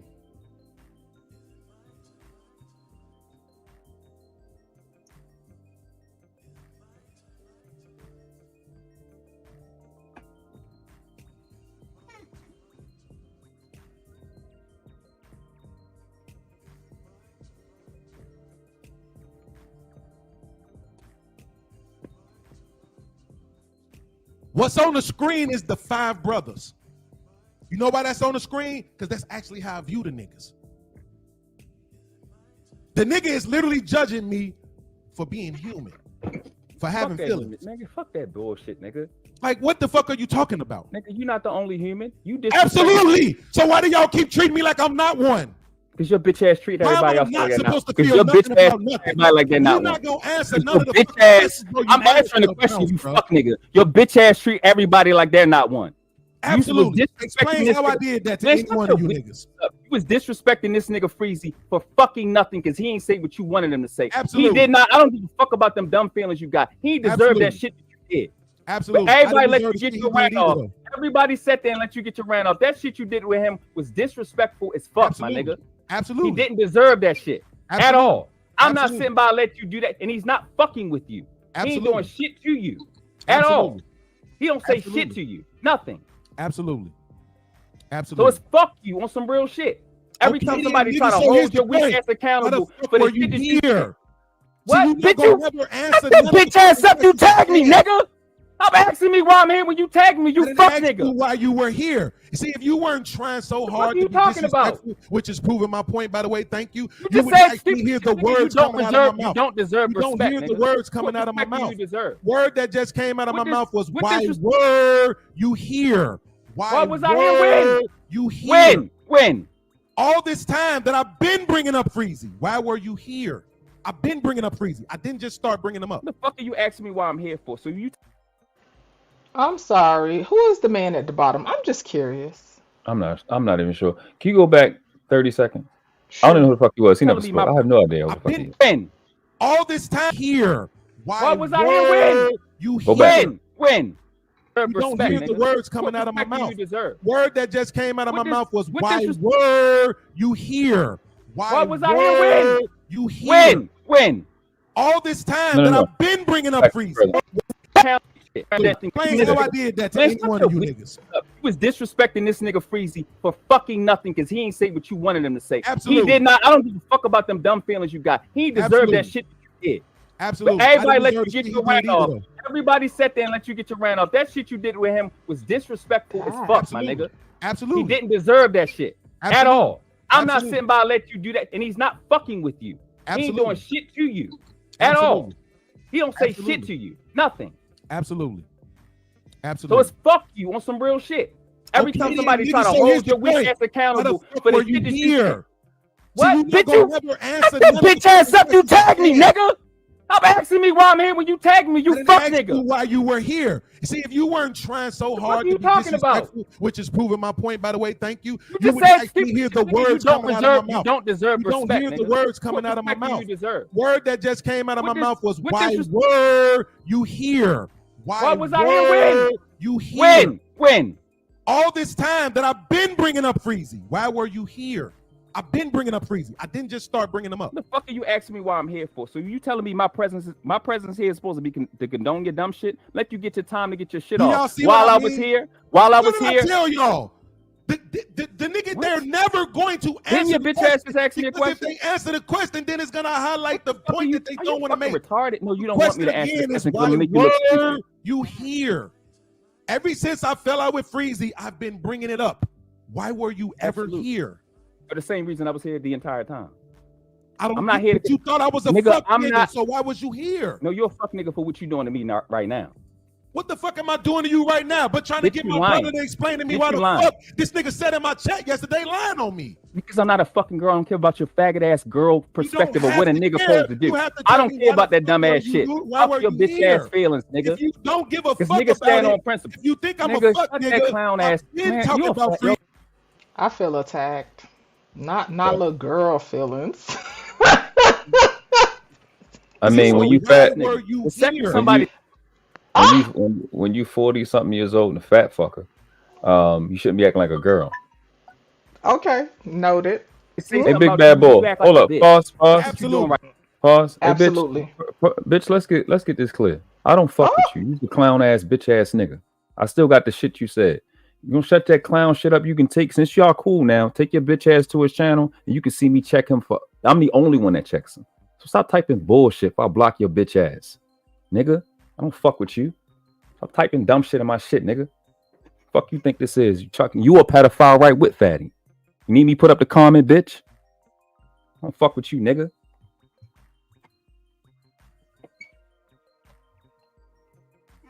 You can proceed right now. Well, why were you easily here? Distracted? You say I ain't care about the funky ass nigga shit? I don't care about. I'm gonna stand absolutely, nigga, because that shit didn't mean nothing. You got a lot of fucking weak nigga shit to say. Because you knew it didn't mean anything. That's why you didn't care about it.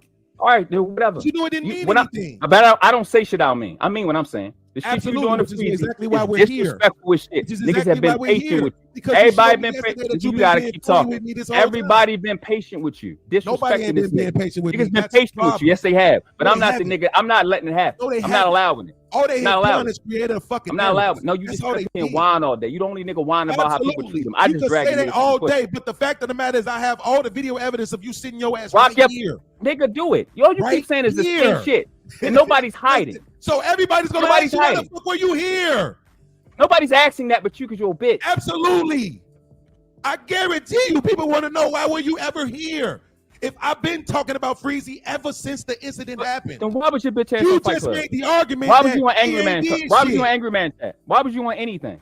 Because when enough is enough, then enough is enough. Then I'm talking to you the same way in the same energy that you got me. You keep asking the faggot question. Why was I here? Why was I here? I was being patient with you. I was being patient with you, and you get to your shit. But now that I see, all that fucking weak ass anxiety, the selective anxiety, the selective PTSD shit, and I know that shit is fake. And I know that it's fake. The argument is the whole time that you was that anxiety and shit. That shit ran off when you went to CBA channel. That's what you was doing. You was being patient with me. Now that I see, absolutely. That's what you was doing. Yesterday I seen this bullshit anxiety. So let me say this. I don't have to ask you to let me say it. I'll just say it. So here's the thing, world class. At the end of the day, when you say you were being patient with me, here's the problem with that. Me and you never had no issues. According to you, I shouldn't be going at Freezy because Freezy ain't doing nothing. I didn't do nothing to you. What's your problem? I'm not a bitch like you. What does that have to do with I didn't do anything to you? Shut your bitch ass up your head. When I'm not a bitch like you. When I watch the nigga listen, here's the thing, bro. You can do that all day. That doesn't mean anything because you're not going to pull up. So that's a waste of time. I'm gonna say a waste of time. When we was on Ham channel and Ham asked you to be cool, you was cool. So you ain't gonna be cool here. You can get the fuck. That ain't disrespectful. That ain't disrespectful. I ain't disrespected you either till you start calling me out my name. Right? So you made the argument that Freezy ain't doing nothing. I'm calling your weak ass out. Same way I did Fatty, same way I did Terrell Long, same way I did Anton Daniels. I can go on the list. You did some fuck shit. A nigga that's been holding you down that you admitted. About to tolerate that shit. Okay, cool. So here's the thing: the argument that you just made was you still because I did some fuck shit. You a bitch ass nigga that say you don't like bullies.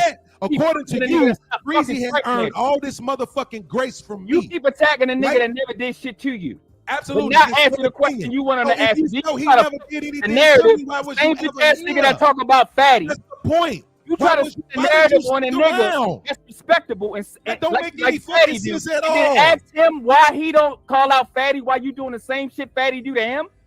Shut your bitch ass up, nigga. What the fuck are you talking about? You shut your weak ass up your head, but you need an echo chamber. It's your fucking retarded ass. Class, do me a favor, bro. Do me a favor. Do me a favor. I'm not doing you no favor. You should have tagged me. And do that clown ass shit you did yesterday. You get no favors from me. Okay, cool. Then tag me. You said that bitch ass shit to my IG like you bought something. Okay, cool. I'm here. Absolutely, you can all that don't pay for your fucking receipts, nigga. What you mean? I got no receipts, nigga. Your life is my receipts. That fucked up body you got is my receipts. Tell these people they don't already know. You don't tell them some shit they already know. Nobody cares. Up here, whine about Fatty, spreading narratives. You spreading the narrative about dumbass right here with me. Stretch your weak ass time while I was going that free. Ain't about Fatty, spreading narratives. You spreading narratives about free. Every time, and you was right and here. The nigga ain't taking no shots, and I've been challenging you and checking you the entire time. And you was right here. I've been checking you on it the entire time. And you were right here. Yeah. I had to be here. You were right here. It kills your whole argument. Don't kill my argument. It absolutely does, because I have you agreeing with me. You just a weak ass nigga, and somebody gotta hate you to correct you. I don't hate you, nigga. When I was there, I had no fucking problem with you. But as soon as I see you act like a bitch, when niggas is actually holding you accountable, like you act like you what niggas do. Let me now I definitely hate that bitch now. I'll watch you die. Go ahead. I know you straight. Now I know all that anxiety and PTSD. In your opinion, the only people who get to get held accountable are the people you think should be held accountable. The only person supposed to get held accountable is when is anybody that's hurting your stupid ass feelings. Okay, so if you believe that, then why don't you have a problem with Freezy? Feelings, you can't fucking recognize. If you believe that, then why don't you have a problem with Freezy? Recognize the shit that you say because you feel like what part of what I said do you think I believe that? And when the fuck do I say I believe when I specifically say I don't believe? That right there is the narrative spinning that I'm talking about. Obviously, I'm doing what, Just Jay? I'm rebutting his dumb shit. I'm putting his stupid shit back in his face. You go on this dumb, constant back, dumb shit, saying it over and over again because you triggered and you're trying to self-soothe because you don't know this is coming. Little kids usually don't know when they're about their mom probably about to hop out, pop them in the face, or scold them. And this is what's happening. Right. You're just saying anything to self-soothe. Clearly, I'm just putting your stupid false logic back in your face. But YouTube, study this. Embarrass this bitch ass nigga. All y'all got to do is listen. Embarrass this bitch ass nigga. Every time he steps up on any panel. It's all you got to do is listen to this bitch talk and keep putting this shit right back in his face. Because what he uses is what he's afraid of. That intent listening shit, that's just special to a nigga that's 46 and ain't working no goddamn where. That's special to him. It's normal shit to me. Easy to cook this stupid ass nigga. You just keep saying you can debate. You ain't debating shit. Reviewing all them white people. Them white people don't give a fuck about your bitch ass nigga. Barely can beat Auntie J. Let's go. I have a problem with Freezy because you just said to me that everything you say you mean, which means when you just said the only people who need to be held accountable is the people who hurt my feelings. Bring this if shit you up. believe that, then why don't you have a problem with Freezy? Proof of claim I don't have a problem with Freezy. Proof of claim. Go ahead. Since you keep saying stupid shit, I'm gonna just because you just said Freezy didn't do anything wrong. He didn't do anything to you. Absolutely. Yeah, so you say he didn't do anything wrong to you. You wrong for attacking him. Absolutely. Right? But you just said that the only people who need to be held accountable are the ones that hurt my feelings. No, you think the only people that I did. You didn't say. I did. Said, and I quote specifically, if you can't quote it, you said specifically the only people who need to be held accountable are the ones that hurt. Where you was in it. You want to keep doing this thing? You want to put $100 on it? Okay. Pause that. Ain't that what that nigga do? He been bragging. Don't nobody want to bet him. Then I just bet him. Yeah. Just bet him, right? Yes. Okay. Let's see how this work out, chat. That fat out your ears. Thank you, Brittany B. Run me And my mental. $100, bitch. I never lost. You lost today. It's a victory lap.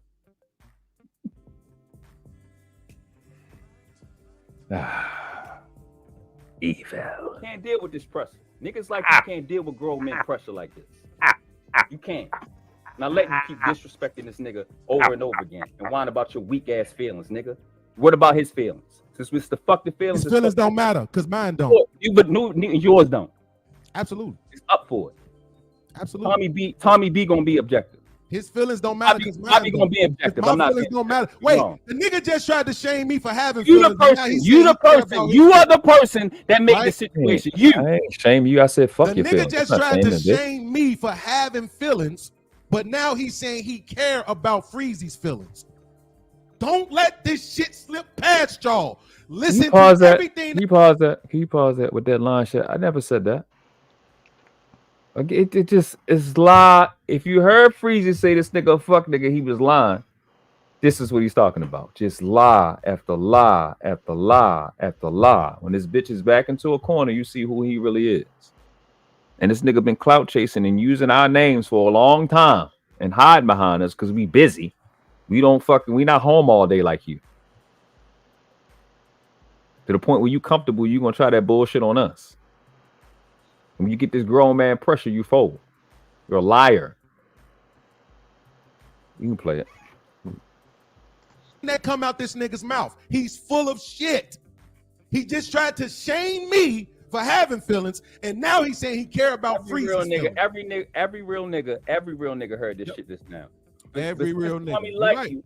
Since Tommy fuck with you and Poppy fuck with you, they not gonna call out the bitch nigga shit you just did. So that was the same thing that they said about you. Was it right then? Absolutely. It was right? Because if I remember correctly, you been the main motherfucker on this channel holding me accountable. The niggas you been the main one. You can pick me. You the one that never fucking agreed. Hey, big bad bull, I heard. Hey, big bad bull, you bitch ass nigga. You heard that part? You heard that? Okay. You can go back. The niggas that's been in this space, Mr. He said, Hink, I've always told him, I'm not going to keep fucking with this nigga because this nigga got problems. This nigga got mental problems. I'm going to stay off him. But once I see you do that shit to Freezy, you don't give a fuck about his feelings. Nigga, I don't give a fuck about yours. That's exactly I'm not asking you. I'm telling you how it is. I know, and I just said I've been said I'm taking the kid gloves off of you niggas. Here's the thing, though, world class. You just said out of your own fucking mouth that a nigga feelings matter. You know what that means? No, nigga, you a weak ass nigga. Whatever you want to say, you say it. Whatever I want to say, nigga. You have been a nigga whining about feelings. You been a nigga whining about. Real quick. This bitch ass nigga is taking every time I put his concepts right back in his face, he flip it and lie every time. It's mind-boggling. This is the listening guy. This is the smart guy. This is the have a high intellectual standard, but you'll get on the internet that's still up and keep lying. I think for me, that's why I have a hard time with some conversations. Again, I'm not a person that cares to debate, right? I care to exchange ideas, thought processes. I'm more philosophical in that regard, right? So I understand that having a level of precision, you know what I'm saying, is necessary with debates, and I don't have that, right? But this is why I say it's important when communicating with people that you actually care about, people that's in your space, right? It's important to have a level of inflection when communicating because it fucking matters, right? Yeah. When people get in these boxes, right? It's just sad to me because it's on one level, like there's a part of it that's frustrating, right? Because there's a level of emotional manipulation that I find very offensive, right? Mm-hmm. When it comes to people that you care about, I ain't talking about random people, but people you have grown to care about or have at least some level of respect. The manipulation is a problem for me, and it's triggering, right? But it's also sad because it's the grasping at straws. It's the creating narratives, right? And you not challenging those narratives in your head. I keep saying the same thing, right? And if we're gonna have meaningful connections with people outside of YouTube, outside of whatever this shit is in this space, right? You have to challenge the narratives in your head because you will lie to yourself. Listen, I don't know what listen, I don't know what anybody tells people out here, but you can fucking lie to yourself. When you have unresolved shit that you don't deal with, you will tell yourself lies to feel better about the narrative you create, especially if you're a person who is committed to the lies in your head and you don't challenge them shits. You owe it to yourself. You owe it to yourself. You owe it to your growth as an individual to challenge the fucking narratives. And so as I see this unfold, it's disheartening. You know what I'm saying? But anyway. Anything else before I play it? Yeah, fuck podcast. Okay. Said it, you said it. You've been a nigga whining about anxiety, but you don't give a fuck about what you're doing. That's what all my shows is about. Anxiety. That's what all my shows is about. Yes, niggas change the narrative to do the deflection shit. Absolutely. That's what all my shows is about. But when You're you do that absolutely shit right. to somebody else, you don't got no memory of it. Absolutely. Absolutely. You're 100% correct. Thank you. Yeah. Respectfully, right? I don't watch all his stuff. It's his shows about anxiety in regards to advocating, No. inform. Okay. No. No. It's not just him. I ain't gonna lie. I looked at the description. The description said the hat. I ain't trying to be petty, right? Again, I'm a person. I look at different stuff, and the stuff I look at, I understand. People don't always look at things like that. I am big on we can have a big blowout and whatever. I don't necessarily care about the height of emotions whenever I have an interaction with people I care about, right? We can go at it. We could have this big blow up, like this heightened emotion, right? That don't necessarily move me. It's the little foxes, right? And I've said this before. It's the little foxes that spoil the vine for me. I look at little shit, right? I don't know. Maybe this is something that always happens. This is, again, I don't know, right? What caught my attention in the description of his video, hashtag domestic abuse, hashtag anxiety, hashtag, it was something else. I need clarity. I don't need it, but I would like clarity. What is I don't understand. Yeah, like I said earlier, I'm not retarded, so I can't help you as to why he did what he did, but he's always the victim in the situation, or has to be a victim, or got to feel like he needs to be acknowledged first. So, like I said, he has serious mental issues. He claims to be autistic, which is weird. I don't know why you would say that without proving that, because that's like you said, there's people with children in this situation. Right. Hold on a second. Okay. All right. You could scoop me down. Let me go ahead and play the video. Yeah. The whole point is that you were right here. It kills the whole argument. Don't kill my argument. It absolutely does, because I have you agreeing with you me. just a weak ass nigga that somebody gotta hate you to correct you. I don't hate you, nigga. When I was there, I had no fucking problem with you. But as soon as I see you act like a bitch, when niggas is actually holding you accountable, like you act like you what niggas do. Now I know you straight. Now I know all that anxiety and PTSD. In your opinion, the only people who get to get held accountable are the people you think should be held accountable. The only person supposed to get held accountable is when is anybody that's hurting your stupid ass feelings. It's anybody that's hurting your stupid ass feelings. The only persons that's supposed to get held accountable is anybody that's hurting your stupid ass feelings. Absolutely. So what part of you not? What So, part of you is that? Brittany B, I'll give you a chance to correct yourself in the chat.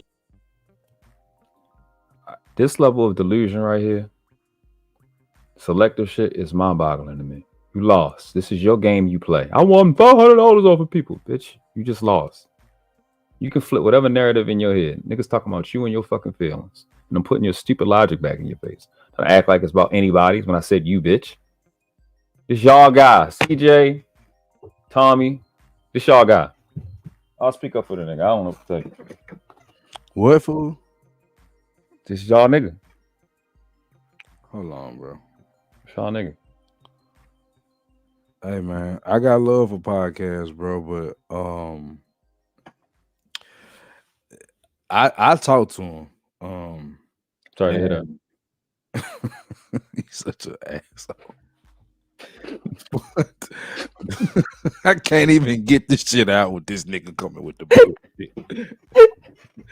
No, but I talked to him, bro, and oh shit, Brittany B's here. I talked. Hey baby. You know, you can go ahead and drop. Don't be jealous. Don't be jealous. You can go ahead. Just talk through it. Just fight through it. Just fight through it. Pause. I don't fight through nothing. Pause. That's crazy. But you know, I told you I kind of felt where he came from. Is just for this one simple thing, and this is me not knowing what y'all know because that's why I'm going to do a breakdown of this. But from me being not as informed as y'all are, the way I looked at it was like, okay, well, he's basically saying, in the way I felt about what was going on, my thoughts were ignored, and y'all didn't consider where I was coming from. And when he broke that down to me, I understood that. What I don't agree with is the way he's gone at you, Freezy, and anybody else that is opposing what he had to say.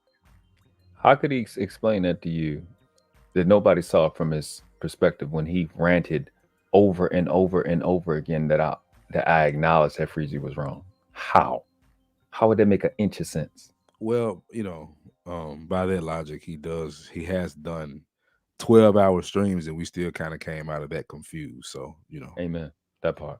So, just saying. So he's an idiot. You don't have to say it. I'll say it. But I'm not going to call him. I'll say this: he's acting like a dumbass when it comes to his feelings. Amen. That's my point. His feelings definitely get the best of him. No, I don't know what y'all doing, right? But I know I'm not gonna deny nigga his feelings. You entitled to him, bro. But that does not make you right. Correct. Like that does not make your point of view more important than World Class's point of view or Freezy's point of view. Who I'm looking. I've been looking at his channel. I've been looking at BEANZ' channel, and I don't see World Class hate. I don't see World Class hating on him. I don't see Tommy B hating on him. I don't see Freezy taking shots at him. I don't see it. So the energy that I'm seeing from podcasts, it's giving me it was reminding me of my daughter when she doesn't get her way. Amen. I'm not gonna lie about that. Yeah. So yeah, and I want to say this too. Hearing Freezy today, goddamn, like that was what passion and hurt sound like, bro. Freezy was hurt, bro. Absolutely. I knew that from day one. I just ain't fucking think it was 2-3 months ago. Yeah. I didn't know it was long ago, bro. Me either. I thought it was like a month and a half. But time flies. I thought it had just started the other day. No. Absolutely not. I didn't know that till yesterday. That when I started doing my little Googles and shit, I could tell he thought now you couldn't see what he was or went through, which is wild. He couldn't understand you was saying you going too hard at a person you say was your boy. Exactly. Well, I kind of think the same thing about you right now, Real Class. But yes, and I am, and I'm doing it on purpose. Yes. Okay. Well, that's the point. Well, can I argue with that, right? No. Yeah, Brittany, Freezy came up. Pause. Bro, you got to get that shit under control, G. Listen. Once it start, you got it. Yeah, baby. You never know. You never know. You'll never know who's listening. This man is insane. Hey, Tommy, speak up for your mans. But I appreciate that though, bro, because ain't nobody gonna accuse you of being not objective, because regardless of how much I know I'm right, you still go, I don't like that. And in private, CJ is always telling me not to go super hard on everybody. Yeah, that's who I am. Everybody. No, I'm kind of with CJ. I mean, remember me and you had that conversation when you had the falling out with Big Mike, and the same thing. Right. I just think, like, that's why I be quiet a lot of time in a lot of these situations, because for me, for you to get to a certain level with me, it's the level of respect that I have for you. Mm-hmm. So if you get to that level of respect with me, then it's hard for me to get to the disrespectful part. For y'all get there quicker. That's not for me to judge, but y'all get there quicker than I do. That can be looked at many ways. It's for me. You know, some people look at that as me catering and all this and that. But like for me, I don't call a lot of people my partners. You know what I'm saying? Like real shit. Out here, I literally probably fuck with 3 people. Like I don't fuck with hella people. So when I get to the point that I fuck with you, I've accepted some of your flaws as well. So that's why I even said the shit with the rap shit, like these rap niggas that have this little crew, and as soon as they have a falling out, you always was a fake ass nigga. It's like, wait a minute, nigga, we got you on video 2 weeks ago talking about he the realest nigga out and yada yada yada. So for me, I don't like that shit because I've seen that shit and I know how that shit made me feel. Like, okay, you can't say this now when I can pull you up a couple weeks ago and you saluting a nigga. So now it turns around and it kind of makes you look like the fake nigga, because it's like, well, shit, nigga, before this issue came up, them issues wasn't there. So for me, I always, like, when shit get a little rough and shit, like I kind of take a step back and just try to assess before I react, because I don't want to turn a situation that ain't that serious into something that's more serious. So for me, personally, between any of this shit, I haven't gotten into a situation with any of y'all where I felt like it was just like, fuck that nigga. And I don't judge y'all if y'all have gotten to that situation. Like, I saw the situation with Freezy and I kind of understood why he came in hot, because he was getting called fuck niggas and this, that, and the other. Exactly. So I never once looked at Freezy and go, nah, Freezy, you shouldn't have came in that hot. I will say that men do need to have their feelings considered, but niggas don't live in their feelings. And that's the tug of war that I deal with, because I have to deal with, I was raised by a father who, he didn't tell me to ignore my feelings. We just don't live in them motherfuckers. Because at the end of the day, the world don't give a fuck. And that's whether you like that shit or not, the world just don't give a fuck. So, you know, that's why I tell a lot of niggas, like, whenever the whole jail conversation, oh, you ever been in jail? No, I ain't been in jail. Why? Because I was brought up by a nigga that told me don't move off emotion. You move off of logic. You understand what I'm saying? So whenever I've done, like, I learned from other people. You know what I'm saying? Like, I watched niggas do my brother a certain way, and I distrusted my own niggas off of that. You know what I'm saying? And they ain't even do nothing. But I saw the logic, and I'm like, I'm not gonna wait till my niggas do that shit to me, when this nigga that fucked my brother over, that was his day one. I operate the same way. It starts making me look a certain way, and then I start, you know what I'm saying, what people would say being paranoid and shit. But see, that's another thing that we deal with, as like me being a man that was raised by my dad and being in a world with niggas that was raised by their moms. We view the world differently. So even though I agree that men's feelings should be considered, I also don't advocate as if they should be considered the way that women's are, because we aren't women. We move differently. And so in this space, I try to move in a way, because I'm gonna tell y'all, like, I'm in this space, I'm very, very respectful. In real life, I'm not. Like, my homeboy has done some of this same shit, and I've just told him straight to his face, like, nigga, you acting like a bitch. On my soul.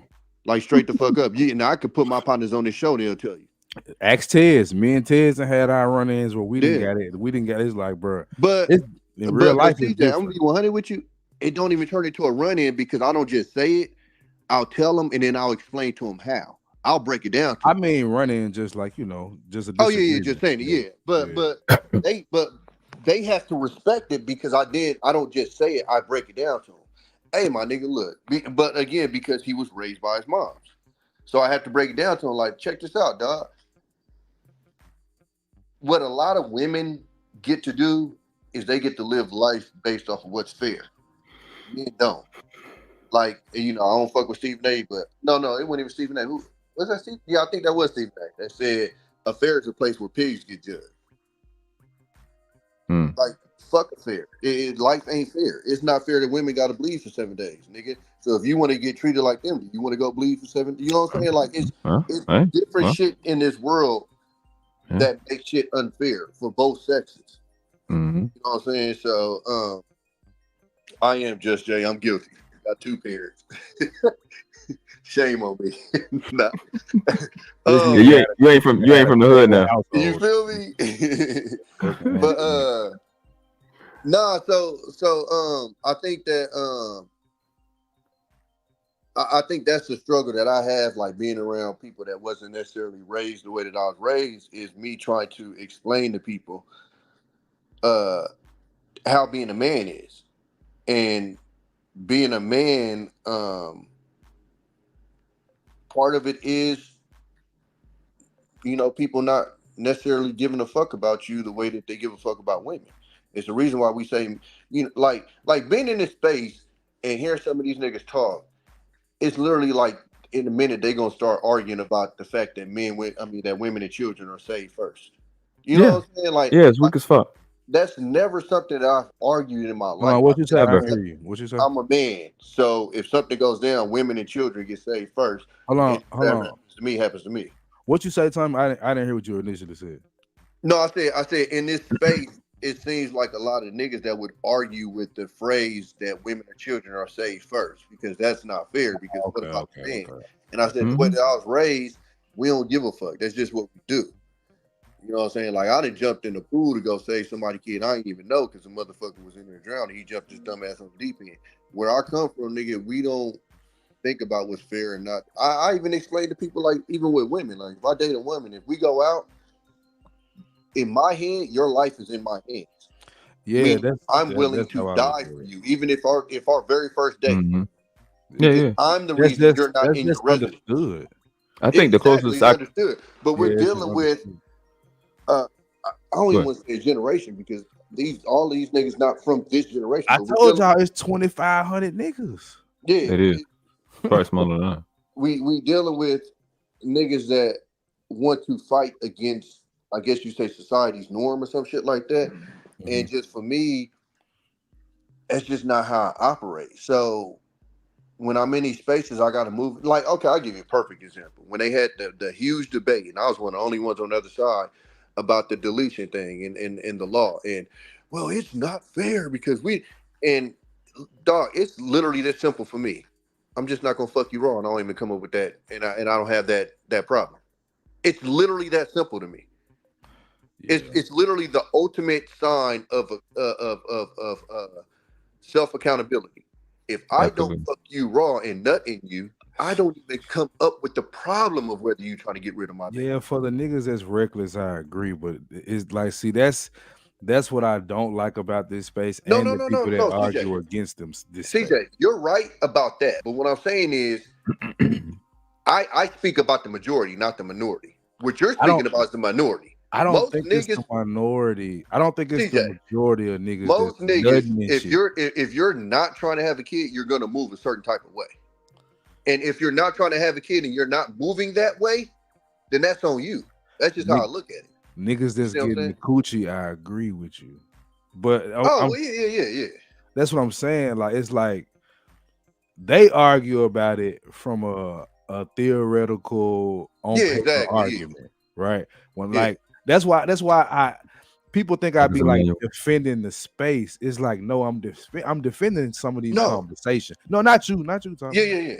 You know, I defend some of these conversations because when you go through these situations and you do it right and you still get that same result, people want to put that Pookie and Ray Ray label on you, or people want to put that you was irresponsible label on you. It was like it was his wife, bro. Like me, I'm literally a heavy argument, and that's why I laugh, because I'm a heavy argument against that, because I literally had one of my best friends I was in the military with, did everything right, married her, had his kids, and this nigga is having a way rougher time seeing his kids than I am, and I'm the one with 2 BMs. Right. Like this bitch is, you'll see your kids when I tell you can. It's always when it's convenient for her. Like, got a new boyfriend, letting this nigga pick up the kids was like crazy. That's crazy. Shit. And mind you, I'm the one over here with 2 BMs, and you know we have our run-ins every once in a while, but for the most part, it's peaceful than a motherfucker. Now, again, I'm not gonna make the argument that my situation is the norm, but they will make the argument that my situation don't exist. Right. You see what I'm saying? And what I try to explain to people is, it's not a coincidence that my situation exists. Like, I wasn't surprised that I wasn't put on child support because I knew the people I was dealing with. The problem with a lot of these niggas, and I even had the conversation with Jay Prince. Jay Prince has said all of his kids came off of like one night stand. Well, you can't you've see had, that. You've had babies with strangers, and you're wondering why they acting the way. Well, nigga, you didn't know them to even know how they would react. I told people plenty of times with both of my BMs, I not only did I know them, I knew their family. I knew how their family would move if they started acting funny with my kids. So it was even beyond knowing them. I knew, oh, if you move like this, your mom's gonna be on your ass. So I ain't even got to worry about that. You feel me? I knew that if I took care of my kids, they wouldn't be petty and getting on child support and shit like that. You feel me? I knew that because I knew them as people. Mm-hmm. So for me, my situation is the way it is because I knew who I was dealing with before I had kids with them. I was dealing with them for multiple years before we even had kids. It wasn't like no 3, 4, 6 month relationship and then we popped out kids. So that's always been my thing is, if you don't go the marriage route, it's a way of handling shit. Yeah, marriage don't save you. Marriage don't save you. And that's why I said, and a lot of times it can be worse because it's a lot more emotion dealt with in the breakup. That's, and you know that answers. Is that just Jay that areUaMUSE? Mm-hmm. Okay. When she says, I do wonder how people end up with folks that withhold their children. What Tommy just said, breakups. It's like, and I do this. I got to do a study on this shit or something, bro. But I believe that women sometimes, not all, right, act irate in those situations because it's not normal. It's literally like not what's supposed to happen. Like even in what situation? Even if they leave their baby daddy or their baby daddy leave them. Oh yeah.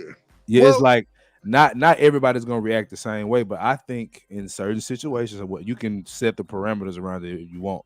But that game gets played because they either want that person or they're hurt and they're acting out, or they can't believe that their family didn't work.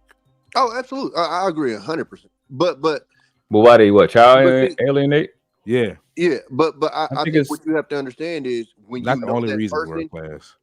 You like one thing my pops told me is you don't know a chick until she got mad at you or had your so baby. A lot of the times you're dealing with somebody who you're probably not even surprised she's doing this shit because she's gotten mad with you and got out of pocket before. You see what I'm saying? So my thing is knowing the character of the people I had kids with and knowing, okay, they might go far, but they ain't gonna go this far.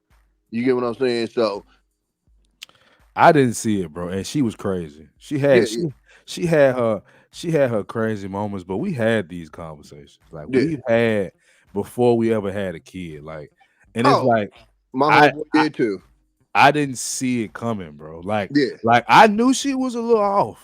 Yeah. But if we being honest, all our ass a little off, bro. So it's like, nigga, you won't never hear me argue against that. You know what I'm saying? You got niggas wishing people to die, so it's all good. Like, you know, people are just crazy, right? Yeah. I don't know why somebody would wish. They should just hope they die eventually. You know what I'm saying? Which they're going to. This nigga's crazy. I agree with you on that, CJ. But I think if you really break down a lot of and not necessarily yours, I think I'm speaking more for the majority. Yeah. I mean, I think I know now, Tommy. That's what I'm saying. Like in the majority situation, if you really looked at the details, you really looked at the level of petty that person was, and then you look at your situation. A lot of times you're looking to go, maybe it was, but when you're in relationships, you kind of cape for them, you kind of make excuses for shortcomings, this, that, and the other. And I think that's how you end up in that situation a lot of times. So I think in some cases they can flip. It can flip a switch and they'll completely go out of character. Because I'm gonna be honest with you. Well, no, I can't speak that because I only know his side of the story. So I don't know her side of the story. So I'm gonna have to be fair in his situation. But I think there are situations where it can't just be a complete surprise. Like, damn, like especially, and I think what's surprising about my homeboy situation, she's the one that left, not him. I think a situation where you're the one that left, I think that can trigger some shit with chicks. Yeah, that's kind of what I was getting at. Yeah. When she leaves, that's when it's weird. Like, wait, she left and then she's acting. That's when it, But like I said, I gotta be real and know that I only know my homeboy side. I don't know her side. Yeah. I always got to be fair in that situation. Yeah. But so anyways, I said all that to just double back to, like, just being in this space and trying to be in a space where I'm respecting how other people see shit. That's why I kind of a lot of times just kind of be quiet and just listen to people and let they get their shit off. Because if I really spoke the way that I was raised, motherfuckers would think I'm harsh. Motherfuckers would probably think, like Sugar Bro said, I'm a feminist. Because I was raised to where niggas don't get excuses and niggas don't get to complain and bitch and moan. Like, nah, nigga, we just get shit done. Period, point blank. And Mandrell, I'm not lazy. I just wasn't finna pay what you was trying to charge, bro. It is what it is. I still work out, so I'm sorry, but I'm not sorry. But to the point of this conversation, like, the reason I wanted to hop up here was because I did want to acknowledge, like, to an extent, like, the mental health part of it. Like, I don't think he's just completely being rebellious or disrespectful in the sense that he's just trying to be there.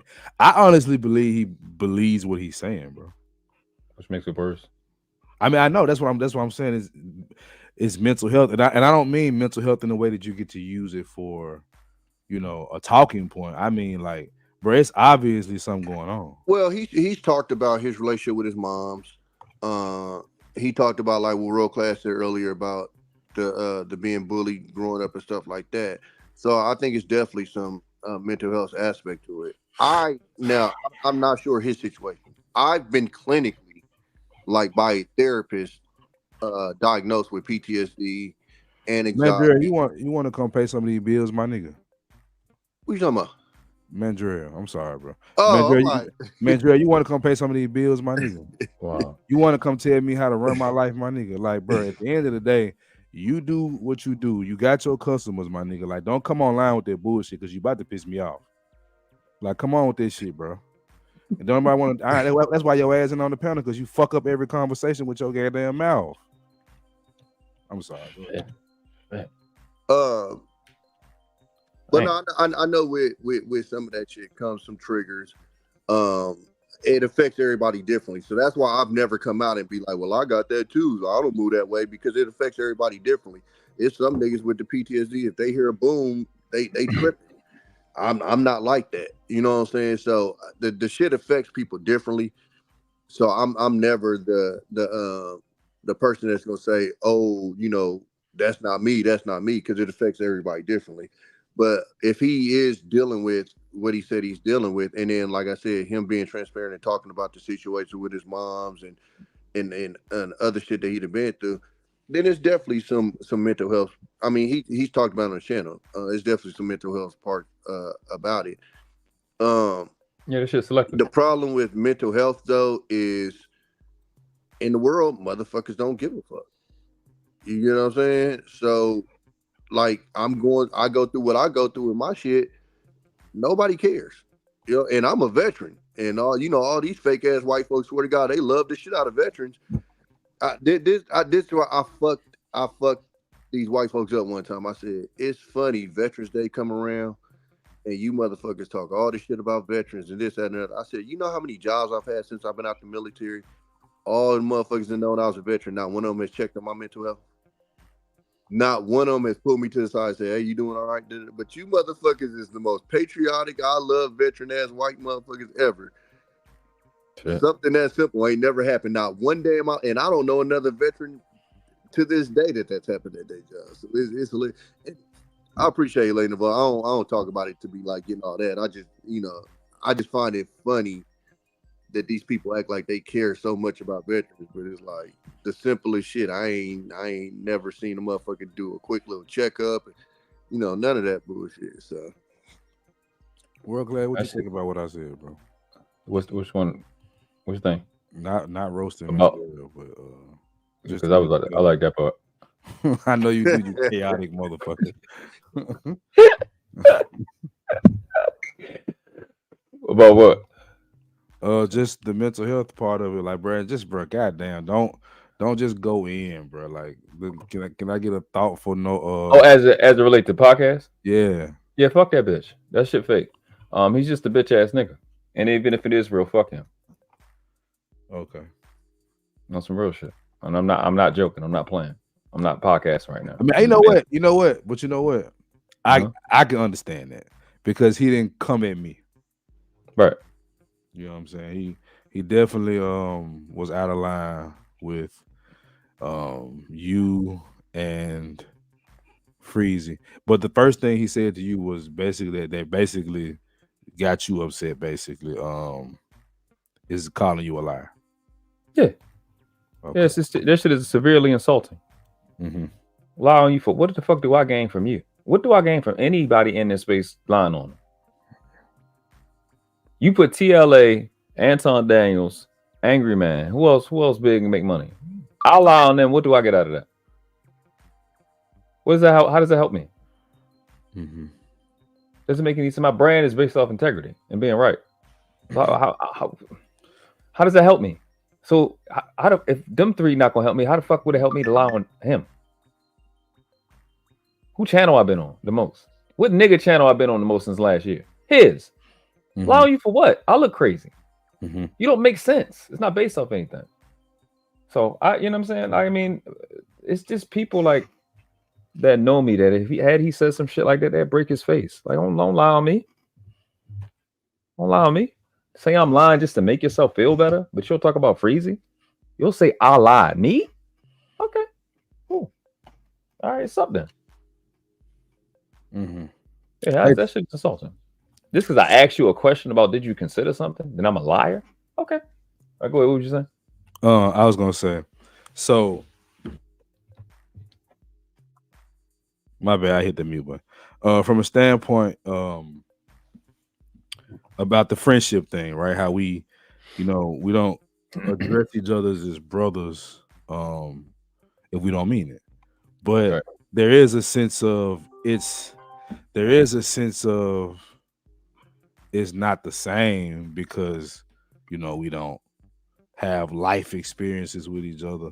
So right. like what role do you think they're playing, like how this stuff goes on and these fallouts go on in this space? To me, it seems because it really wasn't authentic from the beginning.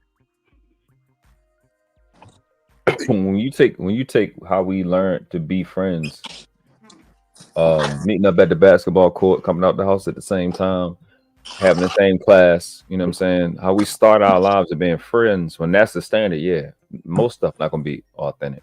But this is a new era, and these is gonna be the new authentics. They're gonna be meeting each other at school online. You know what I'm saying?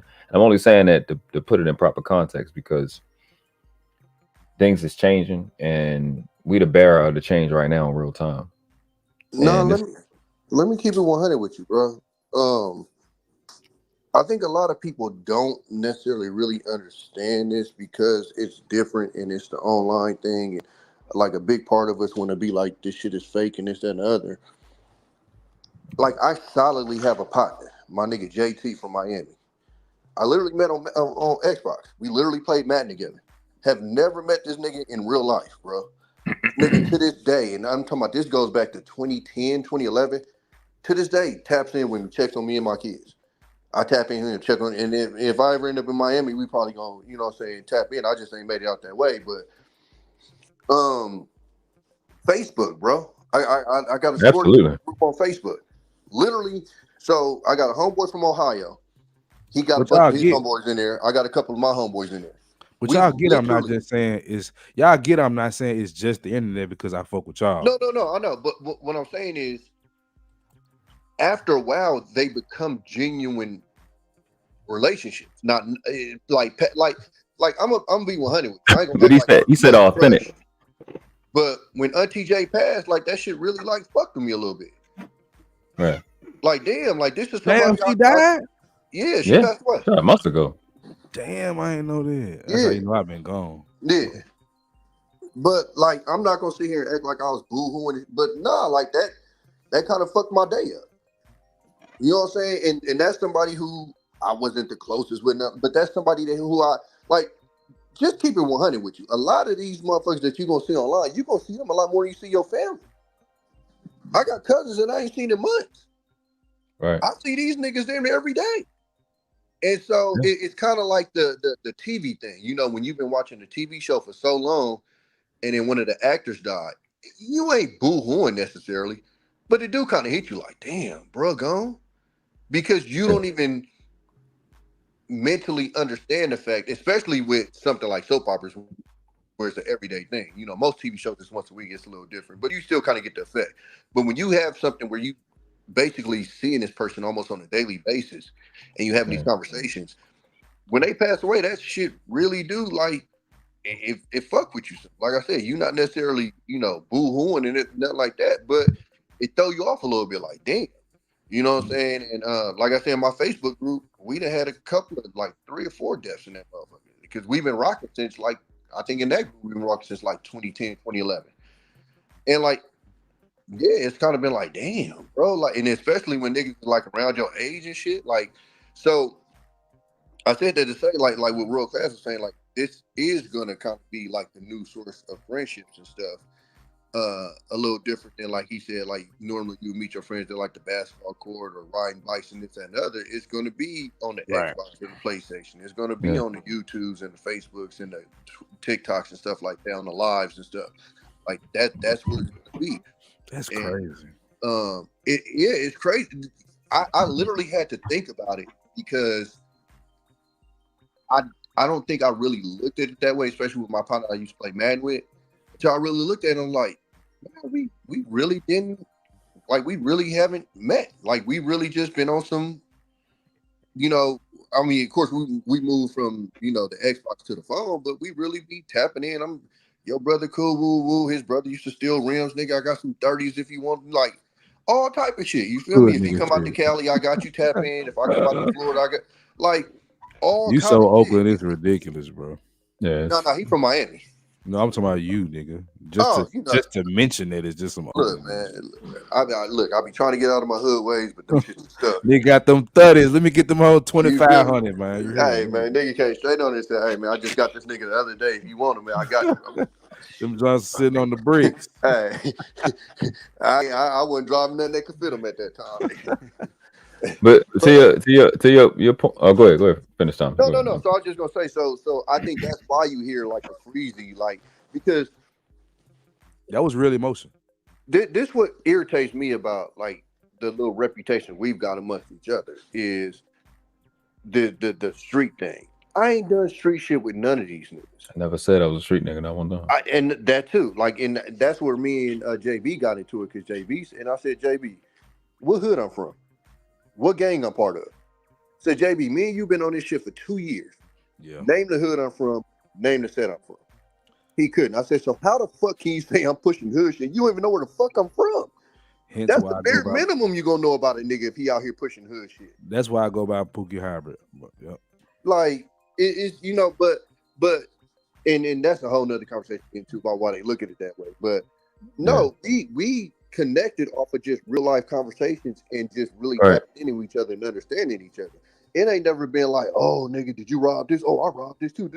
I ain't gonna lie to you. It's a lot of the stories that I done heard from podcasts where I was on the opposite side of his shit. Like, he said he was bullied. Nigga, I was bullying niggas when I came up. Like, we was on opposite sides of a lot of shit. Relax, World Class, relax. You know what I'm saying? So it wasn't totally on this whole, you know, street. It was. I'd more look at it as us being ghetto kids than street shit. Yeah, me too. Hood kids, basically. Yeah, hood kids. Yeah, I say this. I agree with everything that Tommy just said. Even if I go back, when we started being on YouTube a lot, and I mean just a viewer, we was researching. Zeitgeist was out. You was going to people's description to get links to do this, that, the third, the fourth, and the fifth. But at that same time, we was listening to Blog Talk Radio. I done built relationships with people off Blog Talk Radio to this day. You know what I'm saying? Talk shoot, Facebook groups, like real relationship, men, women. You know what I'm saying? So, like I said, I think we're the usherers of that. And then, like so I was saying, when you have, you know, getting on the bus stop or getting on the bus with the same person every day where you meeting them at, or being in the sub shop or McDonald's and seeing the same person or having the same class, when that's out, because that's authentic relationships to us. People we see, can watch, see how they eat, you know what I'm saying? Like, to us, like, that makes sense. But I think now we have to transfer that authenticity and how we deal with each other, which is why stuff like this is important. Why I take my time out, hours out of my day to talk about this, is because granted it's ghetto and it's vicious, but it's like certain things can't be tolerated because we have to transfer the authenticity, right? So I've had dope ass relationships, so I can name about maybe 30 some people over the time frame that I've been on the internet, you know what I'm saying, and linking up with people and having these conversations. Obviously different conversations now than I was having and initially, learning about being vegan, learning about history, learning about culture, law, etc. But I built dope ass conversations. You know what I'm saying? So I say all that to say, and I'm saying it this way because I'm acknowledging what you're saying, because what you're saying is true. Is were they authentic from the first place? And I think the person makes it authentic. So it's kind of hard to say, but I think in principle, it's literally dependent on the person. But I'm the type of person where I'm going to have an authentic relationship with somebody, which doesn't mean they will never fall out. That's not human. That's not earthly. Yeah. And it doesn't mean that it's going to be perfect. And I'm going to be 100% right, even though it's hard for me not to be. That part. What happened? Go on, just let it happen. Just let it happen. Don't worry about it. You can let it go. You don't have to. I'm not. God damn it. I'm not gonna let it go. This nigga ain't shit. This is why if we was in the same city, bro, we would be good friends. We would bump heads, fool, because I be thinking I'm right, bro. I ain't gonna lie to you. I ain't gonna hold you. I just don't be arguing. To this day, nigga, when the COVID shit happened, me and my dad was going at it because I was like the anti-vax nigga, right? To the point where this nigga was calling me all kind of stupid ass niggas. Bro, the next day, picked up the phone. Pops, you want to go get something to eat? All right. Niggas don't sit on that shit. We don't give we let it go. We let it go. It just, it was a conversation that got heated or whatever, and you move the fuck on, bro. Like, that's why a lot of it, that when I said in the video, when I said niggas disagree and then they hate each other, I don't come from that. Yeah. I come from, we literally was screaming. Me and my pops was screaming, yell at each other. Nigga, you dumb as fuck. Fuck you talking about da-da-da-da. And literally the next day be at lunch. And don't even talk about the conversation we had. Because that's just how you talk. You know what I'm saying? It's like it's like the way we talk in Baltimore is hard. Like we talk hard. Pause. See what it is, we talk hard. Yeah, bro, wow. Hold on. Nigga. Yeah, that was crazy. I was tripping. Okay, Sugar Bomb had a point, bro. God damn, bro. That was great. Nah, ain't no point. Yeah, that was out of line. You can't say pause all the damn time. No, that was too much. That was bad. I'm gonna go ahead and put that. Yes, the fuck. Hey, listen, if my son say something, he getting paused. I don't give a fuck, nigga. You see what I'm out of control. You see what Ted said, bro. Me and bro. Yeah. I'm talking about, bro. Moments before the Charleston White interview we did, bro. Me and Taz was about to get them hoes up, bro. I ain't gonna lie. It's like, you gonna have to see me, cuz. You feel me? For real. Sometimes you just gotta let a nigga know where you coming from, and sometimes that's from the shoulder. You talking about look at this, look at go. Oh god. See, okay, fuck it. It's just niggas in the chat, apparently. Yeah, that was wild. I was tripping on that. Wasn't no worse than what Thomas said earlier. That's deserved one. Yeah, from the back. That was crazy. That was like that was just. I'm just gonna say this, and we're gonna get a pause moment. I only care about about my reputation. Myself. It wasn't the whole sentence out. That nigga said, "Oh." Yeah, that shit was wild. But no, what I'm saying is, I said, "Damn." Hold on. Go ahead. Let me ask you a question real quick. Do you think that maybe okay, since it's virtual, that I gotta see. Well, I just speak for me. I think for me, the way I really consider folks, like I consider like y'all right there by somebody I say friends to. I wouldn't, but it's like I feel like over time, I feel like in this space for me to like really see somebody as a friend, like it's got to be consistent, bro. Well, let me say this. well, Let me let me say this. tell you Let me the say this first real thing that quick. has to happen. Hold on, This is the hold problem on, with Tom. online. Go ahead. Hold on. Let me say this. Let me say this. I think for you, CJ, if you for this to be your first entry, for this to be, and that's not just you, everybody, for this to be your first entry of entering a online community, we'll just call it that, right? It's probably not the best perspective. Now, when let's just say conscious community, Morris community that I came in, not only was it, I think the best thing was it was an objective. We had an actual objective, and there was an intent to do something, to learn something, to accomplish a specific thing. And information was new, information was just coming out, it was trending and stuff like that. Like learning was the big deal, getting this book, going to this lecture, you know what I'm saying? And I'll tell you the truth.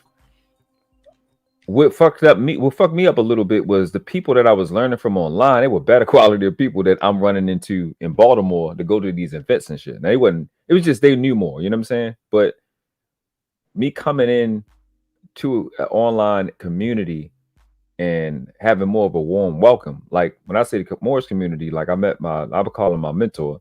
His name Winston.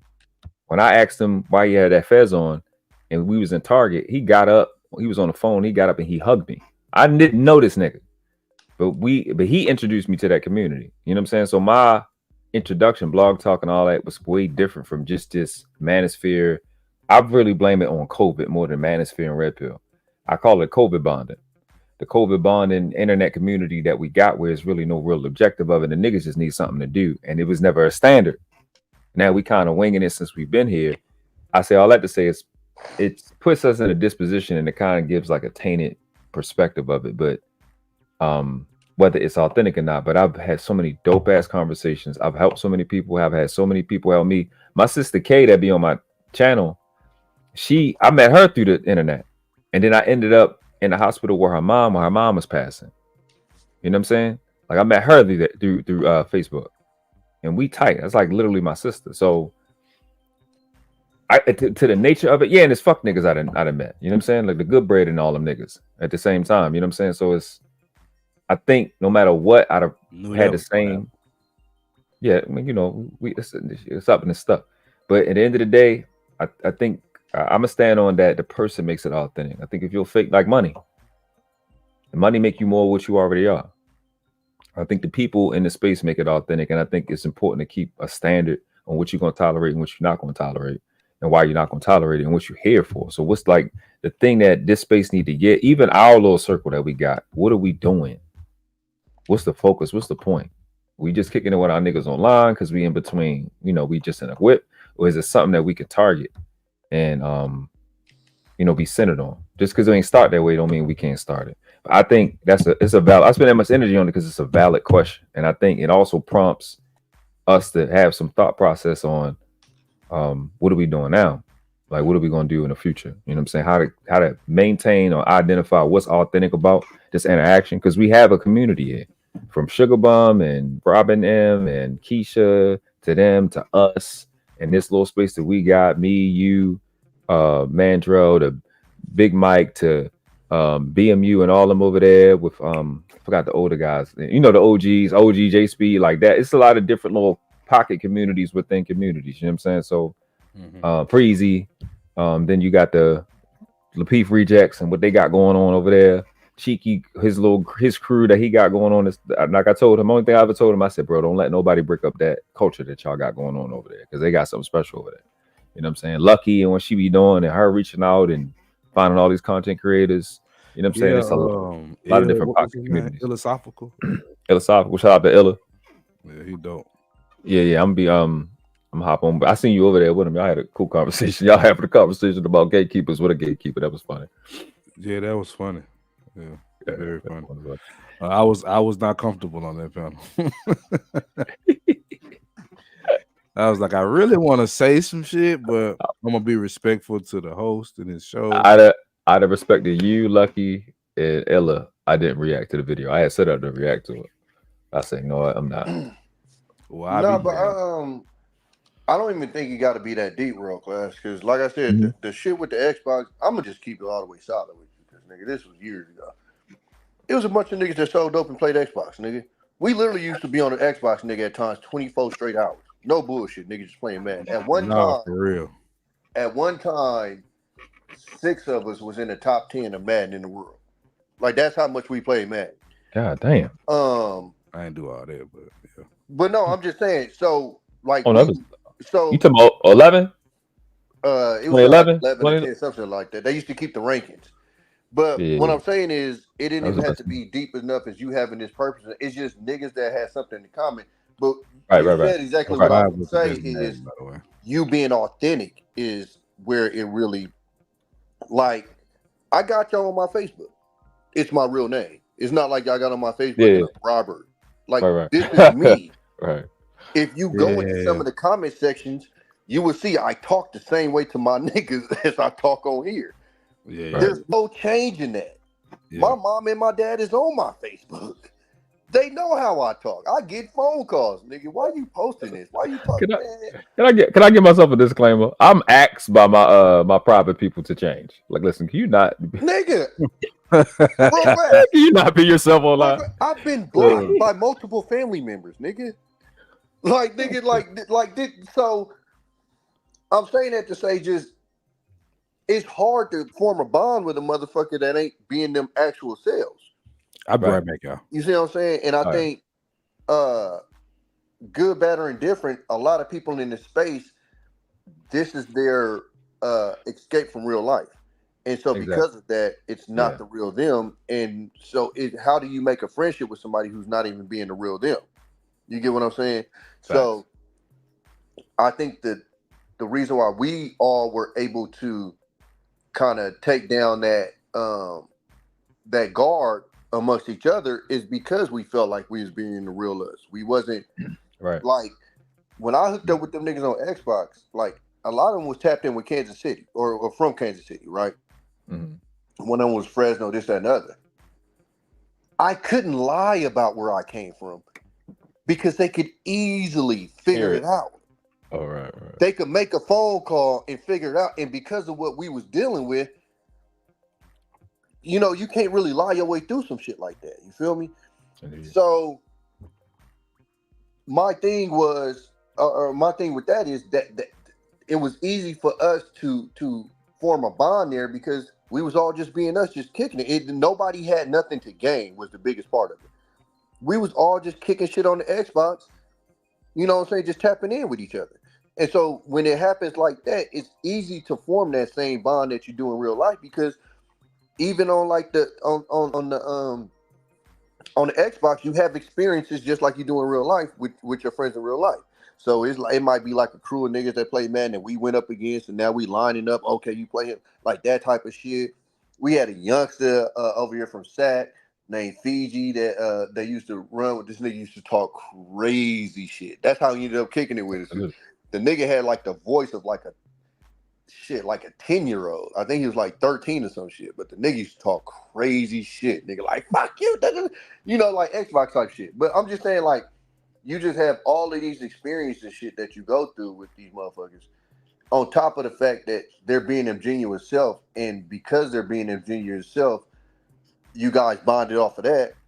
That it can create real relationships. It don't even have to be on something like you said, you know, this purpose or what are we here for? Y'all could just be kicking it if everybody's being genuine.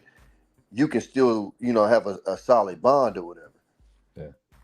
Yeah. I mean, that's usually, that's a part of the authenticity, you know what I'm saying? But I think when you grown up and you just, I'm probably thinking too much about it because I'm leaning towards more so when you're mature and you can read people. I think you get dependent on that to see if it's authentic because you're making a genuine decision. Sure, Versus when you're a little kid and y'all want to play football, we want to play, but now we friends.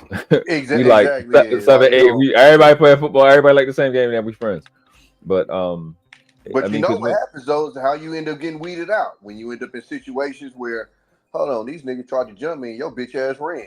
You know what I'm saying? Like that's when the experiences is also what ends up, weeding those friends out. But see that right there speaks to a lot of different shit about, they talk about the relationship shit and they be like, well, you picked the wrong chick. You don't know till you get into that situation. That's why I had a problem with Kevin Samuel saying you're supposed to marry the chick in 6 months. I don't know this bitch. I ain't been through 4 seasons with her. I don't know her. Listen, crazy. Fucking and they got women talking to us as if I'll explain it to you again. And I stand on this. The reason why I don't have these major issues with my BM that a lot of these dudes have, because I knew these motherfuckers before we had kids. I knew that. Right. And I can make an argument that, in the amount of time that we dated and shit, I probably should have married them in that time. I'll give people that.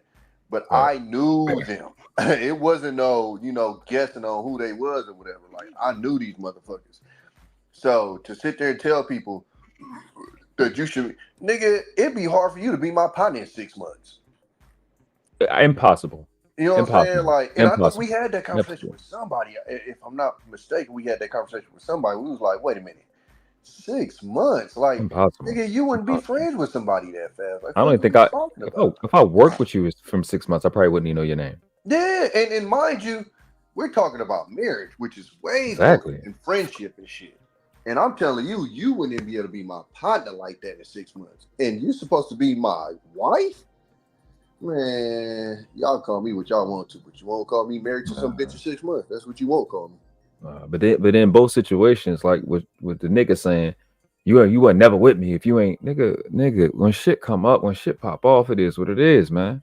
It is what it is. I will say this is, even in any friendship, you're gonna deal with shit that, and I think he kind of covered that too when he was talking, that you don't necessarily rock with the other person. Now, me per se, I'm not the type of person when I get mad at somebody, like, I'll bring that up because in my head I chose to deal with it, so I'm not gonna bring it up later, just because we got into it or whatever.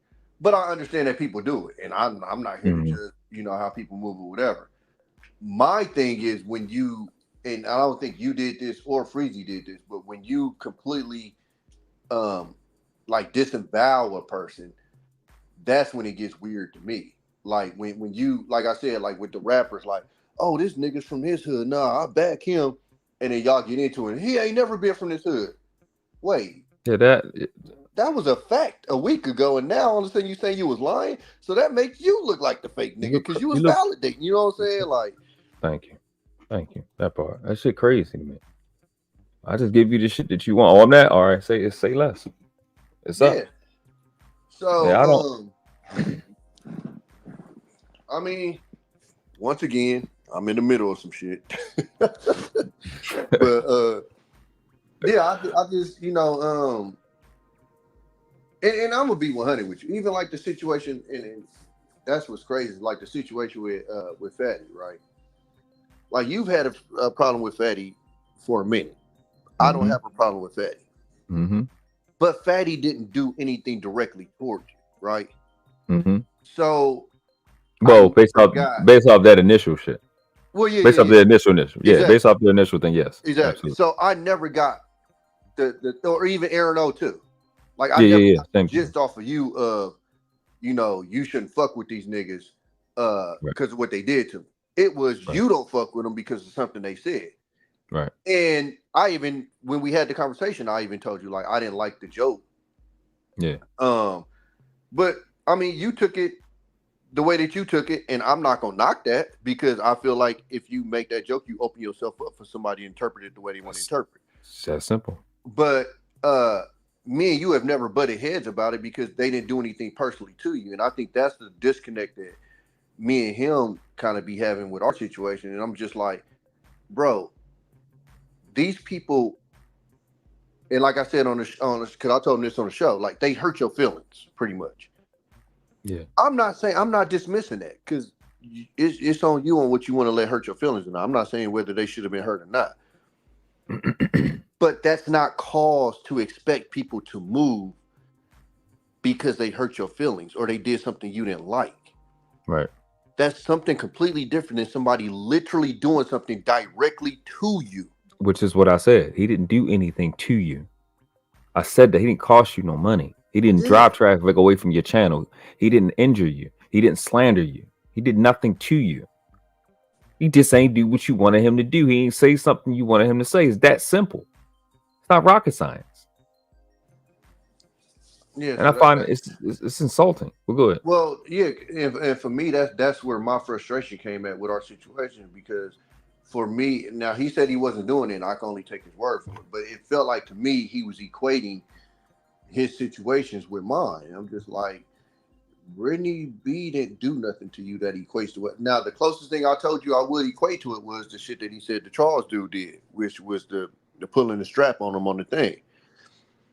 And even with that, on the internet, like if he hit the screen, it's gonna hit you. And mind you, I don't like it. And see, I don't like it this has either. been my whole thing.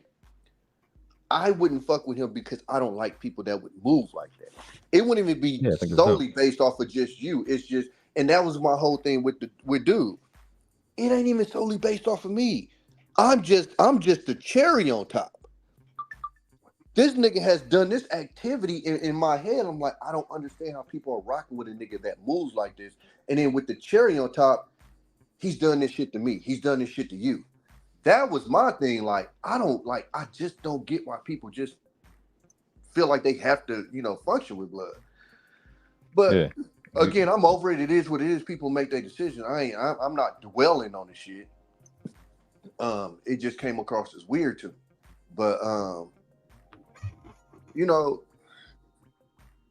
I mean, look, you would expect that man. There's a lot of lies a nigga said in this shit, but you expect that type of grace. You would expect the nigga to give the grace that he asked for. I'm gonna be 100 with you. I don't even know how you comfortably speak to somebody like that if they did what they did. You get what I'm saying? On your shit though, but it was on your shit though. It was literally on your watch. You know what? I ain't even think about it from that point of view too. Yeah, on your shit. Like, and to be honest with you, I'm gonna keep it real because I ain't brought this up. And then like antagonize the situation multiple times afterwards, and then like lightweight trolled me in your chat about the shit. Like, and his thing was like, but he didn't say directly. I'm like, bro, even if you was gonna let this nigga rock, he shouldn't be able to even address me at all. It should be hands off, nigga. If I even think you speaking on this nigga, it's out. And I didn't feel that. So, and in my head, like I said, it's hard to have an equivalent because I don't have a channel. If I had a channel, then you would be able to be like, oh well, I expect it, but it's like hard for you to expect the same thing from me because I don't have a channel. Yeah. Now, again, like I said, now the whole situation as far as like, being on the panel with motherfuckers, I'm like, well, you do that more than I do. So you're holding me to a higher standard than you holding yourself to. Because if you want to hold me to that standard, then I should be able to look at you and go, oh yeah, bro, he fucking with him, so okay. But if I'm looking at you fucking with him, a long time ago, I'm not about to be madder than the nigga it happened to. I had a situation where I knew some motherfuckers had fucking with the homie daughter, and I was ready to go, spark some shit. And the motherfucker's like, oh no, don't do that. And I'm looking, and then like in my head, I had to go, why I'm more mad than him? That's his daughter. Right. Okay. And I just had to let it go. But I was pissed. I was heated. I'm talking like felony shit. And at the end of the day, I'm like, I can't be more mad about your situation than you are. I look weird. You definitely look like an idiot, that part. And then like you putting your own difference if you have them. Yeah. And that's why I don't like when he had said that comment. That's why I jumped on him about that. I said, when he said the whole like, I'm not gonna do something that somebody else wouldn't do for me, and I'm like, I don't like, because I've always been the type, bro. Like if it's serious enough, we going all the way with it. But again, I don't move off emotions. I don't move off of my emotions, so I damn sure ain't gonna move off the next nigga emotions. That's a fact. But if I see his call for that, like I said, like that situation I just brought up, it's up. And I've always been like that. So what I'm not about to do is have a reputation of, oh, you not about to, like, nah, nigga, that's what I stand on. She not in the chat, right? What's crazy, the girl I'm about to mention, she not in the chat, right? She usually be in the chat. But the nigga podcast hops up on Hamp channel. This may be risky because the nigga, Mr. Fantastic, said something about Kiki. Oh, I remember that. Yeah, he went off. Yeah. Went off, right? To defend her. You did the same shit. So was you a liar when you did it? So my whole thing when I'm talking to him is put his logic back in his face, and that's what he's mad about. This is a different level that you can't you know reach. what? I never even thought about that, but that's real because I'm gonna be honest with you. I never even thought about that because his whole purpose for doing that was because she don't do shit to nobody verbatim, my nigga. And just because you just brought that up, I'm thinking in my head like, well, damn, don't I fit in that category? Who do I fuck with? I don't bother nobody. Yeah, at all. Objective. There is nobody in this space, no matter what they think about you, that can say you're not objective. You didn't disagree with me plenty of times, and I go, you know what? Your logic makes sense. At least I can see it from your perspective. And I don't even know sometimes when my logic don't make sense because I know it's parts of me that's fucked up. But I'm saying I don't go out of my way to bother people, disrespect people, none of that shit. So again, that's why it bothered me so much when he made the comment of like, I know he wouldn't just come out of nowhere and do that. I'm like, wait, what the fuck is that supposed to mean? But I mean, he explained it, and like I said, I gotta take his word for what he said. But that threw me. I'm like, so it sounds like you insinuating that I go around fucking with people. Like literally everybody in the chat when that shit happened was like, yeah, I seen that. Right. Like, so I mean, and those are people who I don't even rock with the way I rock with him. So I'm like, if they see that, how you don't see that?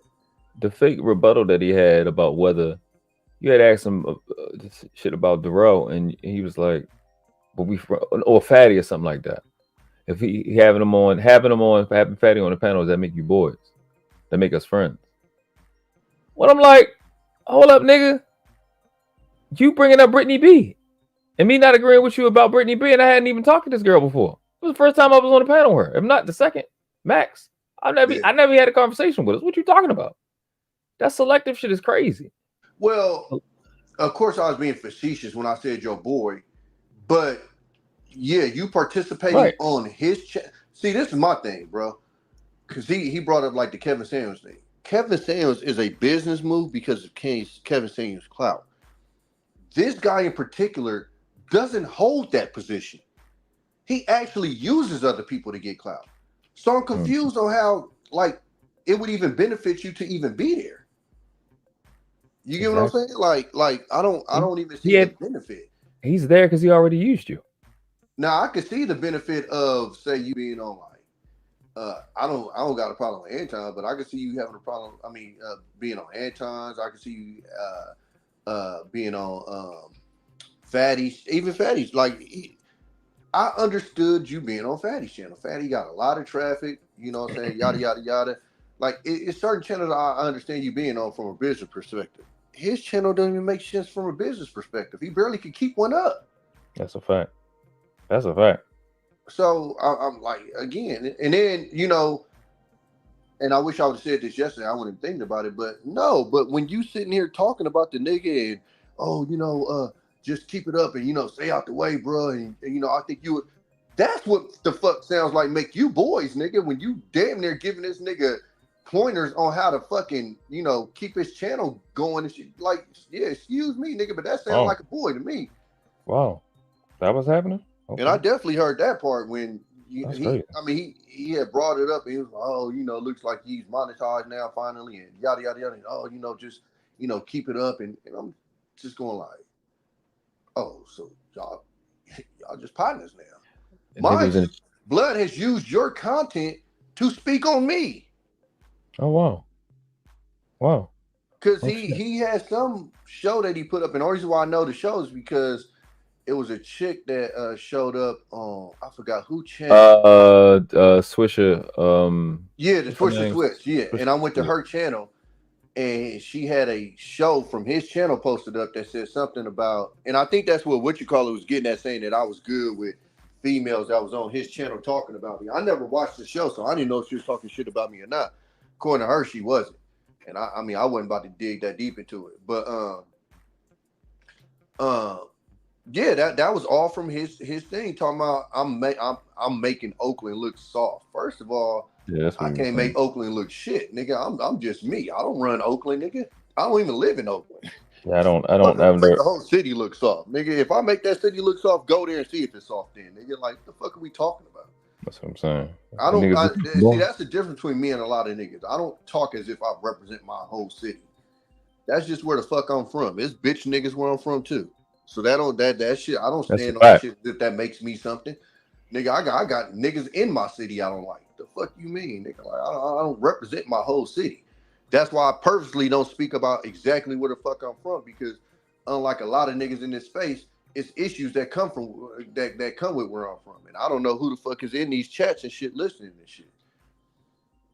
Yeah, that's the part that's the nuance of understanding the streets versus people just living vicariously through these screens. Yeah, and that's the part that be like so weird to me, because like I expect everybody to understand what I understand, and so when you kind of find out that everybody doesn't, it kind of fucks you up, because like I done fucked with a lot of people from like different cities, and to be honest with you, it's all pretty much the same shit. You know what I'm saying? Generally speaking, and that's the vibe, because it's generally just about the same thing. Because danger is kind of the same thing. Bleeding out, getting shot, fear.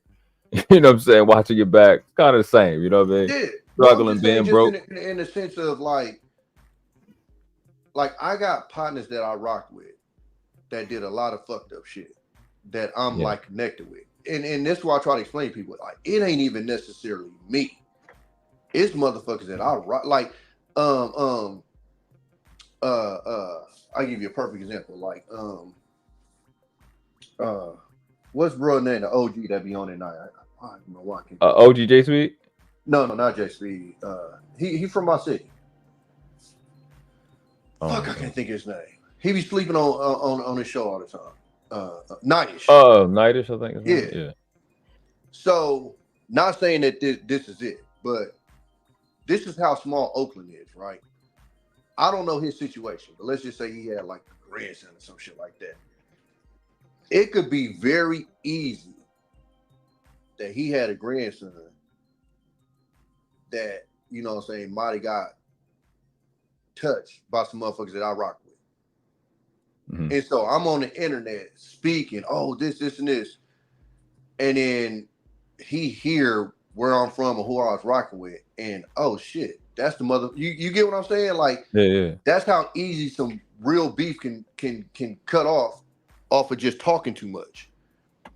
You know what I'm saying? I got a niece, right?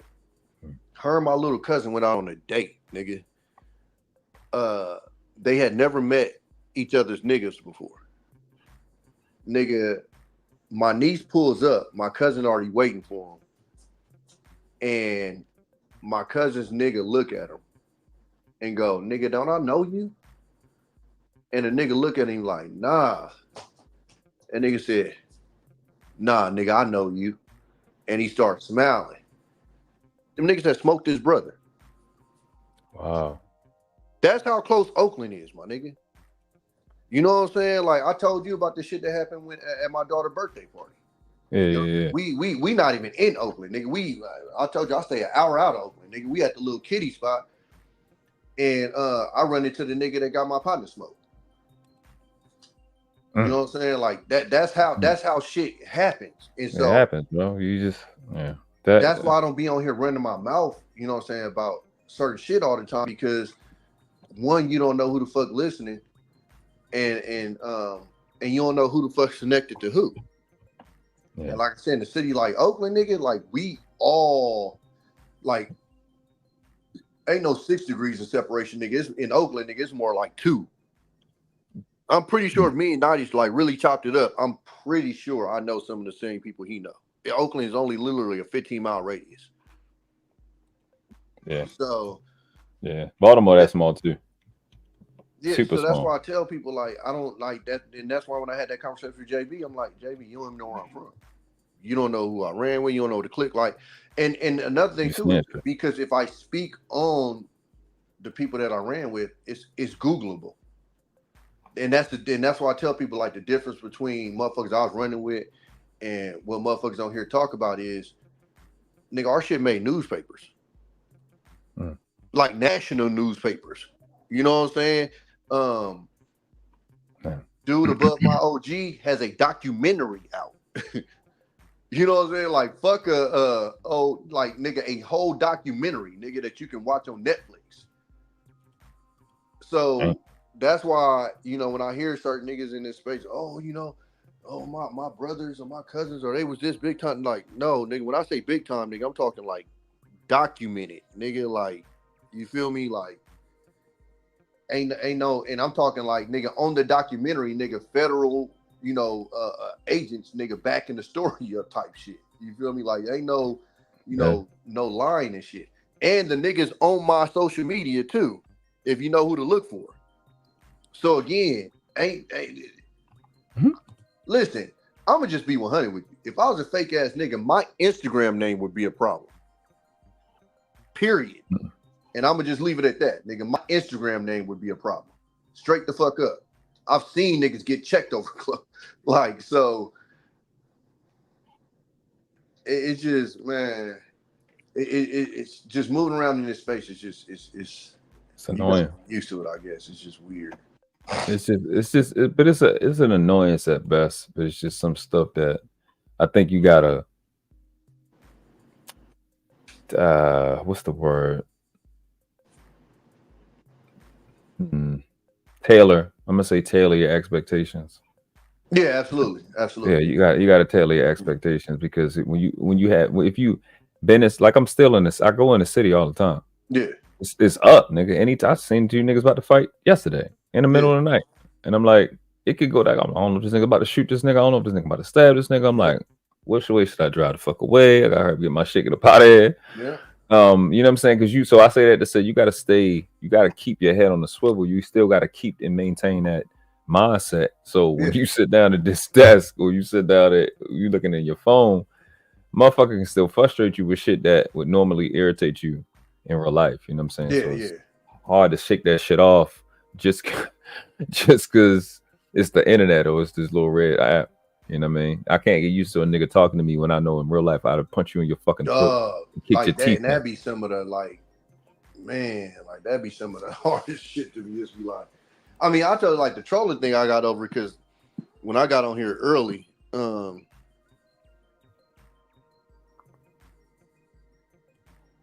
to Mac and RP.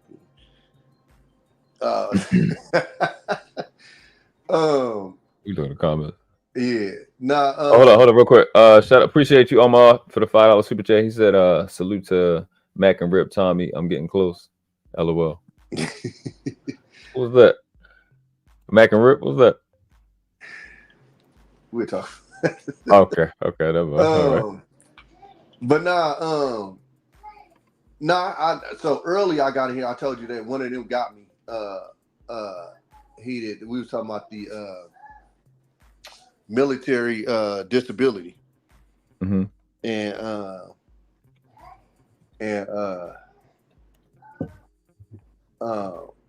he had said something about like anybody in the Navy don't deserve no disability. And nigga, I went off, you bitch ass nigga. Da, da, da, da. And right after I did that, right, the nigga goes, "Oh, we got one." Oh yeah, you told me. Fuck. And bro, ever since then, they ain't never been able to get me since. Nigga, I'm like, okay, I see the game. Like I'm competitive, so I'm like, oh, okay, I see the game. So for me, it's just about not losing. That's all it is. All of that shit. Okay, I see what it is. And that's what made it easy for me to not respond to a lot of that shit. I'm like, oh, okay, yeah. I feel that. But DJ, you back? I want to say I don't know if you talking about Mac Dre though, Omar. Nah, that ain't Mac Dre from Vallejo.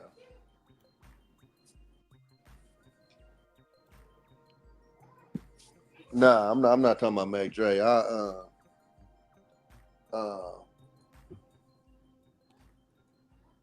It's called I don't give a fuck. It's called it's Cocaine Cowboys.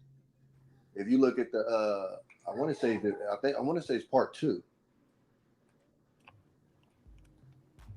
I ain't gonna ask some questions. I don't want to ask. But it's the one where the OG nigga from Oakland had wrote the godmother or whatever. He ended up dating her. Wrote the godmother. Yeah. That's a movie? What the fuck is that? Nah, Griselda Blanco. I don't know what that is. You never heard of Griselda Blanco? No, I don't know what the fuck that is. Oh yeah, then you gotta watch Cocaine Cowboys. She was a motherfucker. That bitch was insane. My bad. I think one time she was responsible for like 70% of the coke in America or some shit like that. That bitch was moving stupid bricks. And I'm talking about, nigga, if you looked at her the wrong way, nigga, it was adios for you. She out of Oakland? No. She out of Griselda. Well, she was in. I think she started in New York and then went to Miami. I could be wrong, but she ended up being locked up in the Bay. And Didn't that dude tell on her? Who? Charles. Oh, Remy. Whatever his name was. Yeah, the nigga that was with her, yeah. Gang shit. That was his her number one hitter. But she ended up getting released, and then she got smoked in Colombia the same way that she was smoking niggas. They did a motorcycle drive-by. Yeah, it always come around like that. Yeah. My bad, y'all. I had to go make a quick play right quick. No, that shit not good enough, bro. Not always, but a lot. What's not good enough? We're in the middle of the show, bro. Stay here. Don't make no money. Ain't that what podcast reaction y'all do? How dare you, nigga? Don't do shit for yourself. Who said I made some money? I mean, that's what a play usually is, but okay, I'm gonna go ahead and shut up. Sounds like a legal activity to me, sir. Wow. That's what a play sounds like to me with the way you made it look. No, G, I just had to run and do something right quick. But so I like the way this conversation ended up going, bro. First, I mean, y'all did this on purpose. Y'all definitely podcast friends. Y'all want to come up and derail the dragon, but he gonna say niggas don't fuck with him. I won't say, clearly y'all do. I won't say we're friends because y'all not even at the friend level. Y'all like right there. You know what I mean? I think I'd earn better than that by now, but that's fine. Hey, no, I don't know what to call you. I was about to come see this nigga when we was coming down to Memphis. Ain't that some shit? Oh yeah, I remember that. It didn't happen. This nigga might have set me up. It didn't happen. So there you go. You said you was about to, nigga. You was not here. Yeah, nigga, my bike broke down, nigga. I wasn't about to go out there and not be riding, Paul. I be at that club y'all was gonna go to. I already know. Okay. I be at that joint all the time, shooting and shit. But not guns, cameras. Yeah, from what I heard, everything went without a hitch too. Yeah, it was cool. Yeah. They don't it's a lot of old heads over. They don't play that shit over. Nah, nigga, but like 2 weeks later, y'all niggas was on Instagram going crazy on that same street. I said, yeah. I live off that street. Pops and them got out of there right in time. Cause it's a club that's connected. It's a club connected to a liquor store connected to a club. Right? Oh, that's always bad news. Oh, that sounds horrible. That sounds so bad. You asking for bullshit. Yeah, that's a fact. Yeah, man. It's a club connected to a liquor store and connected to what? And check this out. They got one way in, one way out. Type shit. Hot as fuck, bro. And he passed away a couple weeks ago, but they had a security guard that was well known named Bowleg over there. Shit crazy. That don't even. Oh yeah, you be safe out there too, nigga. Because I heard of that. I know that big jerk shit ain't about to just go. Nah, that shit ain't just gonna go over smooth. That shit about to go crazy. Got it. All right, you know we're just gonna chill. Yeah. You know that ain't going over smooth at all. Yeah. We've been at war. But see, look, that's what I'm talking about though, world class. Like even that shit, right? You look at all these nerd ass niggas on the internet, oh God, and putting the little dolphins, and I'm like, right, that shit's so fucking lame. Y'all wouldn't fucking dare. Y'all wouldn't dare in this nigga face. Who? So niggas that's Dolph fans was going up under Yo Gotti post and any post talking about it, saying, you know, go dig your brother up and why do they say shit like that, bro? Like, why lame do they do as that fuck, shit? bro. That shit Smoking is on that Mind you, see, but see, this is my problem, right? Is what happens in the private ended up going public. So I tell people all the time, niggas been on that type of shit. It just went on the internet. So what happens when niggas brought that shit to the internet? Now the nerds think, oh, that's what you're supposed to do. It's and entertainment. It's like, nah, nigga. Like a nigga that pissed on a nigga grave straight the fuck up, nigga. Like I don't think people really understand what a fucking op is. They don't. They just think it's somebody you don't like. I done heard niggas talk about somebody at work like they op. Like nah, nigga. I'll give you a perfect example, bro. I had to go under Dennis Haslam's comments, and I don't really comment like that. And had to explain to him how much of a bitch ass nigga he was on speaking on fucking Bill Russell the way he did. Udonis Haslam? Yeah, that nigga. So he had a story. You can look it up on his IG. He ended up apologizing, not to me personally, but he on his podcast. But you know, the Miami Heat and the Boston Celtics had that rivalry, right? So apparently he still holds that shit dear. So when they retired Bill Russell's number, he made a comment like, "Nigga, fuck Bill Russell, woo woo," right? Oh damn. I'm like, bro, I'm so sick of you nerd ass NBA niggas acting like these rivalries is some street shit, bro. You just disrespected a solid nigga. The shit that you talking about, them fans said to you is mild compared to what they said to Bill Russell, who actually paid for them niggas. And you out your mouth gonna disrespect him over a stupid ass rivalry. You have some niggas and he wasn't even playing for the team at that time. Like, nigga, that shit had me lightweight hot, blood, because I already get annoyed by these nerd ass basketball niggas that want to act like they just these, you know, certified goons headed by Steven Jackson nerd ass. But bro, to do somebody like Bill Russell, like, come the fuck on, bro. He's so. But that's the type of shit I'm talking about, though, dog. It's like these niggas that these shoulda, coulda, woulda ass niggas that wish they really jumped off the porch like that. What nigga brag about checking in to O-Block? That's a grown ass. That goofy nigga. Like, bro, that goofy nigga. You don't even brag about checking in. Period. Like that's really like. What you mean, anyway. But you a grown ass man. Like, bro, how long you gonna ride off that fight in Indianapolis that you really didn't even whoop? CJ, you think I was gonna come to Memphis and be like, take me to your hood so I can record a video saying I took you to Memphis? Nigga, this nigga CJ would have looked at me like this goofy ass. Hey, what? I bet. Come on. First of all, nigga, I'm not going to nobody else's city to go to another ghetto, nigga. Your ass a lick. You a lick. I'm like, oh yeah, for sure. Come on. You feel me? Like, just goofy shit, nigga. But you so much want to be this quote unquote real one that you being fake to be a real one. That's the funniest part about it. Weirdest shit ever, bro. Weirdest shit ever. You doing fake shit to prove you a real one. That shit is crazy. World class. I mean, low class. I mean, whole class. I mean, damn. Don't do it, bro. Don't do it. I don't know where he at. You know what I'm saying? You think I don't got control over it? I do. Hey, he pulled Omar Smith with a $5 say, "What's popping?" He said, "I'm hip, bro. I grew up in the Penn certified. Damn, he's certified juvenile. God damn." Shout out to Omar. Appreciate you. Our juvenile pen called YA Youth Authority. CYA. They just call it, them documentaries be having me hooked, nigga. I ain't gonna lie, like Cali niggas and they banging and shit, and like it's just different, bro. Like how that shit is, like especially back in the day, how them niggas was just, it was life. Oh like, yeah, it still is for some niggas. You see, Crip Mac 5-5 Crib. Yeah, like it's like it like don't get me wrong, we getting active out here, but like we down in niggas for niggas taking bricks, niggas taking your bitch, niggas getting into it, nigga might shoot at you. Like that's going on. Like niggas robbing each other, niggas throwing up sets on each other, but like now that's different level though. Like that shit was gladiator school. It still is, nigga. If you go to county jail in LA, nigga, I'm talking about nigga. It's worse than prison. Like, nigga, no, for real, nigga. They tell you straight up, nigga. The county jail is way worse.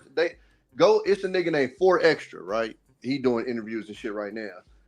And that nigga said straight up, nigga, 10 fades, 10 fights, back to back to back, and you ain't turning down nothing.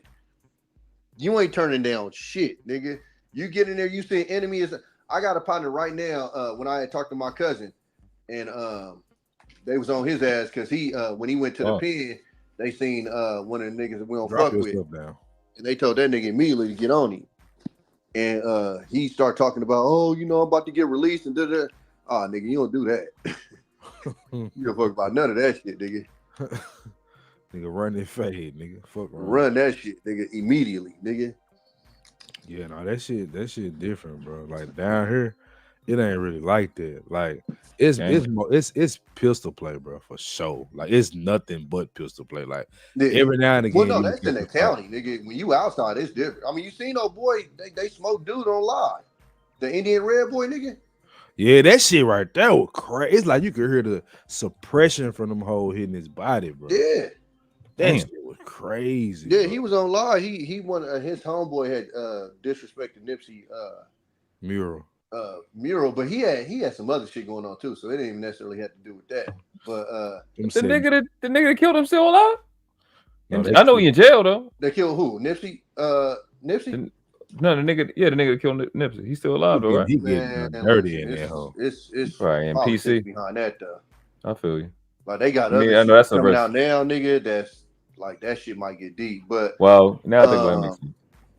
I put it like this: if he ever gets the chance to come out, he ain't gonna have much fun. That gotta be stressful to know that you out of there when you get out of there. Like even when you get out of there a little bit, like as soon as you hit the population, you out of there. Stay in there. I don't think you got a choice. Nigga gonna twist his shirt up, no pause. Seriously. And nigga gonna twist his motherfucking shirt into a ribbon, nigga. Yeah, that's bruh.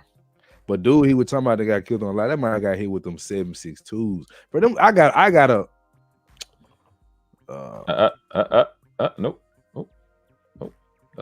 Don't talk about what I've been to the gun range. Legally. With a license. Legally with a license. Yes, there we go. And I shot a ARP and I shot a Draco. Them some big fucking bullets, bro. Hold up. We was having this. What's the Draco's an AR with the it's an AK. It's an AK. I said AR. I meant AK. I said AR. It's a baby joint. Yeah. You can't even be accurate with that for real. You can be slightly accurate, but it's too powerful, bro. Why the fuck I say AR? I wouldn't even like. I got a Draco, but I got a bigger body joint. Like them joints with the wood on it. They call it the micros. Bro, you got a Draco on the Grand Theft Auto, right? Is what you're saying? Yeah. That joint. Yeah. That joint is a good gun, right? Like, but them bullets, bro, they so big, fool. They big. Hell yeah, like. Bro got hitting his throat with that joint on live. Like, bro. Shit. Yeah, that shit shattered. Yeah, it's over. It's fucking over. You not getting nowhere.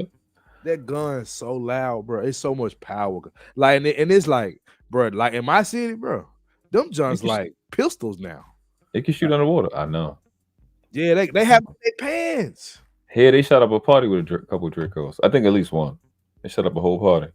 Where y'all live on the murder rate, world class? I don't want to know. Okay. I don't want to know. I don't hear as many so-and-so got killed, but I stopped talking to people. So it's probably bad. It's dangerous out there. Niggas look broke. Yeah, it's like these young niggas don't want to fight. I mean, it started with us too. They can't. They can't. That's a fact. Bro, we used to do something called 10 seconds, bro. Like we would just fight, but we was like doing that shit at 10 years old. Like just doing it. Like these niggas I be seeing them fight, they be really windmilling. I started off windmilling, but I eventually graduated to peace. I mean, even in my generation, in the city I'm from, the part of the city I'm from, we would fight. You see a lot of fights, and then niggas will still hoop after that. Yeah. The same niggas. Niggas shake hands. Especially in football, we'll fight. Niggas definitely like it's a level of respect, like, you know, regular fights. Like, you know, man, nigga testosterone too high, niggas challenging. Yeah. Sports shit. You're gonna figure out your place real quick. That's a fact. Yeah, but you have respect And then even watching niggas fight, you'll have respect. Like, oh, it he was has some understood. You know, it was like it was almost like bro getting more. You gonna get more respect even if you lose. Like people just gonna respect you. Like now it's not like these niggas will lose a fight and cry and go get a gun, bro. That's a fact. Like I mean, I've seen niggas lose a fight, get up and like, you got me, dap up. Like I respect that shit, bro. Yep. I'm not about to drag you for that. I mean, I might say some funny shit later, but you know what I'm saying? But I ain't gonna it'll be niggas gonna get these jokes. Everybody gonna get these jokes. For real, like what Zoe said, it was like we wanted to know who got them bitches, like who really can, who that nigga. You know what I mean? It was just natural. We wasn't taught that shit. Right. It was just natural, but people didn't get in the way. So we start our backyard wrestling and end up going head up because everybody want to know who got them hands for. That's a fact. These niggas talk shit like you want to know. Whether it's sports, spades, football, like niggas, that's just what we do all around the planet. Keep it shit a vein. What we do. It's a part of what we are, man. It is what it is. Oh, I said, bro, football saved my life. Like I got football. So much aggression out playing football. Yeah, man. Yeah. And then not just the aggression, you get the recognition you looking for. Yeah. You know what I'm saying? You get the acknowledgement that you're looking for and the respect that you're looking for. So, and coach will get on your ass when you soft. Right. Like, so it was both ways, you know what I'm saying? Yeah. Yeah, I miss them days for sure. Yeah. Coach get on your ass when you soft is crazy. I'm gonna let you rock though. I'm gonna let you live. I ain't gonna, I mean. That's literally not let me rock because you just said it. So you might well just go ahead and say it. Hey yo. Yeah. Hell yeah. Crazy. Well, but I listen, we're gonna go on shutdown. Podcast is friends, internet friends came up and did the podcast shit in the real show. Say no, y'all definitely came and gave wisdom and at a time let me vent, let the Freezy vent, and I appreciate y'all too for that. You know, still keeping integrity, keeping shit a stack. Kind of doing the same shit we've been doing and giving him the same grace. Because that's what you expect niggas to do, you know what I'm saying? Y'all came, that's why when you asked it and he asked it. You wasn't tagged because I ain't let Mandro come up because I just wanted the people that was tagged, but you definitely have been involved in the behind the scenes. It's personal. You know what I'm saying? So I appreciate for you and what you've been doing, and you know, not just this situation, but you know, keeping peace and trying to keep a level of, man, let's keep most of this shit private. Yeah. Get it offline. You've been honest about this up on your own channel and shit, so that's why I'm saying it now. Yeah. And telling me being objective, because you know, same shit, niggas got problems, just let them niggas fight. Let the niggas fight. Don't let nobody get no gun, no knives. Let them get over it. That's all it is. That's good. It. You want more? What y'all on? Y'all done? Yeah. You know what I'm saying? Yeah. Sadly, this is only the half of it. It's the other part. God, you did all that to say you doing a part 2. I'm done with this nigga, man. But keep shit in stack. I'm not. I didn't know exactly. I didn't know Just Jay was going. This wasn't planned. I didn't know Just Jay, even though it's a thumbnail that I made while I was up here. Put it on it when we get to my channel. You'll see it. I didn't know Just Jay was going to review it. I'm glad she did. Shout out to Shanika, Gore, Zoe. Shout out to everybody that came through. The bitch nigga Fatty, I got sent Fatty's doing a trailer of this. So at the same time, so boom, when people go to look and they'll find it. They'll find this and they'll hear the real shit because he's a bitch. And that's what he does. But I think honestly, I'm not gonna act like I'm as mad as I was before, and it's only because Freezy got to say what he said, because I didn't expect Freezy to say anything, so I was really gonna drag the nigga because of that. But because Freezy came up and said what he said, I'm probably gonna let it rock, and I'm not gonna say the other things I said I was gonna say. I want to say what now? Yeah, I'm not. I'm probably not. I was just playing about this in the first half. I'm gonna just let this rock. I definitely appreciate Just Jay for addressing it, because I was super frustrated about the situation, because it's just I just don't like disrespect. People will see me be disrespectful. Obviously, it's a reason. I'm not gonna actually look for the reason. It is what it is. I'm on the internet. Niggas catch me just cussing them out, and that's how they take me. It is what it is. I'm a grown ass man. I know what I'm doing when I do it. I know niggas will come in halfway and have that perspective, but I don't do shit for no reason. I don't think that there's ever a place for disrespect. It don't have to happen. It really doesn't have to happen. Like you can do just about everything and not be disrespectful. There's really no place for it. It seems like you gotta go out your way to be just disrespectful. And I mean, and again, at the same time, it goes for retaliatory disrespect. You still don't have to do it. You said what? It's still no place for retaliatory disrespect. You know what I'm saying? You still don't have to do it. I just thoroughly enjoy it. Right. Because you know of what I come from, and that's just what I'm good at. You know what I'm saying? I'm really, really good at it. But that's not an excuse. It is what it is. It is wrong. I don't ever try to speak as if it's okay. I don't never be on here. I've been nowhere trying to sell people that I'm a good person. I'm not a good person. I'm what's necessary. I don't like good people. Good people let bad things happen and they don't say shit. I'm not a good person fan. I don't like the shit they do. I think I'm a good person, not a nice person. That's what I would say about myself. Yeah, I understand. I wouldn't say nice means stupid. So yeah, I'm not on here trying to be the good guy. I'm just what's necessary. I'm what they send when the best feel because I don't. And I just think it's things that need to be done. And I think most of the stuff that I said I was going to make sure I do when I was here, I did it. Now I'm going to have fun because I've been in contact with dope content creators. I just want to have fun now, you know what I mean, and do what I do. So we got a lot of fun stuff coming. I don't have a lot of time like I used to have, but it is what it is. You know, niggas about to blow up. But I think my next live that I do want to just talk about greatness for a second. Kind of inspired by my Ravens about to host our first conference championships, and I just think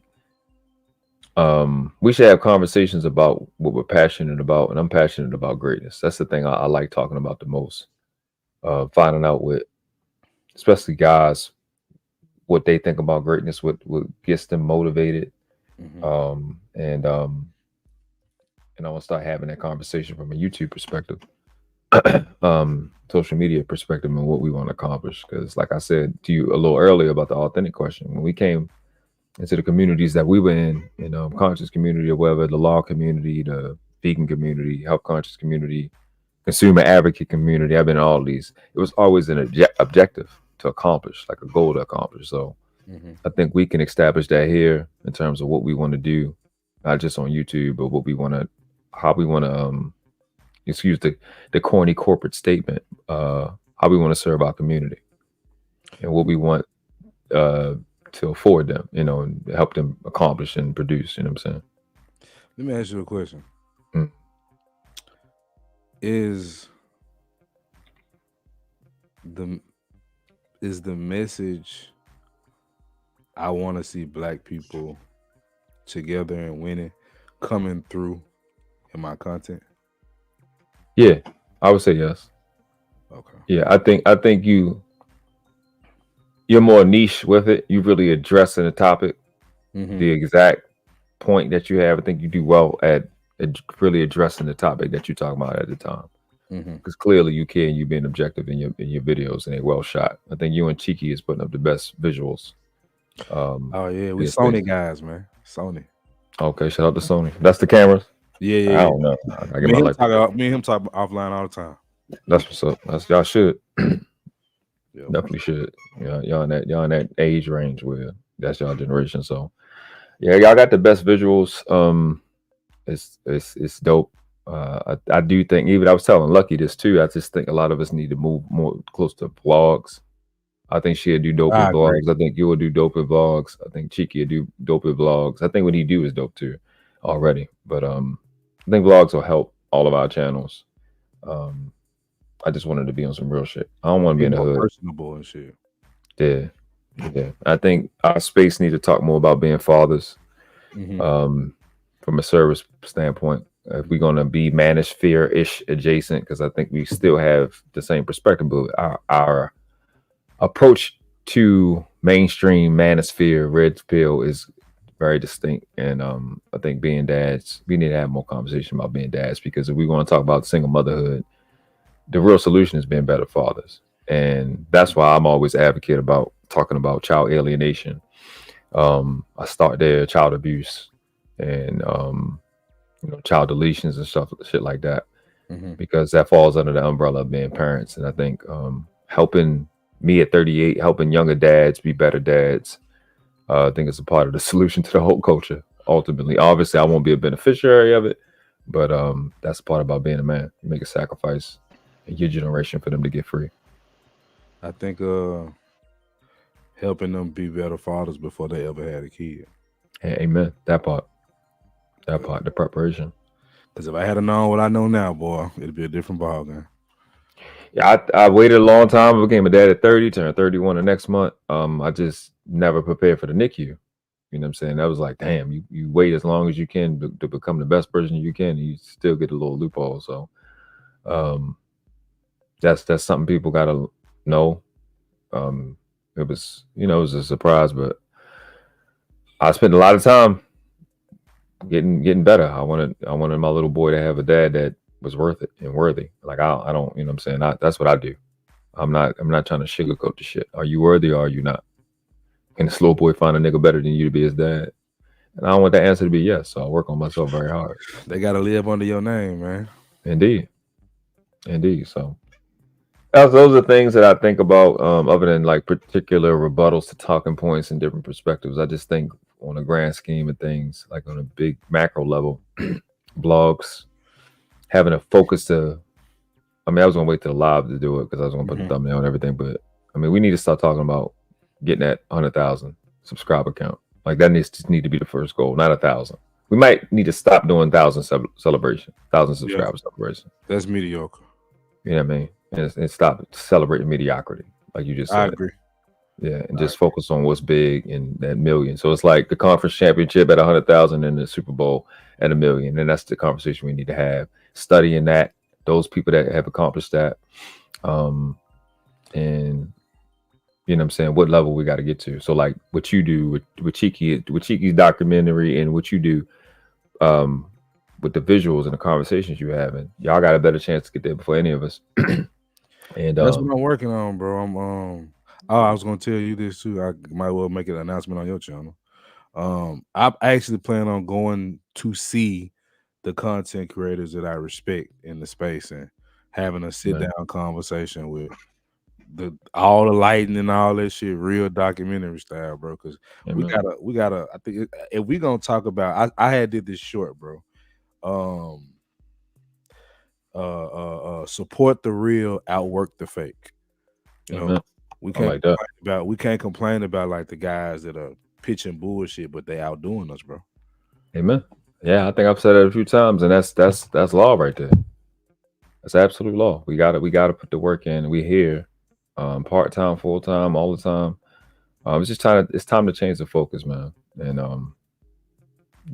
all the success principles that we got to implement, all of the networking that we really got to do at a high level. We need to start talking about what sponsors what. When I be watching the car sector, that had the same sponsor over and over and over again. Yeah. Even when Lapeef did the T. Gangley shit that you be talking to me about, I see that. I see Lapeef to have it. I seen what the fuck, mediocre tutorial reviews. He got it. Man, got that. Man, yeah, man. So let's just go to work, man. We here. We've been here for hours.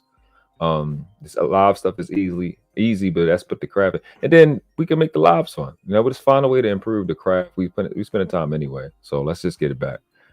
Get back to focusing, get what we need out of it. 100,000 subscribers. We want to start seeing people with that silver plaque and those gold plaques when they're going live. You know what I mean? And that's just the goal. We just stop trying to think small. It's crazy. They have way more than just those two. Yeah, they got a lot of different plaques. So I didn't even know. So I was researching. I'm like, yeah, niggas need to focus on getting a chip. Bro, I'm telling you, it's a lot of this shit is. The biggest channels you'll see don't go live. So Absolutely. It's like pre-recorded content is big. It's just finding your niche, I guess. We have this like being in the music industry, like being in the movie industry. Like we write almost like a freelance version of it. We can put out a product. Yep. And keep getting residuals on it. And you know what I'm saying? This shit can hit later. Yep. You know what I mean? And people can always, each one of these videos, when you monetize, they can hit the super chat. They can hit the super thanks. You can always get bread off of it. So it's like putting out a product, putting out a movie. People put movies on here. We just need to think big. It's our own media network. We need a network. We need to get better at network. We need to have lives or private lives about networking. Yep. networking in terms of the metadata, the AI shit that people are using, to help their shit get better.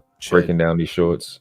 Chat. I haven't even checked some of these things, so some stuff I got to research. I'm just getting better at making thumbnails myself. I like organic shit, editing. People don't know. Next, I'm probably one of the that's big 10 people that know how to edit in this space, to be honest.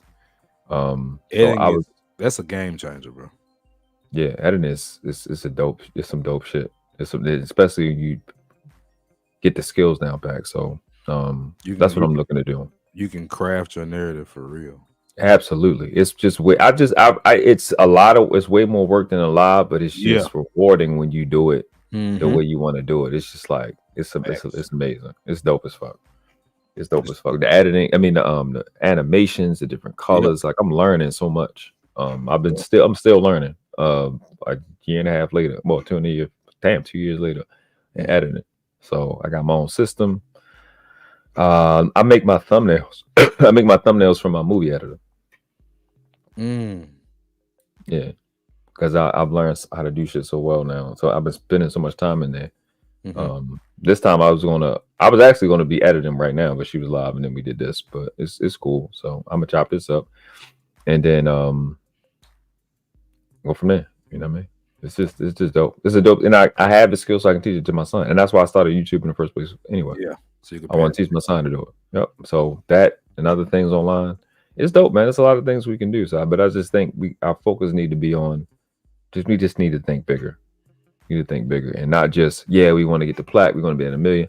What changes do we want to see in the world? What effect do we want to have on? So I put out my video. My live. I did my live on the 10 lessons for young men. And I'm gonna do more shit like that. I'll break that shit down, add more content to it, add more context. I want to be in the self-development arena, but also just bringing private information like that initiates get to the public and give people opportunity to learn stuff that I learned. Even though I've been doing it, but that's the field I want to be in, irrespective of where I could go make money. I don't want to be where I can make money. I want to make money where I can make a difference. That's my mindset. You know what I'm saying? Me too, bro. That's what I'd rather do. So I again, even like I said earlier, we Manosphere adjacent, but shout out to you. You got your watch hours. Congratulations to Sherelle. That's what's up. Appreciate you. That's what's up. Finally got her hours. Shout out to the benches. So Manosphere adjacent or whatever, but like I'm rocking with Just Jay, and I don't have no problem with, like, I took this approach. I kind of learned it I kind of came over here. I can talk all that shit about what black females is doing and the child deletion, and I'm going to continue to talk about it. But when you find dope women like Just Jay and Lauren Mack and Sherelle and people that's supportive to the space, everybody don't like. What I say? Go ahead, bro. You good? Okay. Like if you got a big enough mouth to talk shit, when you find dope women, you need to have that same size mouth. Pause. Yeah, I see what that shit was crazy. That's what you're saying. Wow. Unpause. I agree. So, and I think we're past a lot of that shit. That combative stuff. It's over with for that shit, bro. It's about over with. Like I watched the nigga that he be pressing the button, the big dude, he be pressing the button and yelling and shit. I'm over all that shit. I'm like, let's build an understand where y'all at, sugar bum and all, and where y'all at, contribute in the chat, having women on the panels. Let's have a real conversation. Let's actually build. Where y'all at with y'all shit? Here we at. Here is where we are with this, and move forward and actually build and have genuine conversations. So I'm looking to do panels like that. 4 women, 4 guys, or 5 and 5. It don't make no difference. Quick question, not for you. Just Jay. Are you there? Just Jay. Just Jay, you there? Yes, I'm here. Are you the same Just Jay that I've seen in like this dude named Lennon Honor chat? Yes. Okay, just checking. All right. Oh no. What? Okay. What you did? That was you. That was all. What I did? I didn't do nothing. I see. Look at you. I'm defensive. So innocent. You so innocent.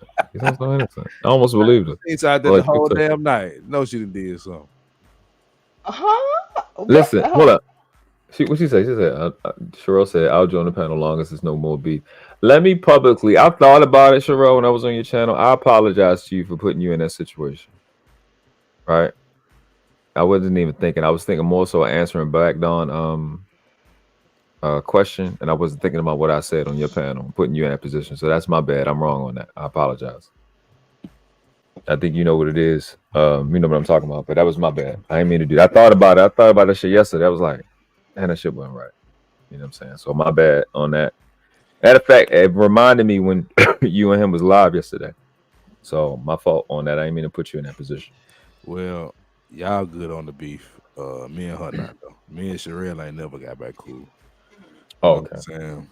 Yeah, so I'm still trying to figure out what I did. I ain't say you did nothing. That's how you know you got to get. That's a little guilt. That's what that sounds like.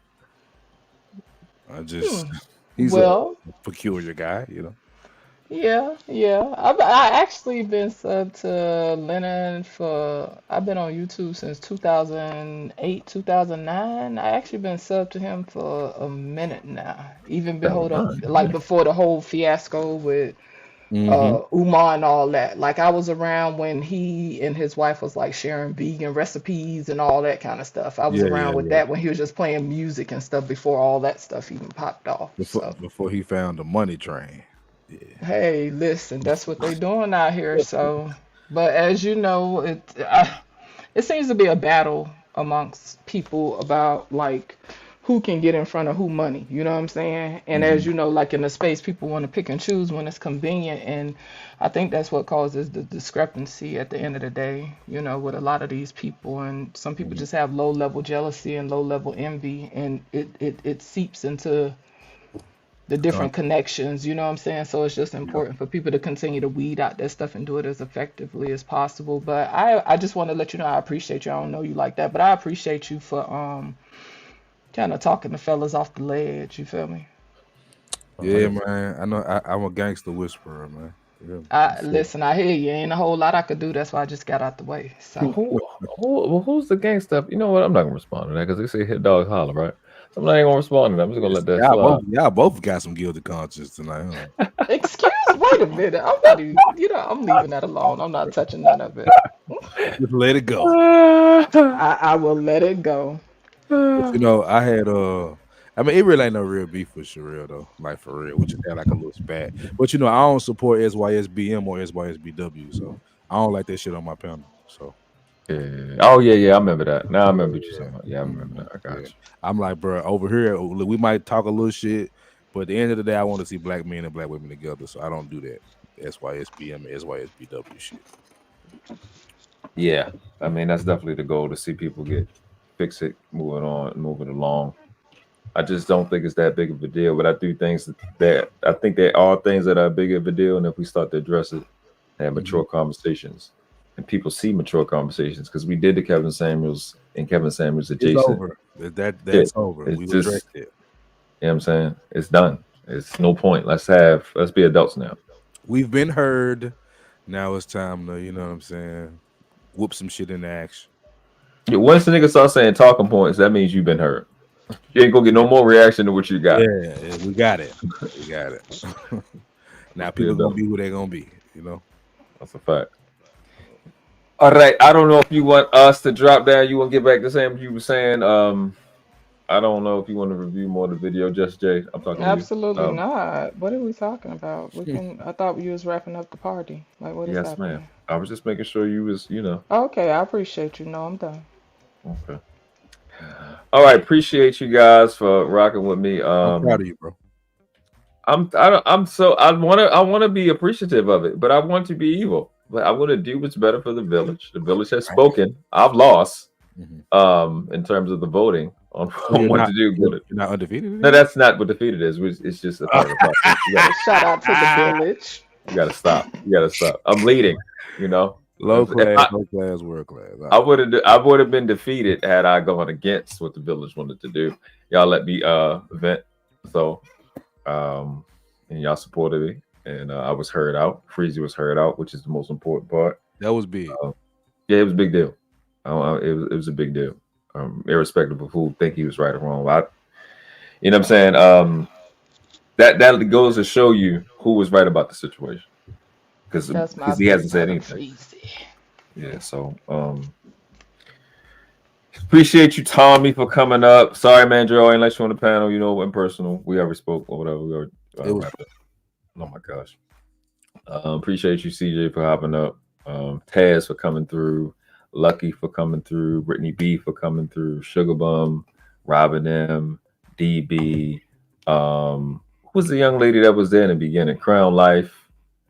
Got her name. Shanika, obviously Shanika. Red Lipstick Vibes. Gore. Zoe been rocking with us for a couple hours. Omar for the super chats. Appreciate you, bro.